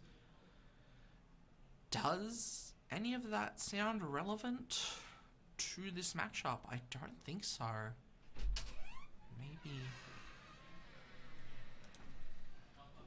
Alright, another update. Some guy just broke into the studio and is just emoting. Someone hasn't reported. How's that now? Looking at Ryan's sideboard, 1 copy of Alskeen, 1 Chancellor Palpatine, 1 Devastator, 2 IG-2000, 2 Shuttle ST-149, 2 System Shock, and 1 Battle Fury. I think that 3rd Devastator is definitely coming in from the sideboard, and we definitely want to be seeing that extra copy of Battle Fury. That 1 copy of Battle Fury. It's the only copy in the deck between sideboard and main deck. Another update. Kazada has beaten Obi-Wan Virgin's Temple. So Jonathan has made it into top 4. Wow, big ups. Yeah. He's here right now. Obi can't really do anything against Raditz right after hyperspace. Yeah. Have they given you another quantity of this yet? No. Okay, we'll see at the end of the day. If they don't, I I'll don't give you believe this. they gave it to Leon. Okay. So. Also initiative of top 4 we just found out. Huh? And the initiative tokens are top 4. I think Nice. they've always been, but They always have been, yeah. But yeah. So you'll either be versing Luke Dartavolt, which is your best matchup. I need it. Potentially Aura DV. And Aura DV's one up, yeah. or Laren. Or you could be versing Enfi's Nest or Boba for Lake Country. I think I go into.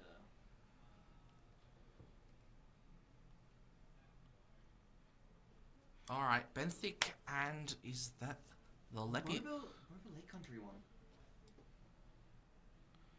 That's the Krennic there. No, they didn't miss it. Alright. So yeah, there's the Director Krennic. It's going to make our undefeated cheaper. Lets us play the Expendable Mercenary this turn. We're going to see 3 on base and the shield pinged off of this Director Krennic. If we want to play Expendable... Oh, we're just going to trade and take another damage. Very interesting.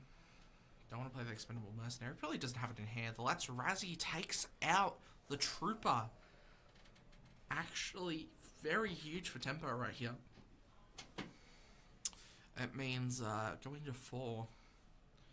Yularen's probably only going to have 1 unit on board for leader flip. Yeah, Lats Razzie. Very strong card. Very, very strong. One of my favorite cards from the set. Here's the Zeton Modge. He put in some work last game. We'll see if he continues to be relevant in this matchup.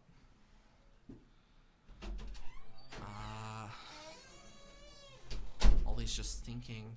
That's Razzie probably just swinging into the Zeton Modge. Maybe there's a knowledge and defense in the hand. There is not. There's the there's another Lats Razzie to take that out. Awesome. Yeah, the initiative was taken by Ryan, so there's another 2 damage on base from Zeton Modge's ability. Lats Razzie second to Zeton Modge into another Lats Razzie. Can't complain. We're gonna see. Honestly, this is not the greatest position for Ryan. Ooh, no plot. No plot. Oh. We could see the Governor's Shuttle if it's in Ollie's hand. I can't really tell. The Governor's Shuttle just does get rid of Yularen on this turn. No, we're not seeing it. We're seeing... What's this other Sentinel that that Ollie has played? It is the Cruel Commandos 5/5 Sentinel Overwhelm. Very strong limited card from Secrets of Power.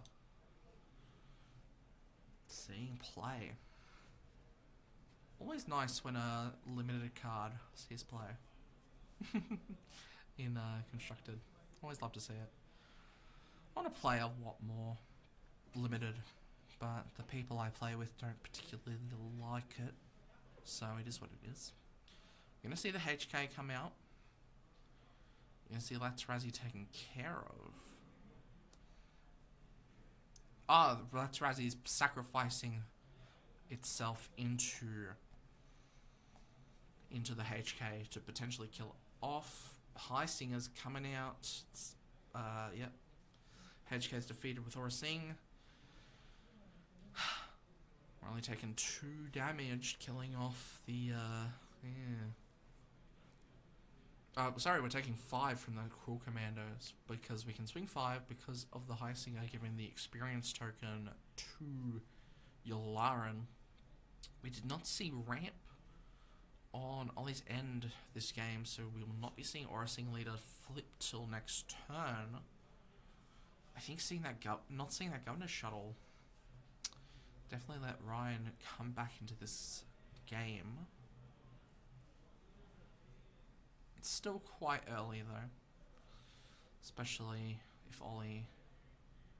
with what Ollie's concerned about. Knowledge and defense, -2/-2, and draw a card off the top of your deck. 4/3 just to kill off the Yularen. We're going to see High Singer dealing 4 damage to base. And claim from Ollie. We're definitely getting rid of this high singer next turn. There's a Zeton Modge on the field as well. Lawbringer comes out at 8, so we're not going to see it. Because we're only going to 7 now. There's the Aura Sing flip to just insta-kill the Zeton Modge. And we're going to see both of these just swing 6 at base together. No, 17. 17.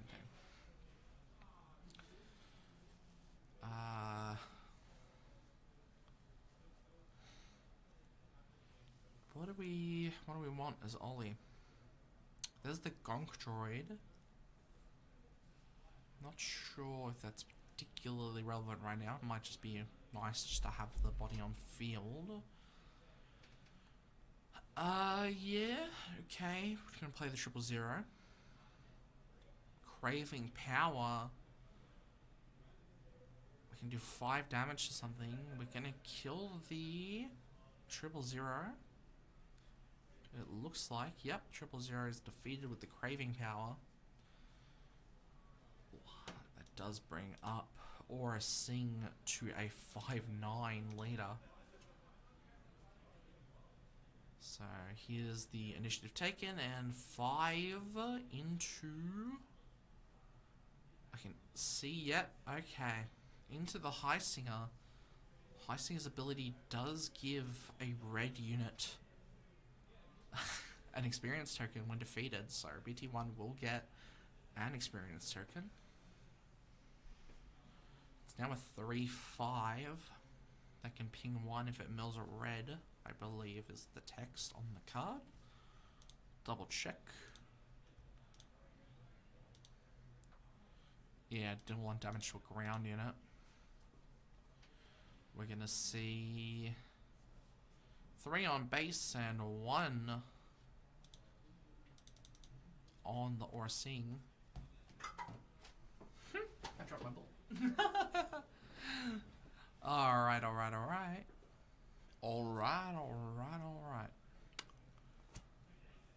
There is the Lando Calrissian to heal 6 damage from the base.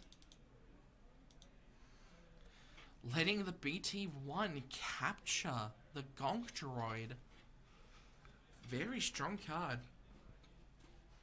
Aura Sing can just also knock out the Gonk.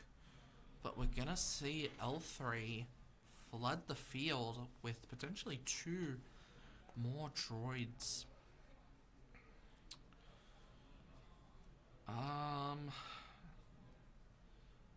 Craving Power isn't unique, so that DRK that we're eyeing off here as Ryan is going to get rid of that Craving Power. And the 000 is just another strong card that can hit 5 on base when recycling a red card. So we're just going to play both.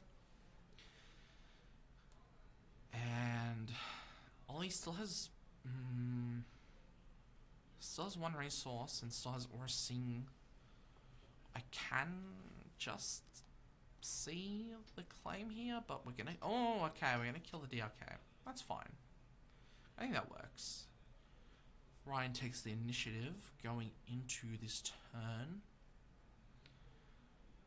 We'll probably just see 000 BT1 swing together at this point for potentially 8 on base. Probably will be 8 on base and 1 on this Lando Calrissian.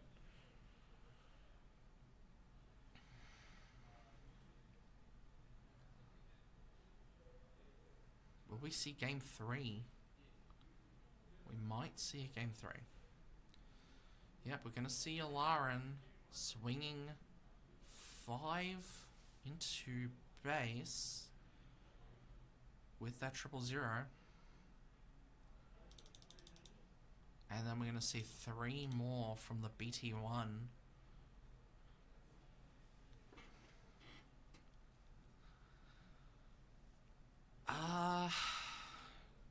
Looks like we did mill the Benthic, so 1 should be on Lando, right?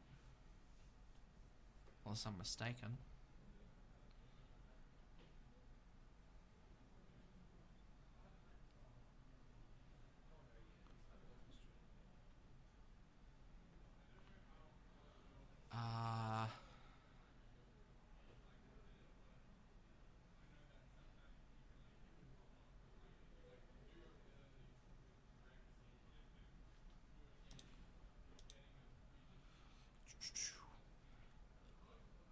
Envy's Nest Yellow is also in top 8, in top 4, beating Boba 4 Lake Country. There is no Boba 4 Orlando Lake Country in top 4. Wow. Absolute cinema.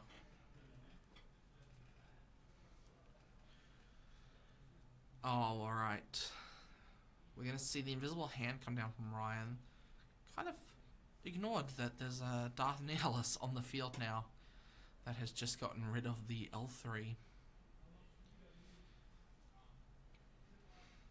So far, our top 4 is Kazada, Kazada Data Vault, Envy's S Yellow, and Luke Data Vault.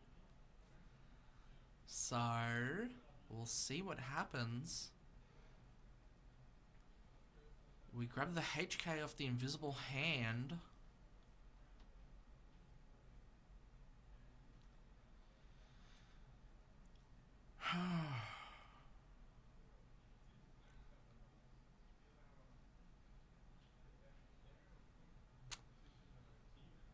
I don't know what Ollie's really fishing for at this point. Just gonna kill off the 000. This lets Ryan take the initiative, and Ryan can swing 9 with Yularen's ability, right? Because he can swing the invisible hand and then swing the BT1.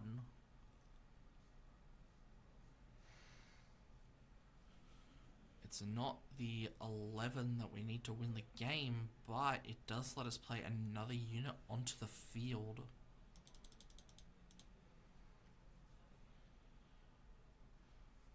We're going to exhaust the Lando. It's not a 3-cost or below unit, so a card does not have to be discarded from Ollie's hand. We're going to see another 3 onto base. I think Invisible Hand is a... Yeah, I think that's the Planetary Bombardment in hand. Invisible Hand is a capital ship. We're gonna see Nihilus take out both the thing and the thing, and there's the there's the Devastator! For the final 2 damage to base. We will see game 3 just yet. Wah! Not a single damage was dealt to Ryan's base that entire match. We are 1-1. This is the fight for top 4 now, because these are the last games being played. This is the last game being played.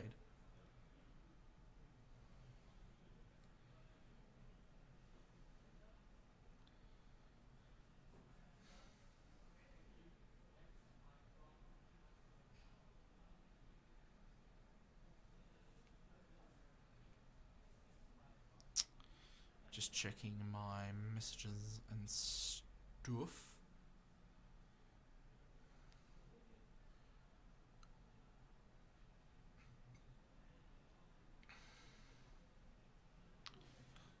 We are just shuffling up here. Nothing...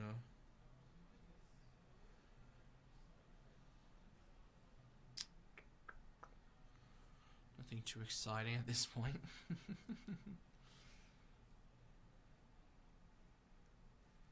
Yeah, very epic. And here I thought this wasn't going to be exciting.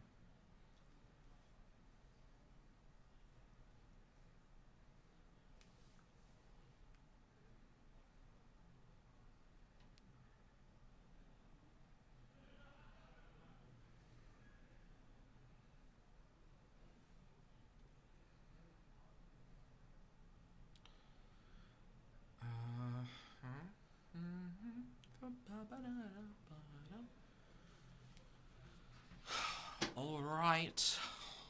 Game 3. The last round of top 8.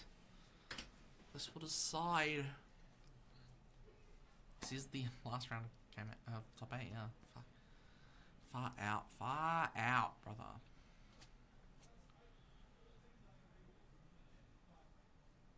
Ollie's list is just that controlling that what should be a blowout has resulted in game 3 occurring.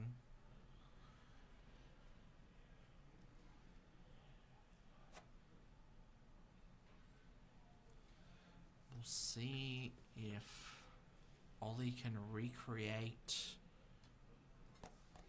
what happened in game 1. There is something to be said about about Yalara and Rad's ability to just create a field out of nowhere. Being able to grab, even just grab the L3 from the deck with the invisible hand.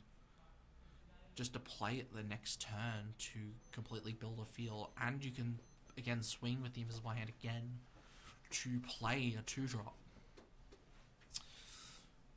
There is a very strong droid engine in this format, and we're seeing it here.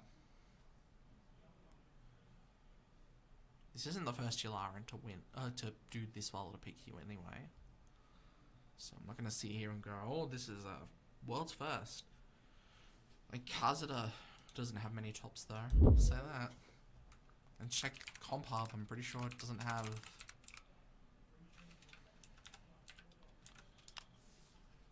that many.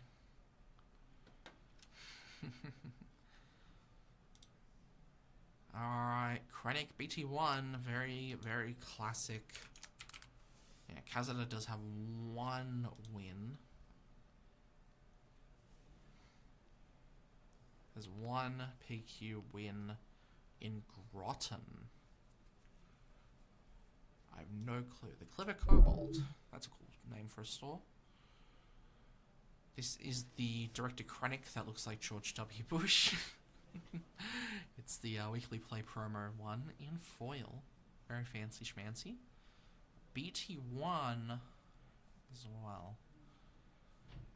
Ollie has the initiative. We're going to see the Lights Razzie put 3 damage onto the BT1.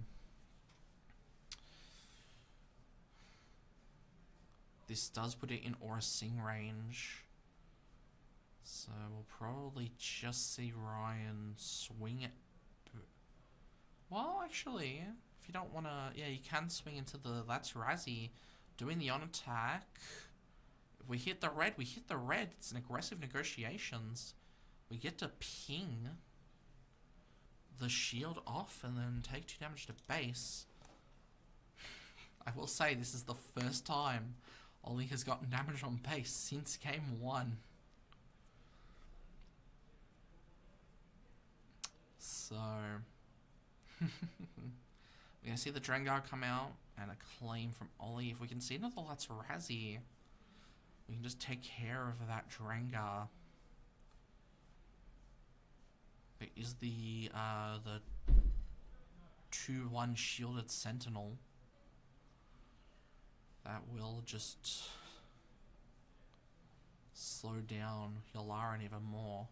Takes 2 hits, especially with that BT1 gone.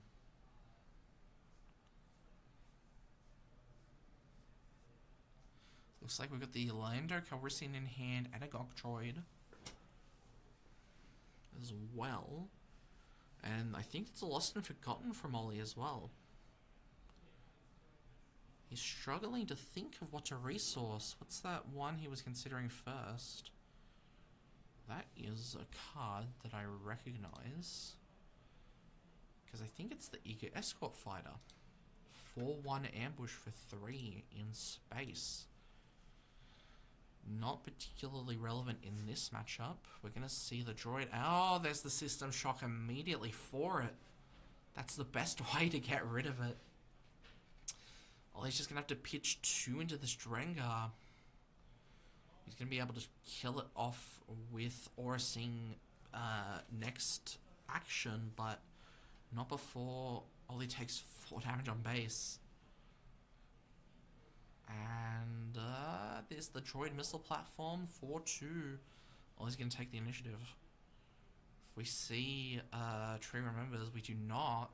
But Tree Remembers would get around the indirect from the Wen defeat.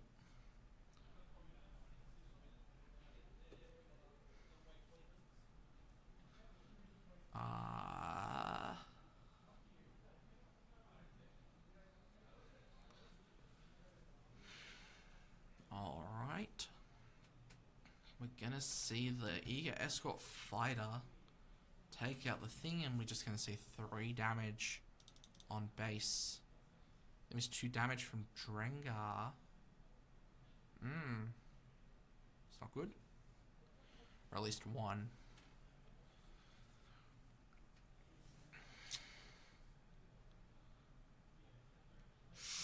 Great. Alright. We're gonna see the Yularen. So we get another 4 into base. Never mind, sorry, credits, they got it. Yeah. Yeah, they got it.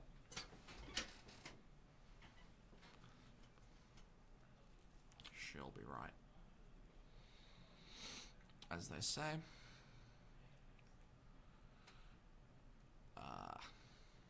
Very, very good. Very, very good. Board on Ryan's side. I'm not sure what Ollie can really do to disrupt it at this point. He's got that disclose ship, but I don't think that's enough colors in hand to disclose. It might be, but we're gonna see the Gong Troy just hit 1 at base. Very cool. We're gonna see, this is 8 from Yularen plus Zeton Modge.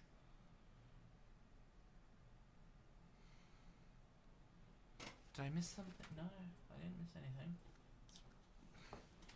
Yeah, okay, we had just barely enough to disclose to tap down probably, I don't remember what he tapped at, but we'll see the Haymaker come down. BT1 gets to kill off the Gonk Droid and deal 3 damage to all his base. Will we see Ryan take game 3? We'll get to see what the chip, the disclosed ship tapped down. Yularen, that makes the most sense. We're going to see Aura Sing flip, killing off the Zinton Modge because it has 5 or less remaining HP.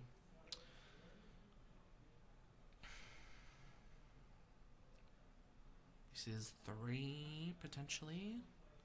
Oh, we're going to see the aggressive negotiations. We are not. We're going to see the Palpatine. Yularen still is on the field, so we will get 2 spy tokens with Sentinel for the phase. We're going to see the Lost and Forgotten come down, I think. Yep, we're going to do it to kill the BT-1, restoring 3 from base.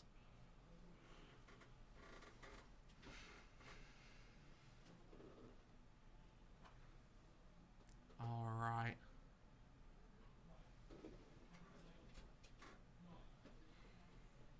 Okay. Going into the next turn, a spy token was killed by Aura Sing. So, the disclosed ship's still in, so that Yularen's still tapped down.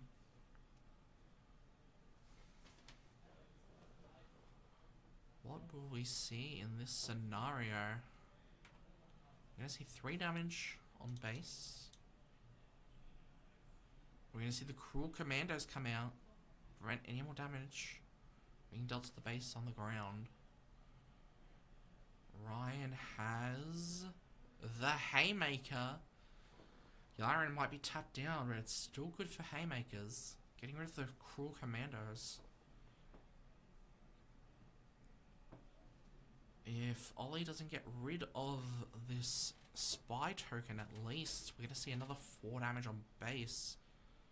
Yep, taking care of the spy is... Yep, He's committing to it. We're gonna see Ryan.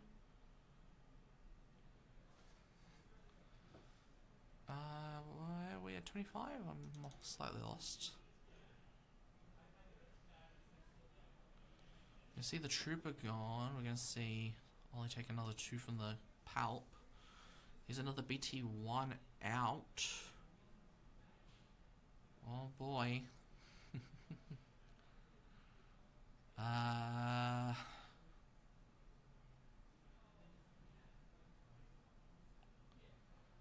Alright. Ollie's gonna keep initiative. What do we want? Ryan is kind of in a bad position.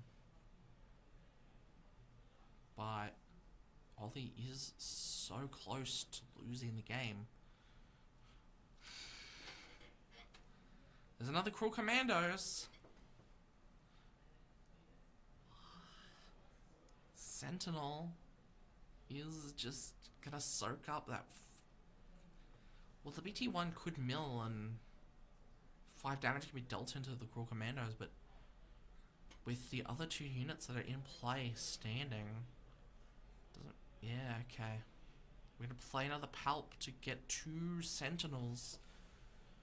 We're gonna kill one of them at the Lebby lookouts, I believe. Oh, that might be the Rat's Lazzy, actually.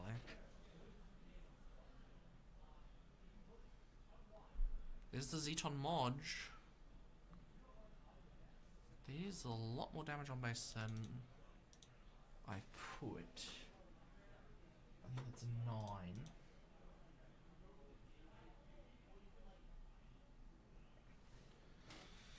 Gonna see these Cruel Commandos just barely survive. I think the BT1 whiffed the red on the top of the deck.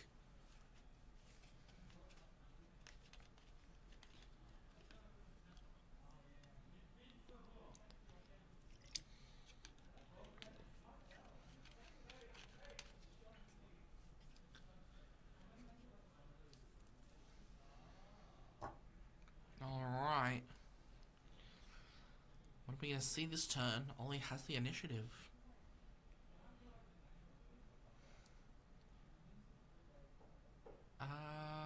Doa.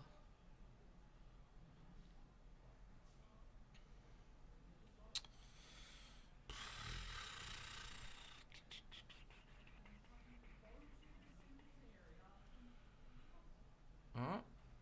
Moving over some stuff.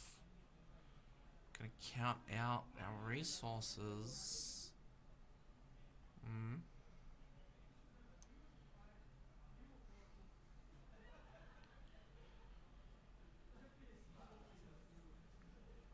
This disclosed ship has put in so much work locking down Yularan for so long.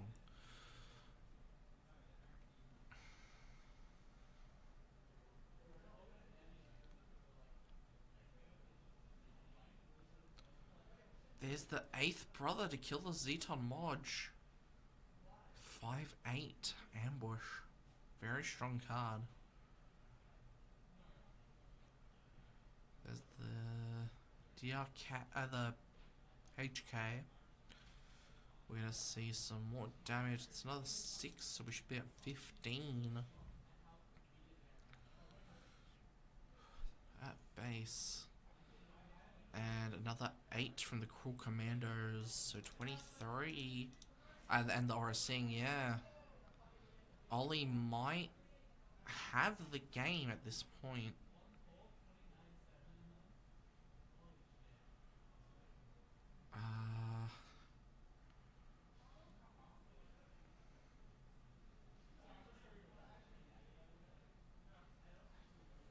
What are we seeing here?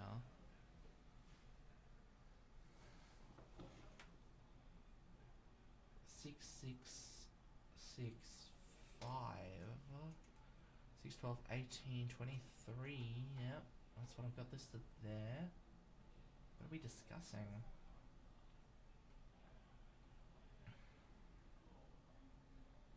Ollie needs 2 hits to win the game. He has the initiative. Are we gonna see?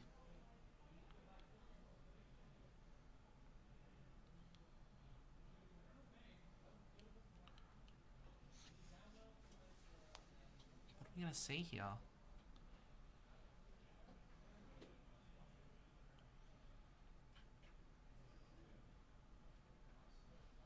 Oh, okay, I guess Ollie does not have the initiative. We'll see one more from the HK ping. I just didn't move it. Ryan had the initiative. If Ryan has a Devastator...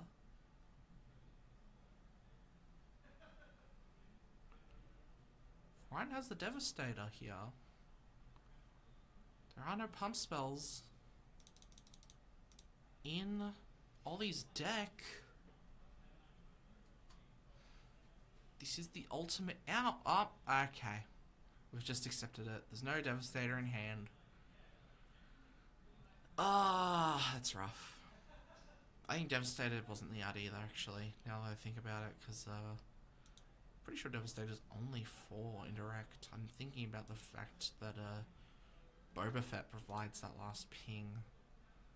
So Ollie is taking Aura Sing Data Vault into top 4.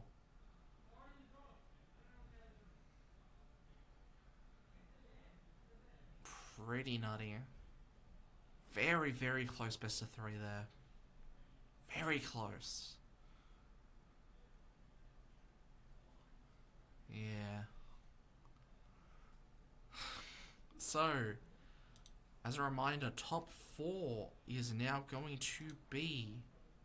I haven't published semifinals just yet, but top 4 will be Aura Sing Data Vault, Kazuda Shiono, Data Vault, Enfi's Nest, Amnesty Housing, which is the multi-aspect yellow... No, it's the 30 health yellow base from Secret to Power, and Luke Skywalker Data Vault. So, we will see.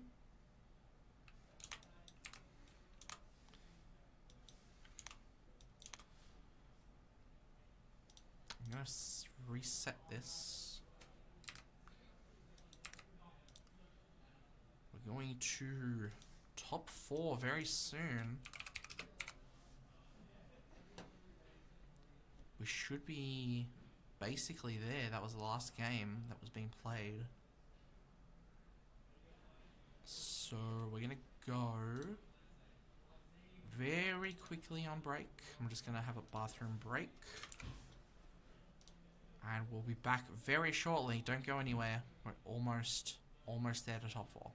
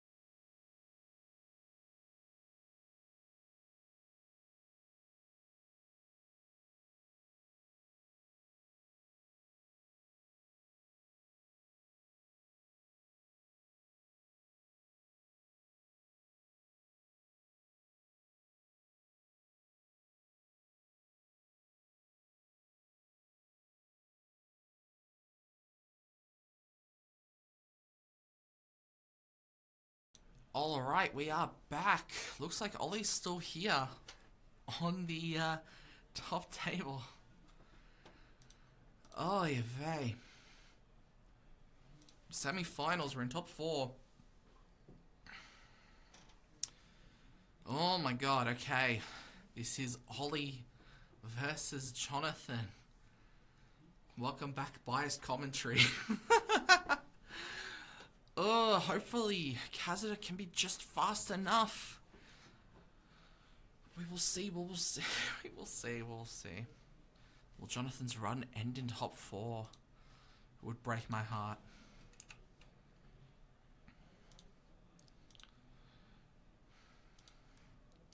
I will keep... I don't know why I cleared everything if we're just going to keep Ollie. DV. Jonathan. Yep, Jono's still in top 4. He's doing it for down to fail. Oh, pretty nerve-wracking. Past couple of weeks, he's been swapping decks around the entire time, going, "Oh, I'm not gonna play PQ. Everything I play in this format feels like shit." Then he found this Kazuda, and he's like, "Oh, this is awesome."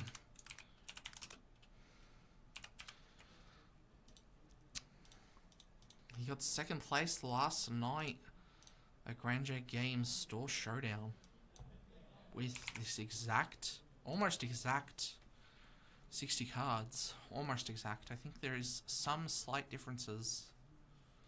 Definitely a Lieutenant Gorn that was in his deck last night. We are just looking at our opponent's deck lists now.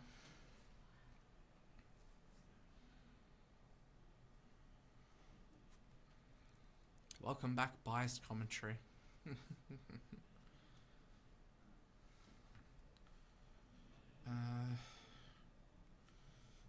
Vom.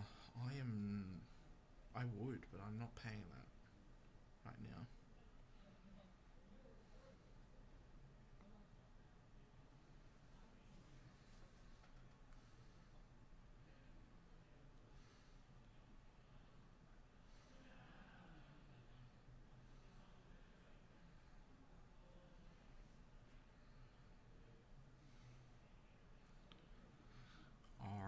Just have to message the locals group chat that Jonathan is in top 4.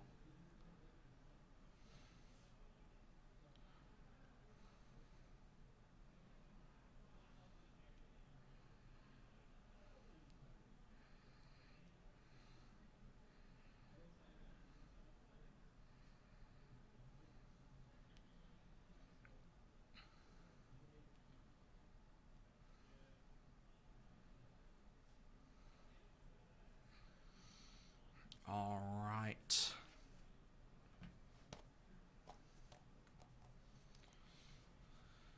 Who is starting with the initiative? Have we decided?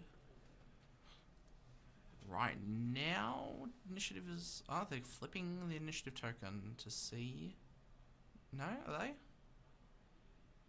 they flipping it?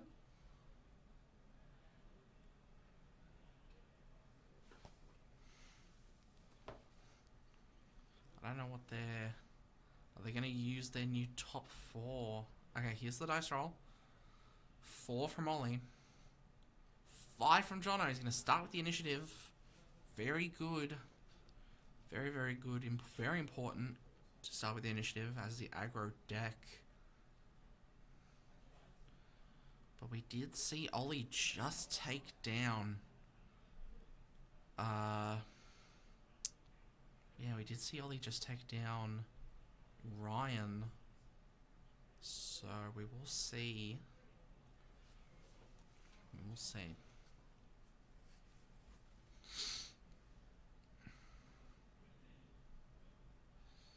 Not sure what Jono's looking for. He wanted, Ollie wanted to read the Radis. Because Kazuda is a resistance card. Radis will have Sentinel.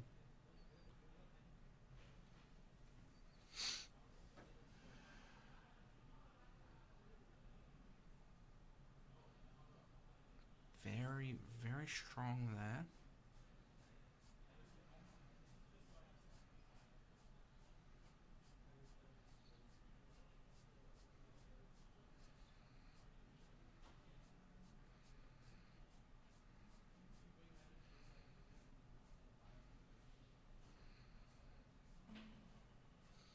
Alright. Initiative token. We're using that ANZ TC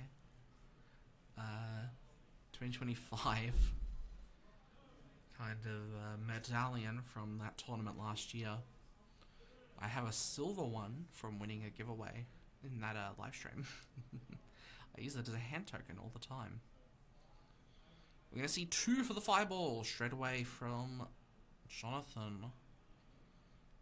One of his best opening plays.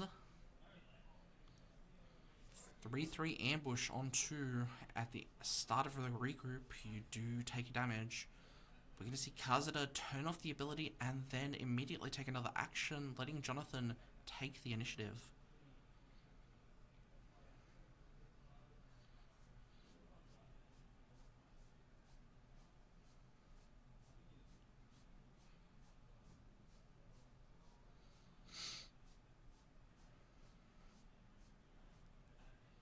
Alright, fireball. Is it just going to swing 3 immediately? That is the question. We could see Chewy Pilot come down. That does protect the fireball for a couple turns, right? Or at least one. The tree members can still kill Chewy.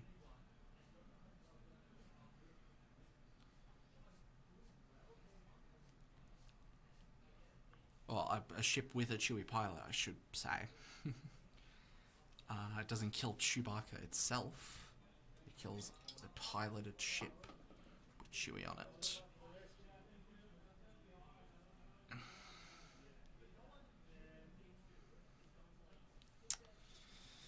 Alright. Here is the fireball. What are we gonna see? Ollie's still deciding what to resource? I don't know what's going on. We've paused for some reason. I'm not sure what the confusion is here. Maybe Ollie's confused about the timing on Kazuda for turning off the ability. I'm not going to make assumptions. Jonathan's just showing off his hand. It's pretty stacked. No Chewy though. I did notice that. Did notice no Chewy, so we will be probably just swinging, right? Everyone's gone now that I've said, Nah, I'm joking. It's fine. Everyone's waiting for finals.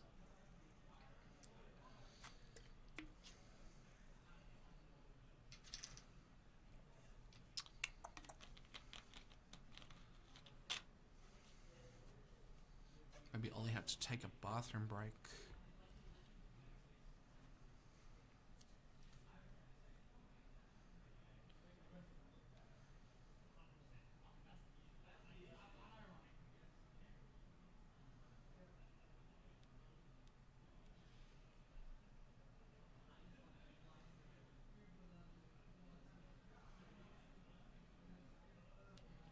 Alright, looks like Ollie's back.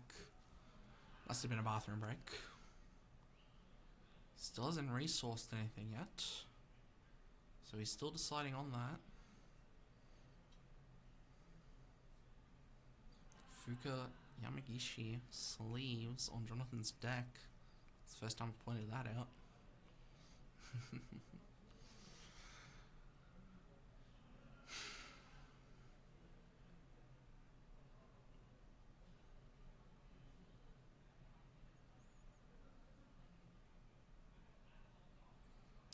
He's We've got the fresh palms off oversleeves. Some of the best oversleeves I've used in a very long time. Palms off. Sponsor of the channel. I think we have a discount code. Not entirely sure. Byron, if you're still here, could you show that?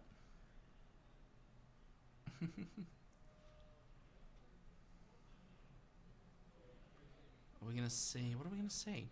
What's going on? We're taking a while.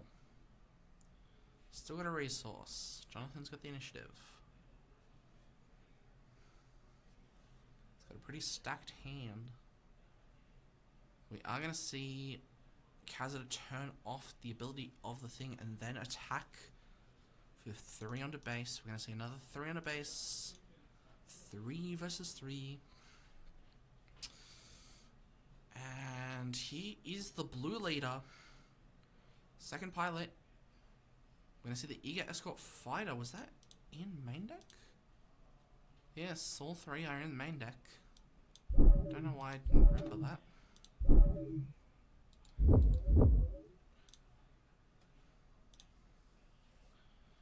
Yeah, getting rid of that blue leader, but potentially not the biggest deal.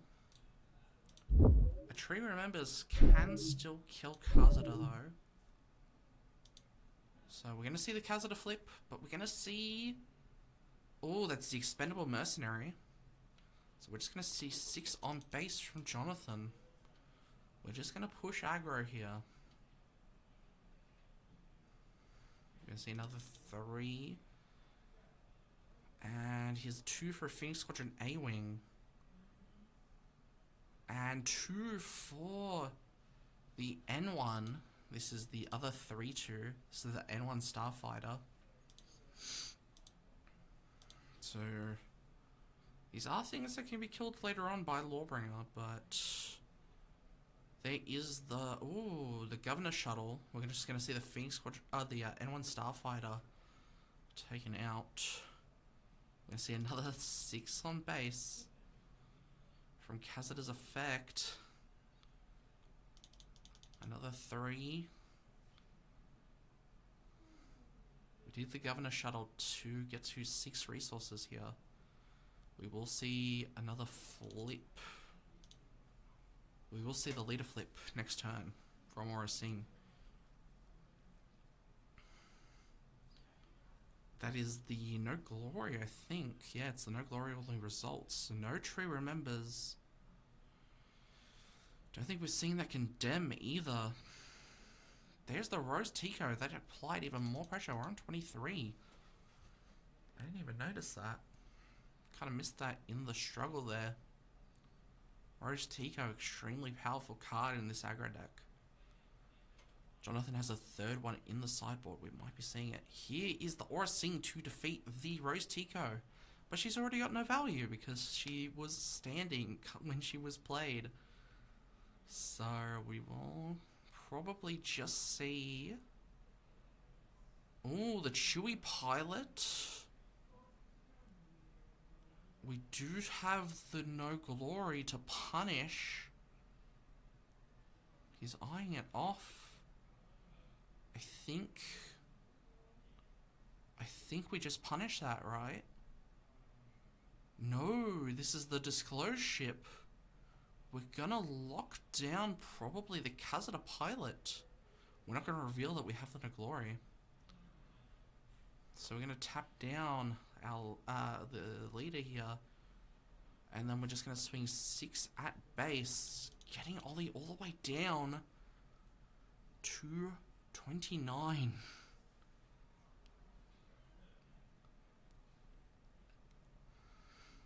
We're gonna see a Gem Communications getting rid of the No Glory only results. That is the point of that card in this deck. This Chewy play has not been punished because we wanted a lockdown leader instead. Chewy can still get removed from the shuttle though, from the just being swung into by the ship. We're just gonna see, yeah.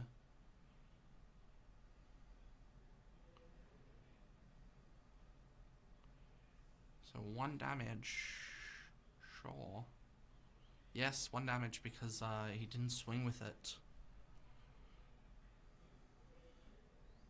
Yeah, we're just gonna get rid of that Phoenix. We're gonna see the blue ace ambush to kill off that ship. The disclosed ship. So Kazada will be able to stand. There's no tree remembers in the hand.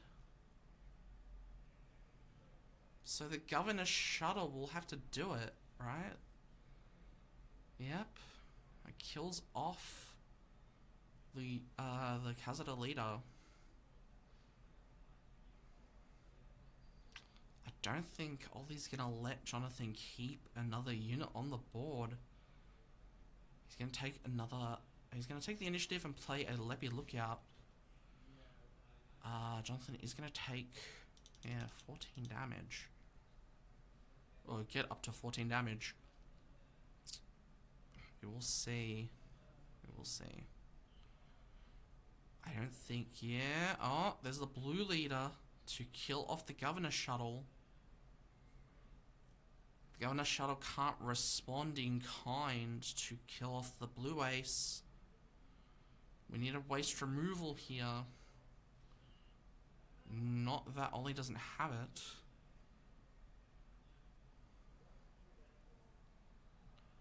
Will we see? What will we see? There's the knowledge and defense to draw a card. -2/-2. We're gonna see the... Oh, that's the Millennium Falcon. The Governor Shuttle will kill off the blue ace. If Jonathan... Oh, there's the tree remembers. Jonathan just had to keep the unit. Ah! I'm gonna get up to 20 damage on the base here. Jonathan just had to keep that Falcon in play to play the Han pilot to win the game. But... we'll see. We could potentially see a Radis coming down this turn. No. We're going to see another Millennium Falcon.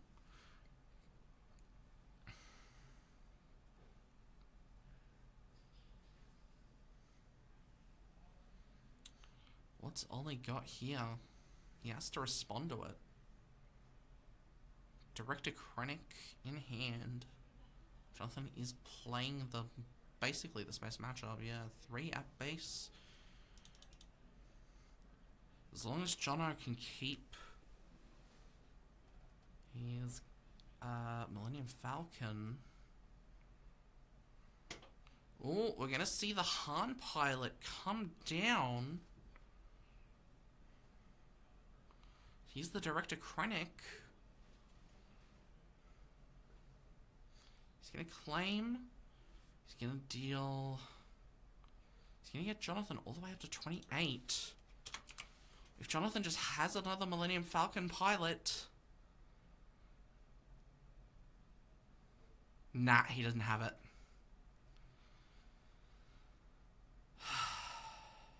Alright, on to game 2. Ollie taking game 1 by a hair.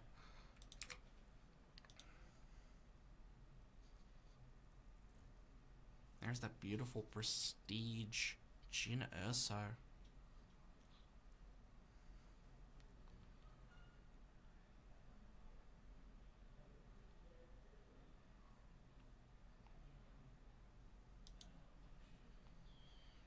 Alright, so... reminder, Ollie's sideboard is 2 Droid Laser Turret, 1 Rey Skywalker, 2 Tyrantotech, 2 Pirate Snub Fighter, 1 Confidence in Victory, 1 Salvage, and 1 Tree Remembers.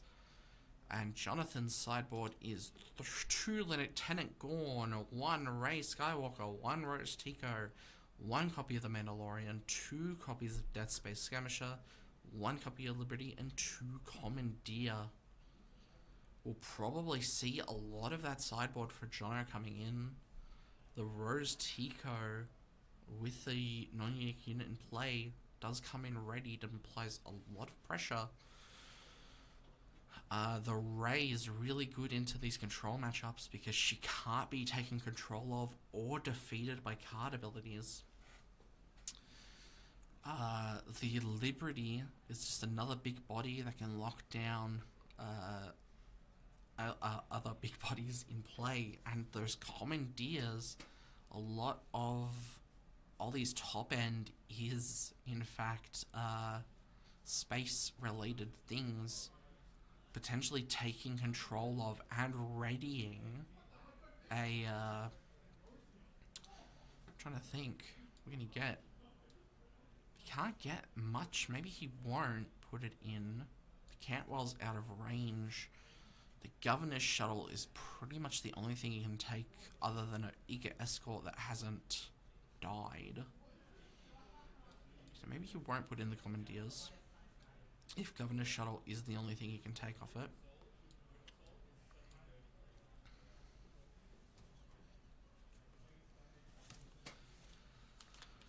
I'm not entirely sure what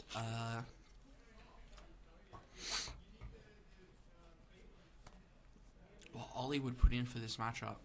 Maybe the Pirate Snub Fighters. They're not, maybe not particularly relevant, but they are in the sideboard for a reason, right? It is 2-3 ambush for 2. Yeah, not particularly relevant in this matchup. It can be. It can trade with a turn 1 like N1 Starfighter or Phoenix Squadron A-Wing. That might be something. It's not nothing, I'll tell you that. It also sets up Fireball to be taken out by Aura Singh.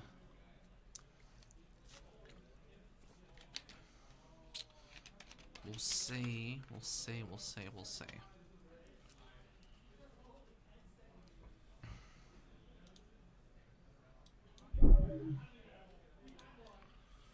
Going into game 2. Jonathan has not reset his damage pad just yet. Always takes him a while to do that.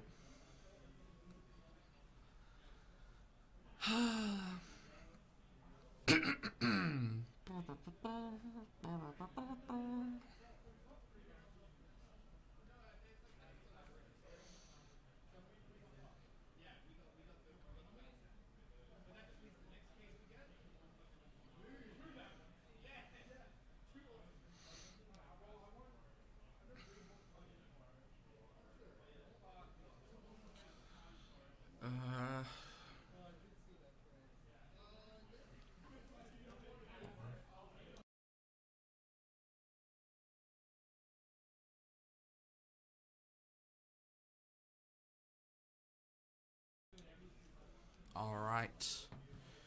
Shuffling up after sideboarding. That Ray definitely would have come in from Jono. I think that Rose Tico and the Liberty were definitely also being put in.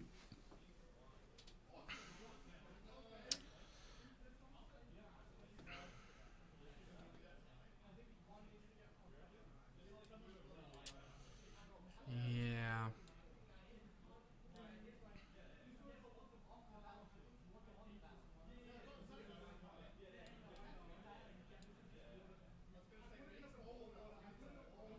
Lolly in his natural colours, pretty much. Alright, we're starting. We're into the cut step. We'll look at the opening hand, resolve any mulligans. Drawn the opening 3. I think I see a Fireball, and Jono's saying, yep, there's definitely one. Probably 2. Has he drawn the full 6? I think he's keeping. He's looking at Ollie's deck list again.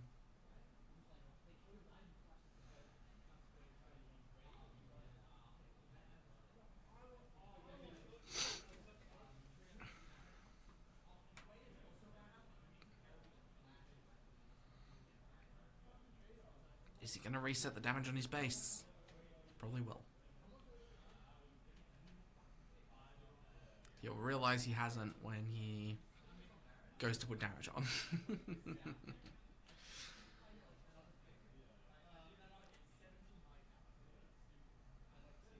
Jonathan's starting off with the initiative. Here's the turn 1 fireball. Are we going to see... Oh, here's the claim from Ollie. Okay, we're just going to see the Kazada shutting off the ability and passing. So fireball won't take 1 damage. So the Pirate Snub Fighter will not kill here. If Ollie indeed sighted it in. He's got the Governor Shadow. He's gonna resource the Craving Power. There's the Eager Escort Fighter to take out the Fireball. Jonathan's gonna play the Contract, the chain code,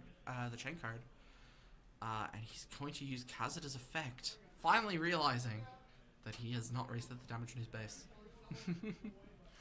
Alright, the chain code collector, yep, has no longer got its ability, so it will not defeat itself at the end of the turn.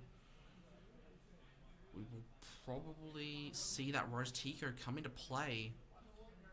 I think Jonathan's gonna, yeah, oh, okay, he's gonna play that, but if that's all he's wasting his thing on, Aura Sing won't kill Rose Tico. She is a 5/5/5. Jonathan's gonna, oh, okay, interesting. I don't know if that's correct, but Rose Tico would have been able to take care of that without taking any damage.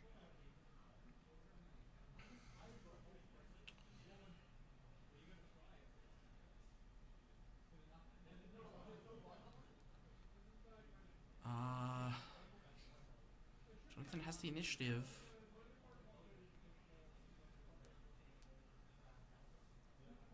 We will see if this was... We'll see what he's thinking about. I don't think this was the correct play.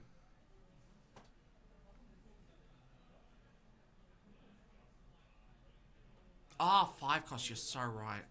Dodoy, I'm thinking so ahead apparently. I'm sorry, it's a long day.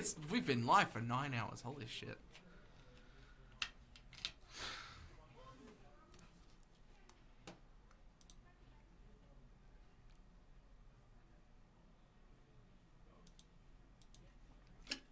Showing off the Queen Amidala and some other stuff.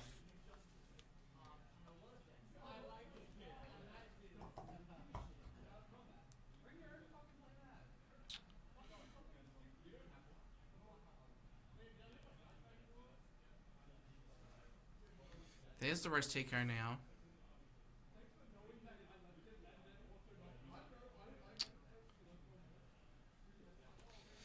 For attack, sure. Yeah. Okay.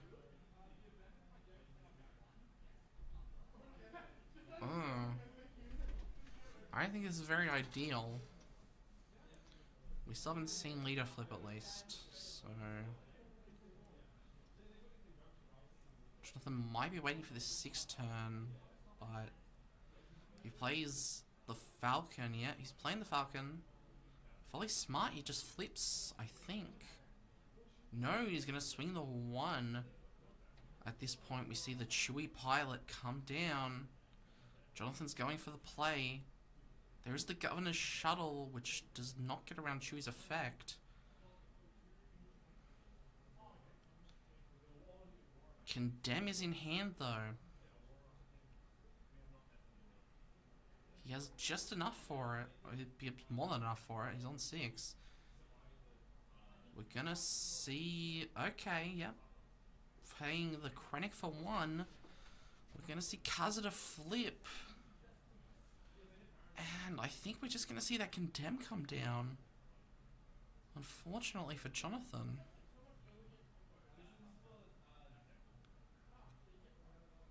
Condemn will also just make this Falcon only swing for 3 instead of the 11 that it would. Because it will lose all abilities. So it won't even have that +2 from having 2 pilots on it. We will see if...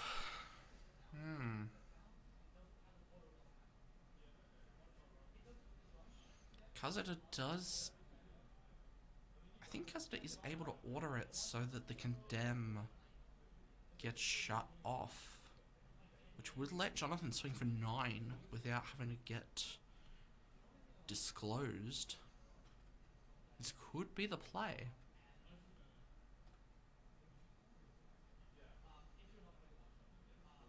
I think they're discussing if that's how that works, and I assume it is. The active player has priority in their in the resolution of effects. So, but losing all abilities is losing all abilities. It's still part of the card, so I'm not entirely sure.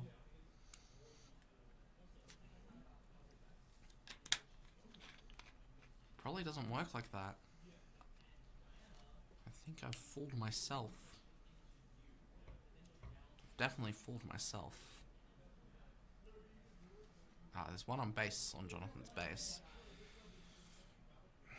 Unfortunately, this might be the end for Jonathan.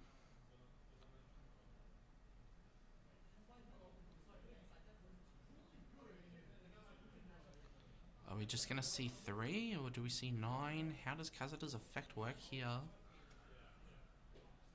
He's going to show off the... Yeah, okay. That probably means that... that will go off. So that means only 3 to base.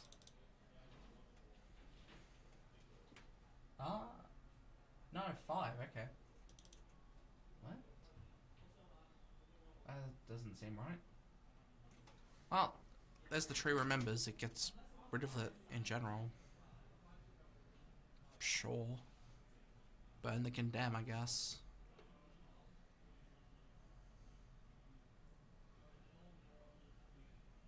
Jonathan was very committed to that game plan. Here's the Radis. Does have Sentinel. Thanks to Kazeda being a resistance card, Jonathan will be able to play Turbothiz's Salvo next turn if he wants to. I'm not sure it's the correct play, but it is a play that he could make. But yeah, Radis is currently... I think it's an 8. Yeah, it's an 8/6. While you control another resistance card this unit against Sentinel, when defeated, deal damage equal to this unit's power to an enemy unit. So we can just blow up the board. There's another 2 on Jonathan's base from the Krennic Swing. And I can't tell what that last card is. I think it's the Bosk.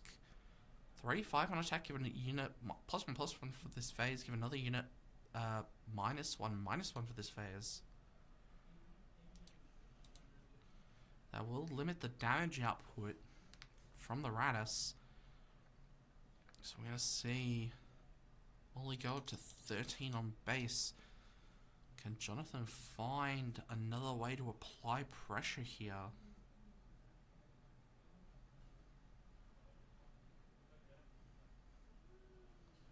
We're gonna see that Mandalorian pilot come down and exhaust 2 units. Yep, Aura Singh sacrificing itself to get rid of the Radis. Jonathan will claim here the Mandalorian pilot is a 5/6. So he will be able to get some damage on base. We've seen a Governor Shuttle come down, so that's not happening. And I think that is a snub fighter. Yeah, it is. Very interesting. Here's the Ray. There's no response for that other than just hard removal. Nothing on the field is big enough to Craving Power. Does Craving Power deal damage, right? Yeah, deal damage equal to a unit. Nothing is big enough for Craving Power to deal enough damage to Rey Skywalker.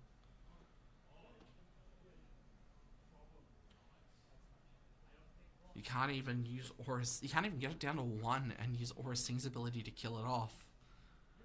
So we're just gonna see 2 on base from the Governor Shuttle. Claim.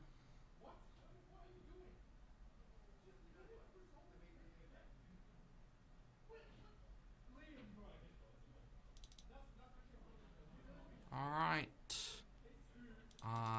12 on Jonathan's base. What will we see here? It's gonna... Was that enough? I think it...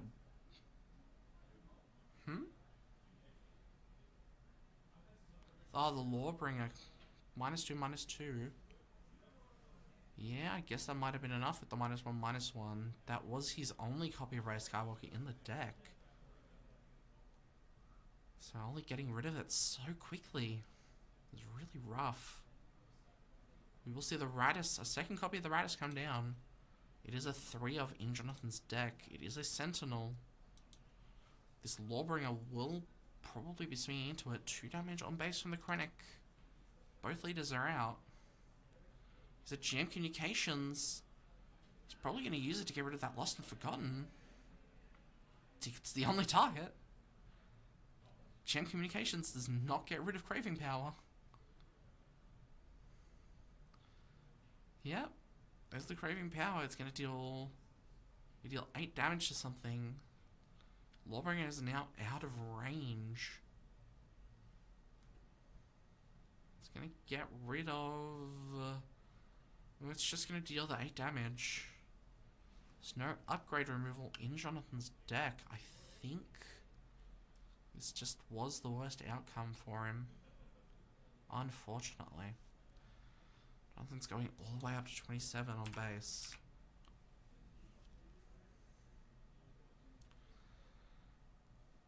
I think the game is over. Yep. Jonathan concedes. There's nothing else to do. There's no way to come back from this board. Unfortunately.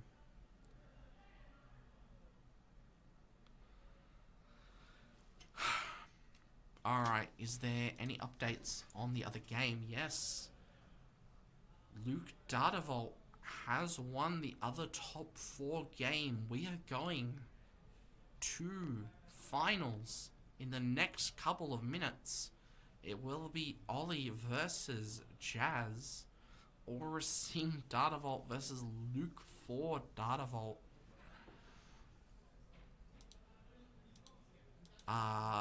I will be biased again because I really like Luke 4 is my favorite leader in the format at the moment, so I'm probably going to be really biased again for that to win, but Ollie is playing fantastically. Unfortunate for Jono, he'll probably join us here very soon. He will get to flex that top 4 initiative token to me for the rest of time. It's fine, I'll just make top 4 eventually myself. Totally. Smile.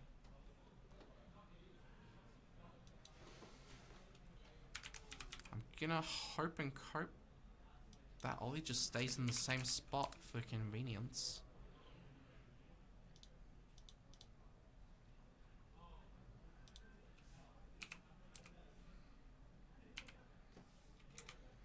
LU. Luke set 4.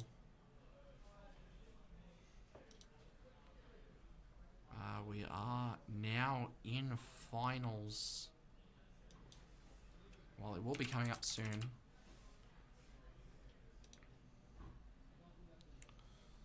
So, while these players resolve their pack opening, I guess, Jono's hoping and coping for a showcase.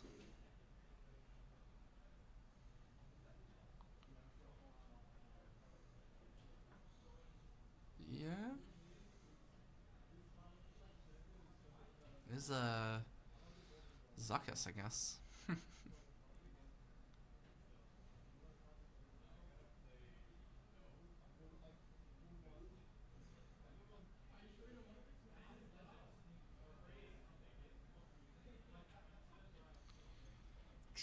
We're just waiting, technically, for for finals to start. I'm pretty sure I didn't misread this. Yeah, Jazz won, and she is playing Luke for Data Vault. So I'll load up her list so we can get rid of Jono's list. We don't need it anymore.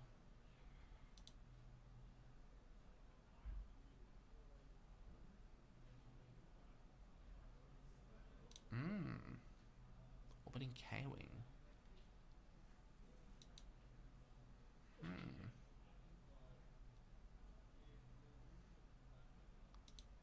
Ah, the Blue Squadron Assault Wing, okay. Neat. Alright. Alright, we're just waiting. I think Jono's coming over soon.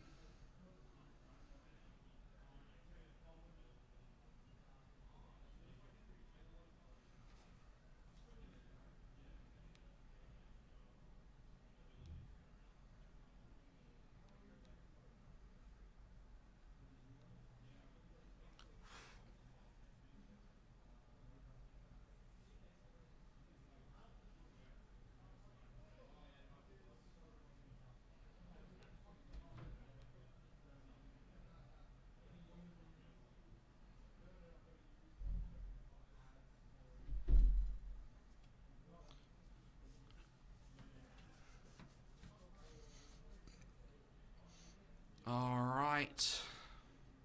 We are seeing final start.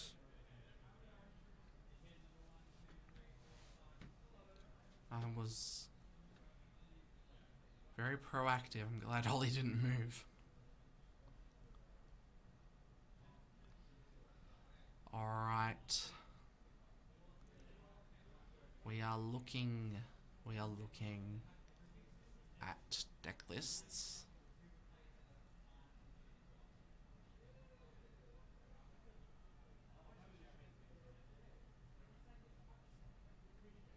It's been a good event. Thanks for featuring my Mikey's level deck. Hey! It was good to see you on, Cameron. It was very fun to watch. I always love seeing a good Unity of Purpose deck.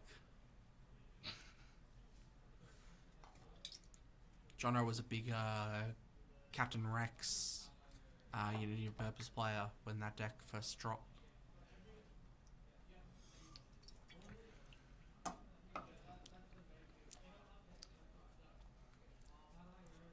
Alright. Definitely rooting for Jazz here. Seems like the popular pick. Woo! I love control, let's go.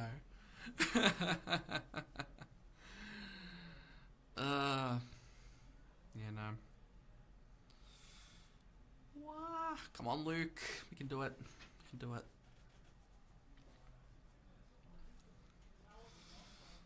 Let's get Luke a PQ win in Australia, please. Do we have one yet for Luke in Australia? In this format? I don't think so. I'll check Competitive Hub. Tournament results. Looking at Australia.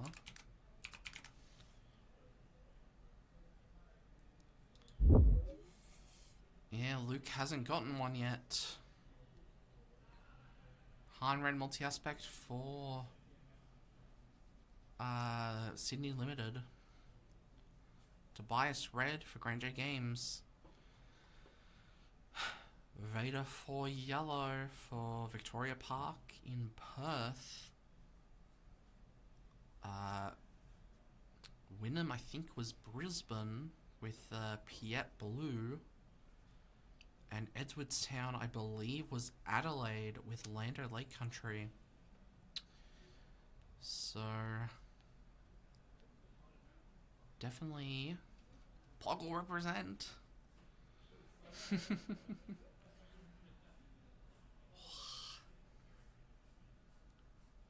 Hopefully we will see, I mean, I'm hopeful we'll see Luke win this PQ.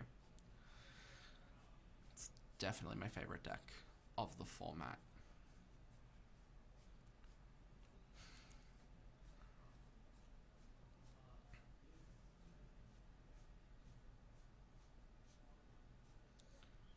Alright, still shuffling.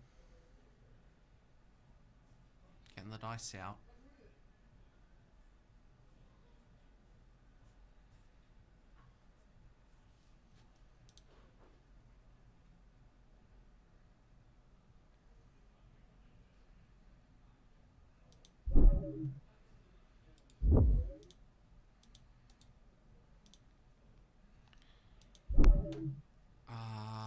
Let's get...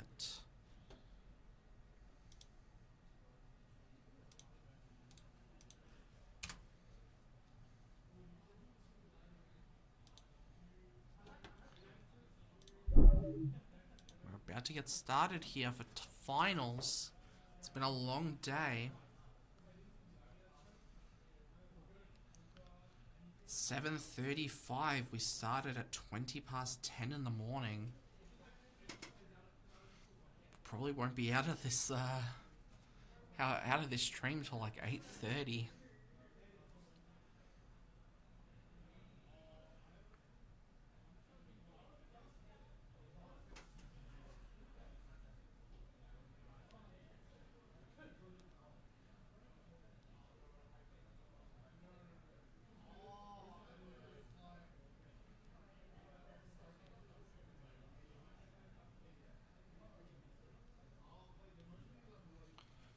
Alright, we are starting the game. Did not pay attention, I think. Okay. So Jazz has the initiative.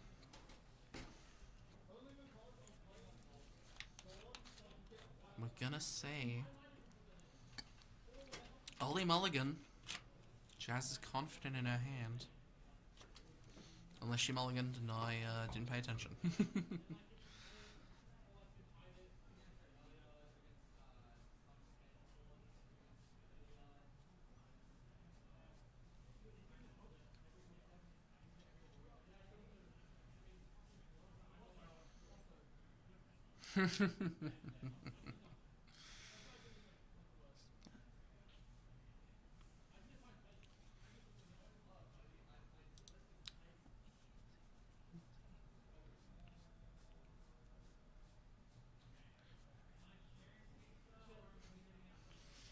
Alright, starting up. Doing 2 resources. We're seeing, I think, a Bosk and I'm not sure what else Ollie wants to resource here. It looks like the Lawbringer is being considered to stay in the hand. Yeah, could not tell you what that other card was that he resourced there. Alright, starting off with a black one. Very solid start here. We're gonna see Krennic play down and Jazz will take the initiative. We could see a hot shot maneuver. She is running that, I believe. Yes. We're gonna see the Chewy pilot. No, we're just gonna see 2 on base. It's fine for now. Putting pressure early. That is the Leppy. Oh no, that's the Latz-Razzie. Won't be able to hit the black one in space, but just putting the experience on it means it's a 3-2 on ground. Are we gonna see... What are we gonna see here? Probably ping the shield?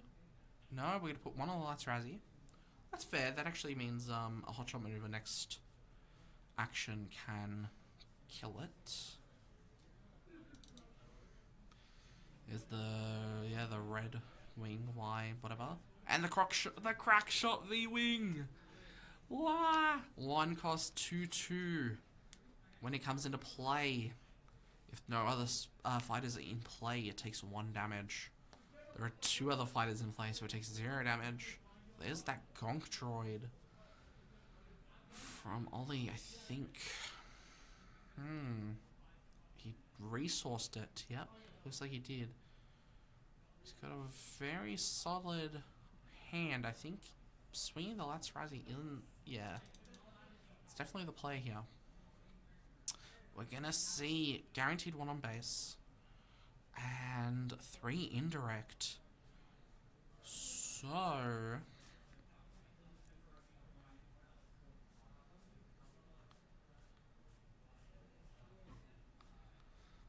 gonna put 1 on the Krennic and 2 on base. 2 to base from the Krennic.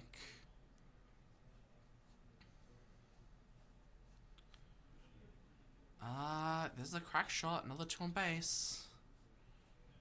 We're gonna see that's the Bosk coming down again. The the on attack, give a unit +1/+1 for this phase. You may give another. You can give a unit -1/-1 for this phase. And we're just gonna see the black one swing at base, and the Sabine's Masterpiece put into play. There's only red units, so no experience tokens will be given. But it will be able to swing for 4, which is more than relevant.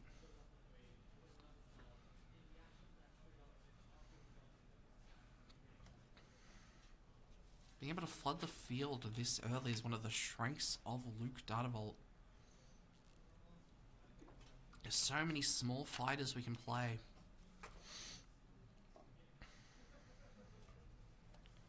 And as long as Jazz can keep a 4-cost or higher ship in play, she will be able to deploy Luke without fear of the Tree Remembers. We're gonna see, ooh, yes, the resistance, the resistance thing. What's it called? I always call it resistance something. Resistance Blue Squadron. Just use the fact that there's a bunch of space units in play to kill off that boss before it can do anything nasty. Here comes the Craving Power on the Krennic to get rid of the Sabine's Masterpiece. And bare minimum 1 on base and 3 indirect from the Y-Wing. Looks like just another 1 on base. And we're up to 15 from the rest of those swings there. We're on 5 resources. If we see a Fisto's Aethys right here, that's a 5-cost ship we can deploy on. And killing off this Director Krennic. But there might just be System Shock in hand is probably just good enough, right?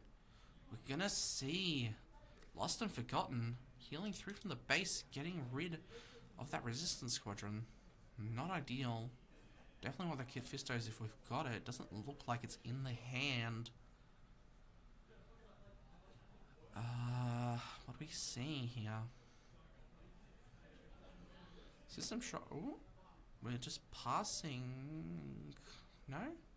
No? Okay, we're gonna swing. We're gonna take another 5 on base from this.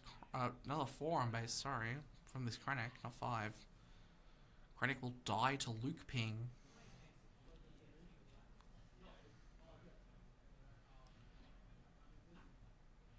Gonna see, oh, just flip onto ground. We're gonna double sudden ferocity. Oh my god, that's 8 on ground and 6 in space. That's it, scoop for game 1. That double, oh, wrong one. Double sudden ferocity, what? Oh my god. That applies so much pressure. That's 8. Yeah, far out. And considering there's no units left in play for Ollie, he has to take all of that indirect damage onto base. So that's like 18 damage, which gets him to 32. It's basically just over at that point. There's nothing in Ollie's deck that can really deal with that board after getting to 32. Wow. Holy shit. That was wonderful. Can we see Jazz repeat that going into game 2? I sure hope we can. Very biased fellow Luke player, so. Wah.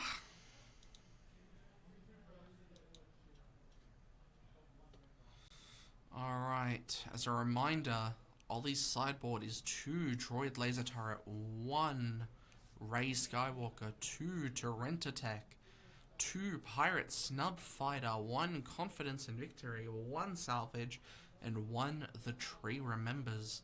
I think that Tree Remembers is probably coming in. And maybe those Pirate Snub Fighters are probably coming in as well. If Ollie decides to even sideboard at all. And Jazz's sideboard is 3 copies of Arvel Skeen, 3 copies of Captain Typho, 2 copies of Kelleran Beck, and 2 copies of Ega Escort Fighter. If she even decides to sideboard at all, those Kelleran Becks could be good in a situation where Ollie is able to take care of the board. But I just don't think it's going to happen. He's looking at his sideboard and he's like, all of this is worthless. Yeah, there's nothing that's really worth coming in. Most of it isn't great in this matchup. Ollie must not have played against any Luke coming into the event. Coming into Top Cut.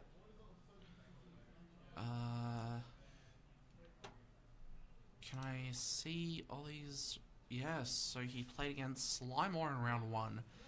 He played against a Mother Talzin in round 2. A Colonel Yularen in round 3.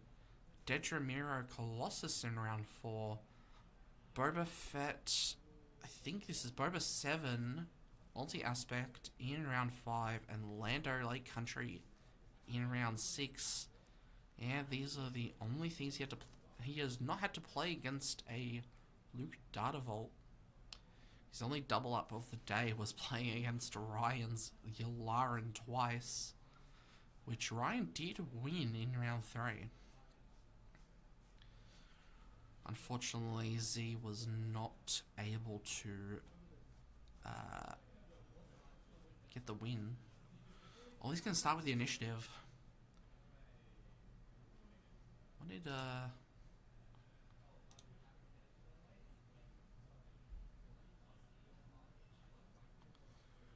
Sorry, in round 1, Jazz vs. Obi-Wan Shattered Undercity, it's 28 Force. Vader 4 Yellow in round 2, Talzin Yellow Force in round 3. Kaz Data Vault in round 4, that was Jonathan beating her. That is unfortunate turn of phrase there. Okay, yeah, there's the Pirate Snub, basically. With that, we're seeing gets rid of the turn 1 play. Dedramiro Colossus. Boba, 4 Lake Country, yeah. And then Fizness, yep. Old Malvin local battle right here. Wow. Okay, the Jedi thing, yeah. It's pretty good. We're going to be able to keep it in play as well. No damage on base just yet. Finally going to see something happen. What are we going to see? Yep, just 1 on base. There's the Bosk. We're on 4. She has the Resistance Squadron. No, air superiority. Does 4 damage with the Luke ping. She is going to take care of that Bosk. And she still has 2 resources for the Phoenix Squadron A-Wing. Able to keep a board. That air superiority is what makes Luke Data Vault, I think, a lot stronger than Yellow Luke at the moment.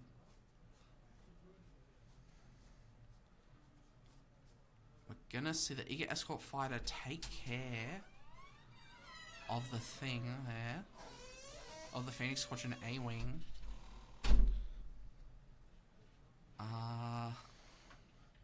Let's see.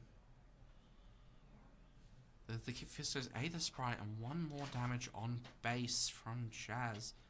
Our boy Ollie from Ollie from might concede to maybe winning the whole thing.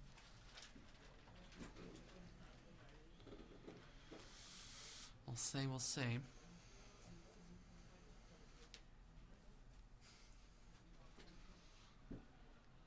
Alright, alright, alright.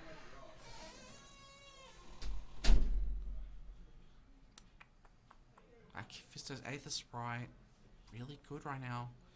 We're on 6. Just got another unit in play. This is the Gonk Droid. We're not going to see the Governor's Shuttle be able to kill... We're not going to see it played at all, because we're on... because he's just played the Gonk. What do we see here? Do we see... Flip?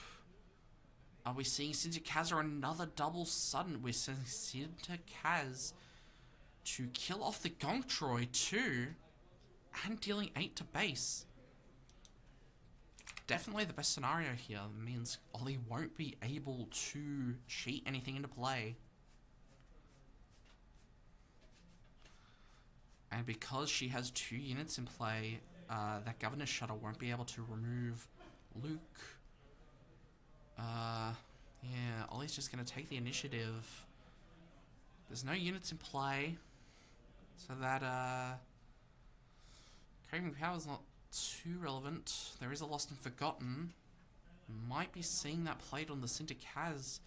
Oh, there's the Hyperspace Disaster. Not ideal. Killing all space units. It's rough at this point in the game. We are going to see another 5 on base thanks to that Sinter-Kaz. And then Aura Sing Flip does defeat Sinter-Kaz, but Jazz still has all resources open, so her board is not dead yet. We're going to see Chewie can't be defeated by enemy card abilities. Not protected by No Glory. It's not in the hand anyway, but that is relevant. We're just going to see Aura Sing deal 3 damage to the Chewie. Are we going to see Jazz claim here? No, she's going to play out another Jedi fighter. Jedi Starfighter, yep. Ollie will take the initiative happily in this situation. But having 2 units on board is more important. Especially if she has another Chewie in hand that she can pilot. There's still no Glory, I think, in the hand of Ollie, so Chewie has, yeah, he has to get rid of the Chewie with the Aura Sing. We are going to see the stay on target, hitting 3 at base, letting Jazz draw a card. She has 5 resources open after that stay on target.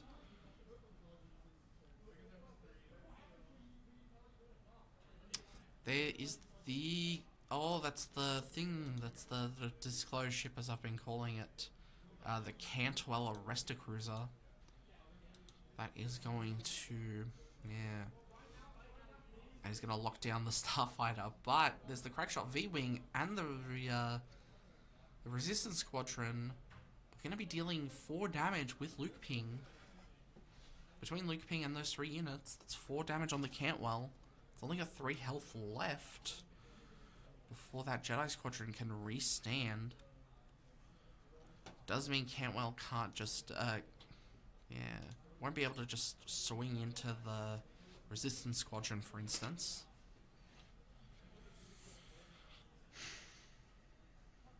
We are going to see... Yeah, the Starfighter's tapped down.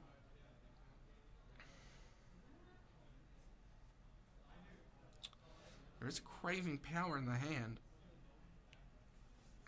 that will give extra health to the Cantwell and allow Ollie to get rid of this resistance squadron. Yep, craving power, getting rid of the resistance squadron. That's exactly what we thought was going to happen. But if we have another pump, we can still keep applying pressure. Chaz hasn't taken any damage on base.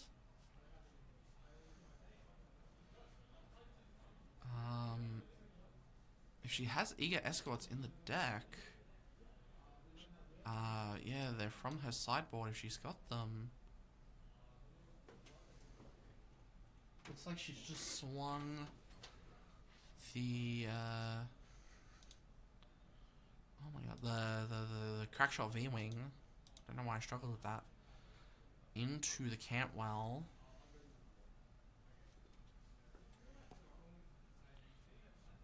Very interesting. We're just gonna use the Cantwell. Cantwell is now actually in Luke range, right? Might be wrong there. Oh, there's the system shock that defeats the... Yeah. There's another boss. Oh my god. This boss can't go away. There's a blue leader. We are going to see it played for 5 to kill off the Bosk.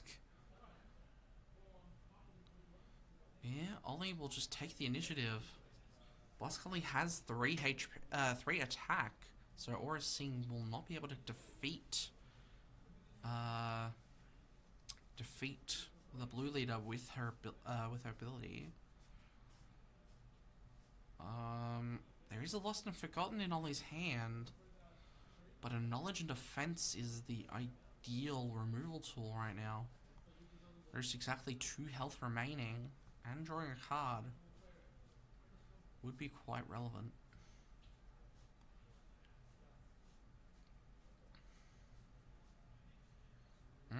Okay.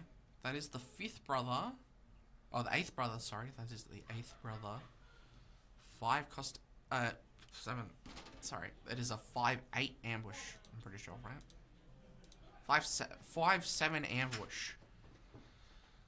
Just strong enough for that ambush. Here is our board back in play. They're swarming the skies here.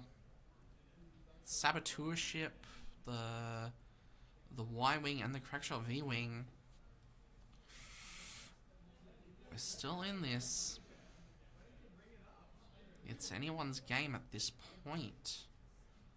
Ollie is keeping momentum, but we will see. There's a Lost and Forgotten, getting rid of the Saboteur ship, allowing 3 health to be restored from Ollie's base. We're gonna see the... Oh, we're gonna get rid of the 8th brother there with the Resistance Squadron. Ollie's finally doing 3 damage to base after all this time. Bare minimum 1 damage to base and 3 indirect on the AT. Sentinel. There's the Governor's Shuttle. He's gonna get rid of the Sentinel. I think the least important thing on Jazz's board is probably the Y-Wing, right? No, she's gonna get rid of the... Oh, yeah, she's getting rid of the Crackshot. Probably taken... Oh no, she's still got plenty of stuff here. Here's the blue leader. It's gonna deal 3 damage plus the ping to kill off the shuttle. And then, yeah, we're seeing we'll get rid of the blue leader as well. Ollie will keep the initiative. They sequenced that a bit weirdly, but it's still good.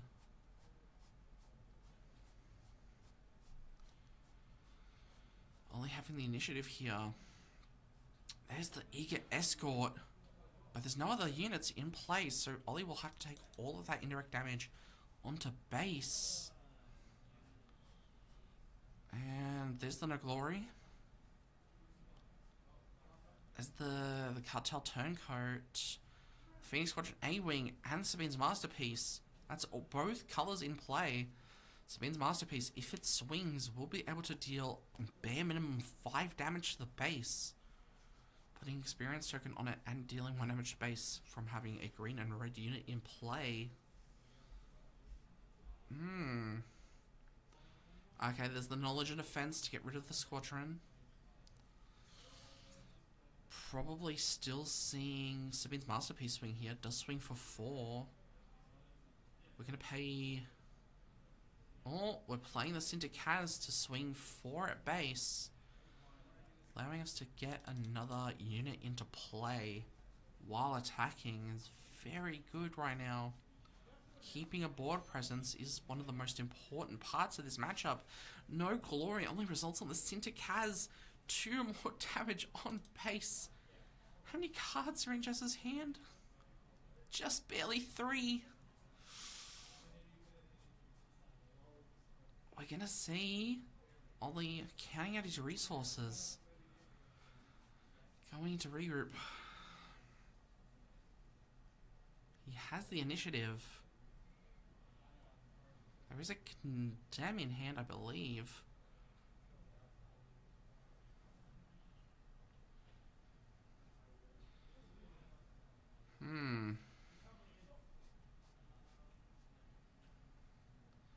Well, he's counting out everything.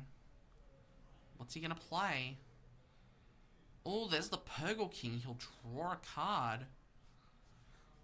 Purgle King does have a... is just a big restore stick. Restore 4, 412. 4 damage on base. We are at 31 now. Here's the condemn. Here's the claim. I think... yeah, there we go.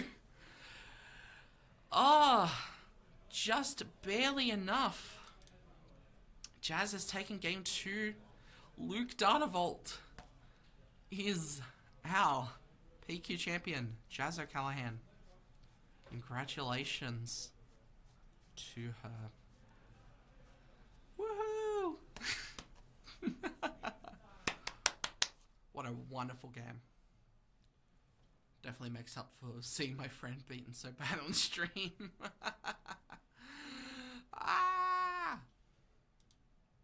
Yeah. Luke Dartavolt is the PQ champion. This is the last PQ in Melbourne. It is not the last PQ in Australia. We do have Eternal Adelaide soon. I think we also have something else soon.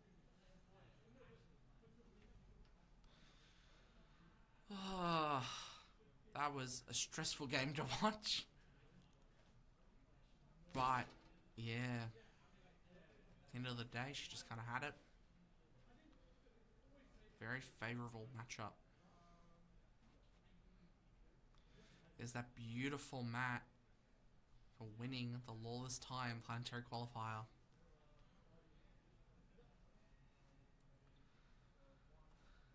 Woohoo! Absolute cinema. Oh my god. And there's the booster boxes for winning the event.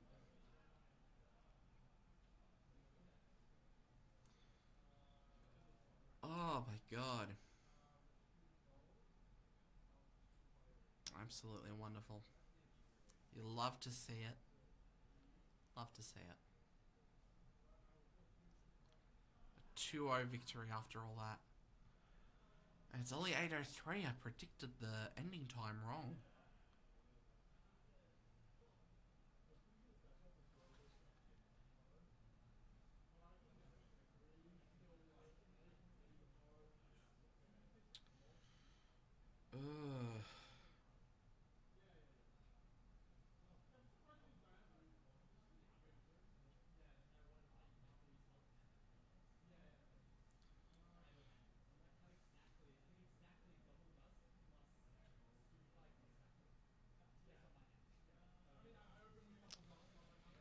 Congratulations.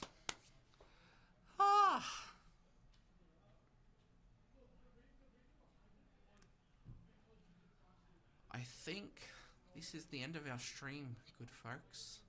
Thank you all so much for sticking with us for 9 hours and 50 minutes of Star Wars Unlimited goodness.